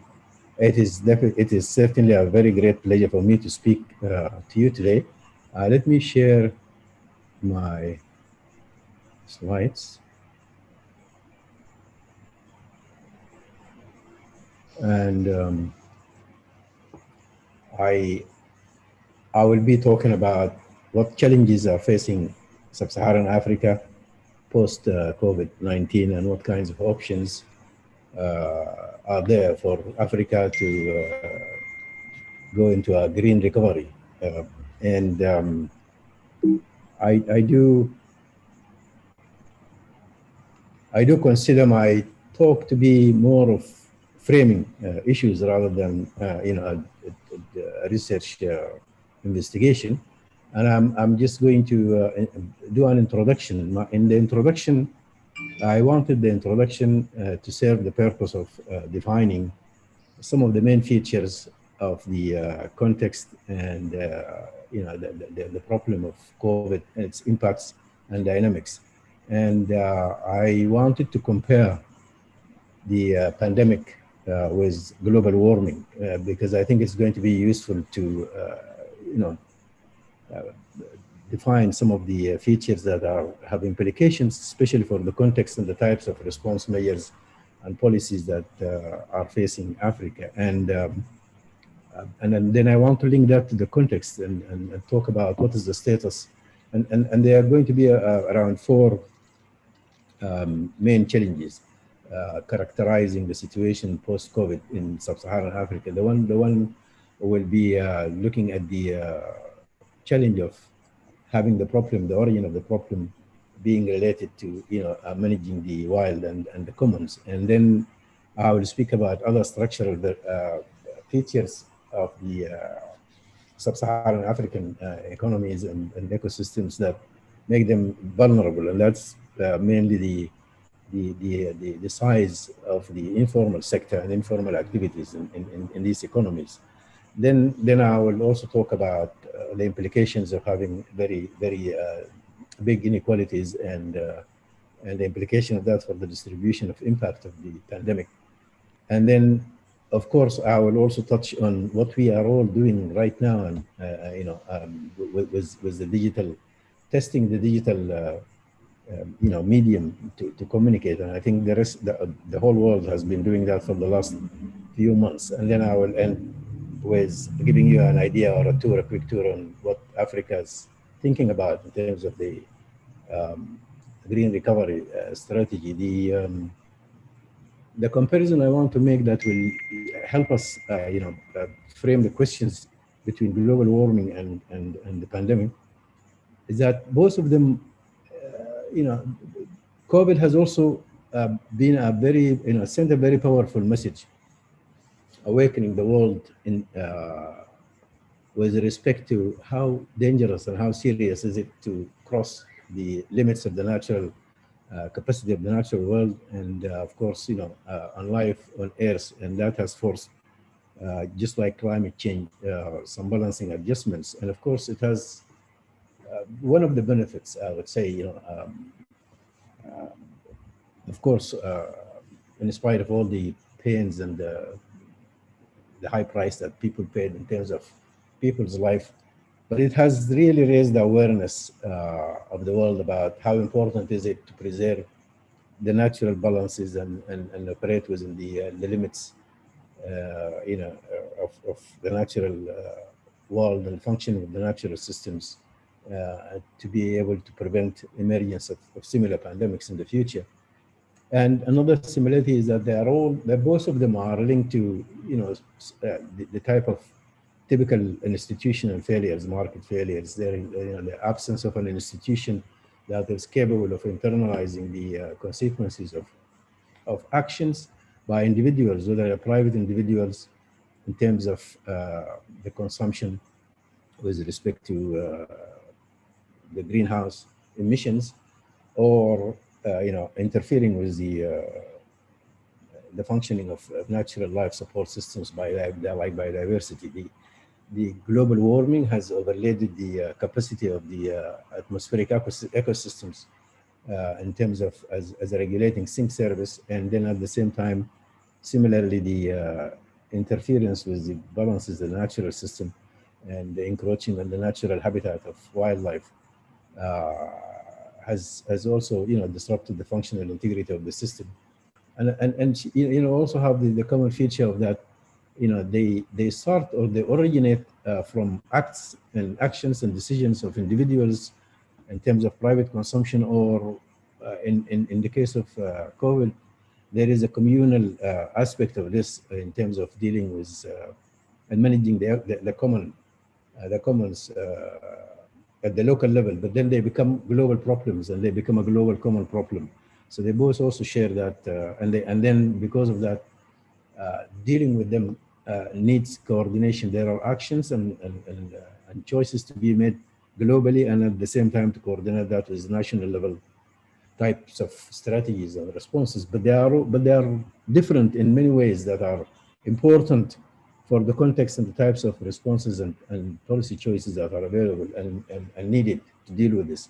The first difference is that the source of the problem is a little bit of a different nature, which makes the target of the interventions to influence the desired change are different. For instance, in the case of global warming, the problem is related to the emissions of greenhouse gases, but the nature of the problem is relatively, I wouldn't say easier, but relatively clear, because the source of the emissions, the origin of the problem, is in more formal, organized sectors of economic activity, sort of mainly integrated in the economic system, which is a little bit different from the pandemic. And so in that case, the policy measures that we need to deal and address global warming and climate change probably relatively clear because of the more formally organized kinds of sectors that source of this problem. And of course, our objects of intervention and that we want to influence relatively are easy to target. Unlike the COVID pandemic, it's linked to the interference with the natural world. The numbers tell us that 60% of the human infections that come from contact with animals, animal origin, and they are typically associated with interfering with and mismanagement of commons. And so the system, the targets, and the functioning, the governance system is a little bit more complex in terms in the case of COVID compared to the source of the emissions in the global warming that come from organized, formal sectors of economic activity. And in the case of the pandemic, you can see that the types of policies and actions that are optimal and appropriate, they are a little bit relatively more complicated and subtle to do. And you can say it's a more industrialized urban context type of a problem, the emissions of greenhouse gases, not 100%, but compared to the pandemic, the source more related and the origin more related to more underdeveloped rural context. So the context is different because of the source and the type of the nature of the problem. Another difference that is important is that the nature of the dynamics, how the problems unfold. The global warming is relatively slower and it unfolds over time, whereas the pandemic, just like other disasters, it hits immediately and have immediate direct impacts, and it is fast spreading. And so it requires in response quick responses to save lives, and unlike we have taken so many years, we're still struggling to try and design the policies and measures that we need to address climate change. But in the case of COVID, we need to quickly have measures. And the other difference is that, like as I said, like disasters, the duration is a little bit different. We still, it doesn't take as long, but we're not sure. It has a chance of recurrence, and we're not sure when. There's a very high uncertainty about the future of the pandemic. And of course, then because of that, the response strategies and policy measures are different. As I said, we in the case of the pandemic, the world needs very quick, emergency kinds of actions and contain the spreading of the virus, lockdown, social distancing, and vaccines and all those things. And so that can tell us that especially in the case of the context of sub-Saharan Africa, which we're going to turn to those, there are major sources of vulnerability and where the burden of the impact falls. The issues that the experiences that we had in dealing with COVID has really exposed how serious inequities and inequality are in terms of accessing emergency health services, and how difficult to have social distancing work in certain circumstances where the conditions and the circumstances have crowded housing, residential neighborhoods, transport facilities, schools, and shopping centers. So we have seen that it has affected, the proportion has been much bigger, falling on certain vulnerable groups and disadvantaged groups. And then, of course, we have the issue in addition to the short-term and quick responses to contain the pandemic spread and save lives. There is a challenge of looking at the longer-term, more medium-term, longer-term responses and strategies to, in face of uncertain future about what will happen. Now, I'm just going to take you and give you an overview about the challenges and the vulnerabilities that characterize the main features of those for sub-Saharan Africa. Now, because the source of the origin of the problem comes from contact with between human and animal, and mainly, particularly for sub-Saharan Africa, the hunting from the wild and for bushmeat and for commercial purposes is really very significant. And the numbers, we can look at the numbers are very telling, and mainly for around local commons where we have protected areas and conservation places where are designated for protection of biodiversity and wildlife. So it's recent statistics from FAO and other organizations show that about 60% of the population in Africa, we're talking about more than 600 million people, are food insecure, and so they are, because of that, they are highly reliant on hunting from the wild. In the Congo Basin, they are talking about close to 5 million tons of bushmeat confiscated annually. Central Africa, game hunting up to 80%, 80 to 98%. of people in Cameroon on dependent bushmeat. In South Africa, similar patterns. Kenya also shows a very high dependence and reliance on bushmeat, and similarly rural Botswana. So the picture in terms of the vulnerability because of the high reliance and dependence on hunting from the wild for bushmeat and for subsistence is a major factor that need to be dealt with, because that makes the contact with the source of the virus very problematic. And another feature that the bushmeat activities are noticed to be around really more serious in areas where we have protected areas designated for conservation, and also the statistics show you that that's where we have a major problem. And so these are vulnerabilities in terms of dealing with the pandemic. They are, you can see, they are slightly different from the case of the global warming and climate change. Another issue is that bushmeat is not only exploited for subsistence by these communities, but they are also exploited for commercial purposes. There is a significant trade in wildlife meat and products, and so this is another big problem, and the numbers will tell you, show you that they are widespread in Africa and high. So that's another thing to manage, and they have implications in terms of the conservation of wildlife policies. Of course, measures that will, maybe dealing with trade in wildlife products and bushmeat and stuff like this. There are a number of policies and measures that they are in place, and there are agreements and protocols in terms of trade. But I think, in my opinion, the most difficult one is managing the interaction of these communities, local communities, with the local commons in terms of hunting of wildlife for subsistence.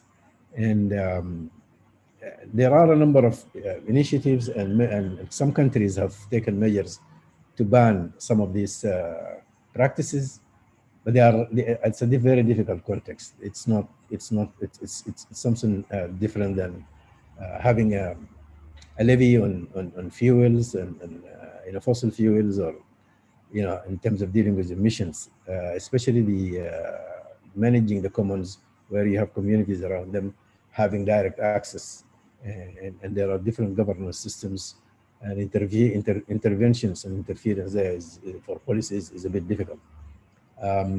The other thing is the immediate and quick response of lockdown, and has caused, there are reports that it has caused loss of employment opportunities and restriction on labor movement. Now, in certain circumstances, like in many parts of arid Africa, that there are reports that has increased, illegal game hunting. Labor sharing has also affected a number of, fundamental practices in those contexts, where labor sharing is a practice for pasture surveillance, for guarding of livestock, and so not only the origin of the problem is problematic to deal with, but the responses like lockdowns have also implications, and so tourism is a major industry in sub-Saharan Africa. It's been seriously affected, and there are reports that has led to increases in game hunting. One other I would call a structural vulnerability is the fact that, and that creates problems and makes it difficult in terms of the response strategies and policy choices, is the significance and the magnitude of the people involved in the informal sector activities. In general, in developing countries, the informal sector accounts for about up to 65% of the GDP. But in Africa, 90% of the African labor is the African labor force is employed in earn a living, and their livelihoods depend on activities in the informal sector. So that's a big challenge. Why? Because it is difficult. The types of measures and policy responses that are, for instance, like stay-at-home measures and social distancing, are not very easy to comply with in these circumstances. If you have huge numbers of people living on selling small products on the streets, like vendors, small retail shops and restaurants on the streets, and so it has been a big challenge for most governments to really enforce these kinds of measures, like especially social distancing. And so, the big challenge here in terms of policy and strategies for the green recovery is to make progress in terms of integrating informal activities in an organized spheres of economic activity, and that's not an easy thing to do. Or creating employment. One option is to create employment opportunities outside agriculture, but in rural areas still will have to be agro-based, and there are big challenges there. But those are some strategic choices to now. As I said, the burden has been has fallen on primarily. I think we have seen that in the north. We have seen that in the south. Disadvantaged communities, the poor. And so the higher the inequality, the bigger the problem that at hand and the options to deal with. This is a typical characteristic and one major feature in the African, sub-Saharan African context. Maybe the one difference between from Asia is that density of population, which was a factor probably in Brazil and India, is not as bad. But then people are living. The living conditions, the housing conditions are miserable. They are crowded. The public transport systems and networks are also, make it difficult. They have poor access to health services, especially emergency medical services. And so addressing inequality is another challenge and a big vulnerability for sub-Saharan Africa to deal with. And a major challenge for achieving sustainable development goals and leaving no one behind, as they say. Now, the other one that the last that I want to talk to you is what, as I said earlier, what we are doing now, all of us, testing the capacity and the ability of digital platform to really allow us to do business. So there is a trend in becoming inevitable, and it seems like it is going to be the direction that we are going to be doing business, we are going to be doing learning and schooling and services provision and all that online. Now, again, Africa, sub-Saharan Africa is very disadvantaged, seriously disadvantaged in the capacity to cope with this and join the rest of the world.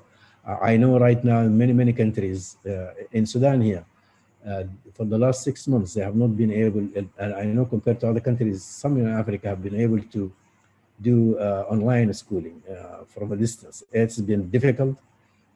The price is huge, yes, the social and economic price in terms of losing one academic year for learners. Doing business has not been easy through online. And so those are very, very big challenges. If you think that 88% of people in sub-Saharan Africa are without internet connections, and the statistics show that sub-Saharan Africa has the least ability to switch to telework, to continue business and doing other things. So there are big challenges with respect to this digital transformation, high literacy, digital literacy, very expensive, high cost ICT infrastructure, limited electricity supply, basically, a number of very major structural constraints. Some countries have attempted, but it is a very limiting factor. And so, investing in building adequate digital infrastructure and have access for as many people as possible are going to be very important for all effort that we need for biodiversity conservation. I would like to end by just giving you an idea about what kind of initiatives and thinking that's happening in Africa. There is one institution that's called the African Ministerial Conference on the Environment, and they have what they call Africa's Green Stimulus Program. Now, it has a number of things dealing with all kinds of environmental challenges and issues, but there is a very important emphasis on biodiversity conservation. And I'm not sure how we are doing with time. I think we are, but you can take a look. These are actually, you will find them. You can find them on the web. But they, you can see that some of the elements here mainly, deal with the types of responses and strategies that Sub-Saharan Africa needs to address, protection of biodiversity, conservation of biodiversity, and management of the interaction of communities with, natural habitats, at urban as well as in rural areas. Especially dealing with illegal and unregulated wildlife exploitation and trade. But I think the most difficult one is going to be managing the cohabitation at the local level between communities that are still very highly dependent on the wild. And Peter, I want to end here. Thank you very much. Thank you, Rashid. I really appreciate your work on preparing for this discussion. I don't see any questions on the chat. I don't know what happened, but I'm particularly interested in. There's one thing that you didn't mention when you were talking about the contrast between global warming issues and COVID, is that a lot, at least in where I come from in Brazil, there is a lot of concern for deforestation and agricultural expansion into areas which are considered to be ripe for development from certain sectors of the economy. And that is also considered to be a considerable source of vulnerability for the exposure to eventual pandemic infection that may be occurring. It's already occurring in the inverse way, also with the indigenous population of the Amazon. So I'm wondering to what extent. I mean, this is related also very strongly to the emissions of CO2 that occur in some countries in Africa as well. I'm just wondering to what extent, I mean, you're dividing things pretty clearly against sort of the urban industrial sector, which is emitting greenhouse gases, and the rural sector, which is just exploiting bushmeat. But I think that there are other places where there are interfaces that need to be dealt with. I think that the studies that we just reviewed in that paper that I sent you recently, where we're looking at the principal sources of incursion that are resulting in COVID exposure, not in pandemic causing zoonoses, have been found to be agriculture expansion, deforestation, and so on. Whereas bushmeat exposure may be significant in Africa particularly, and some in Southeast Asia, but most of the world no. So I think that there are important contrasts that have to be drawn between different parts of the world, and I think Africa is very unique in the role of bushmeat as a source of rural protein, and the exposure that is brought about by that to various zoonoses like AIDS and the SARS and other things that have popped up lately. So I'm just wondering, we do. Yeah, sure. May I think we now have something from Walter Penge that I'm going to pass to you. The problem is that COVID did not stop demands on land. Deforestation is a real issue under the pandemic as a result of weak controls in land. The case of Argentina, north and mid expansion is happening now. Greenhouse and deforestation in the south is currently being studied, and fires, you can see the maps today, are a real and worrying issue. So he's repeating a little bit what I was talking about. So go ahead and respond. Well, thanks. I am in full agreement with that. I think The same that is happening to the Amazon. Land use is really, change of land use is really a major factor, deforestation, definitely. And it's happening in Africa, especially Central Africa, where, there is the biggest natural forest there, and in other parts of Africa. And particularly expansion of, but it is, the difference there is not really just that. It is the action of organized economic sectors. Again, the expansion of agriculture and land use is coming, the encroachment is coming. This is the subtle difference. It's not coming from communities. It's coming from organized agriculture. And in Africa, actually, the land grabbing is the biggest problem that, mainly multilateral companies, land grabs, huge chunks of land have been converted to different types of uses, and of course, causing all the problems. But also communities contribute to deforestation as well. So I agree with you that land use, change in land use is a big problem. And I also agree with the comment. I think they're the same comment. The demand for land and deforestation are major factors. But that if the encroachment is coming from an organized economic activity, what I wanted to say is the target of the intervention is slightly easier. I don't say it is very easy, but the measures probably are a little bit. So it is easy to intervene and restrict, and have policies to restrict these expansions. And unlike the governance regimes, in the case of the interaction between local communities and their local environment, is a little bit more complex. Yeah, I agree with you. And I think that goes right to Richard Falvey's point here. He says he was very shocked with the 60% food insecurity. How can it be addressed and so reduce the incursion into wild zones? So food insecurity in general is a question.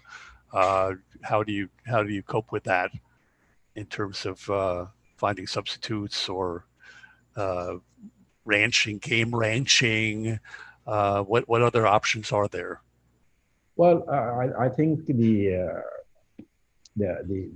agriculture transformation strategies for Africa and other parts of the world, particularly Africa, of course, the aiming at reducing the expansion at the horizon, as they say, and increasing having the vertical expansion, increasing productivity. Of course, the gains, the margins of the gains from productivity have become very small, and there is still pressure on land, converting land for to meet food demands.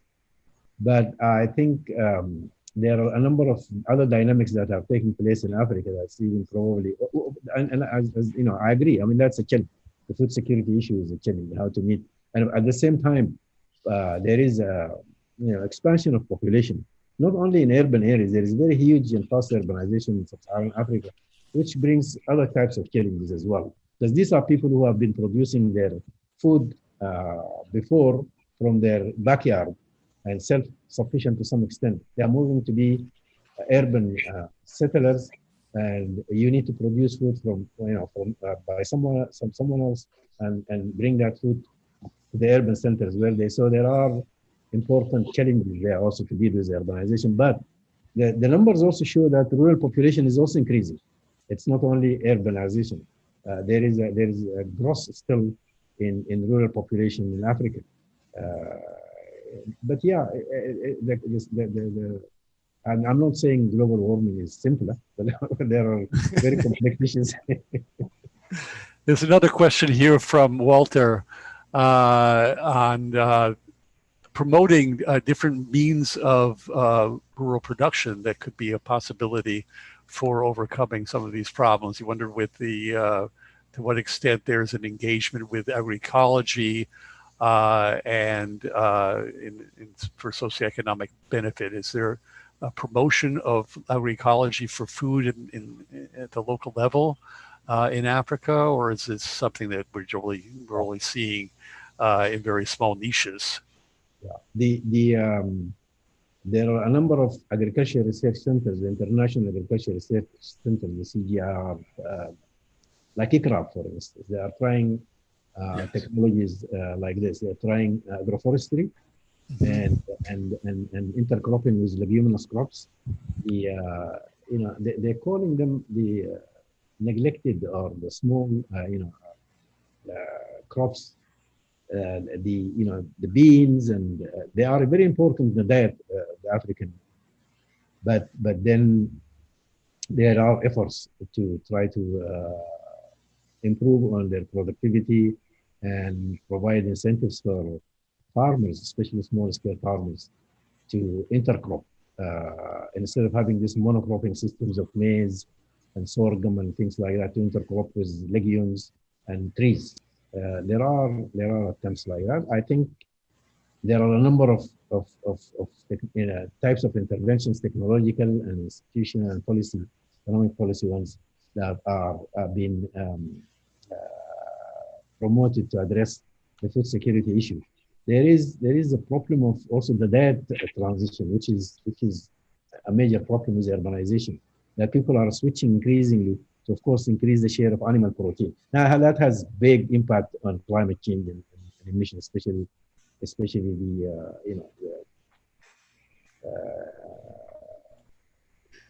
from livestock. So extensive livestock rearing is also where there's more contact with animals, directly with communities, but it also has implications, changing the options to change to intensive. That is the trend now, intensive livestock feeding. And it has, as you said, it has connections to both climate change and emissions, and at the same time, more contact with livestock.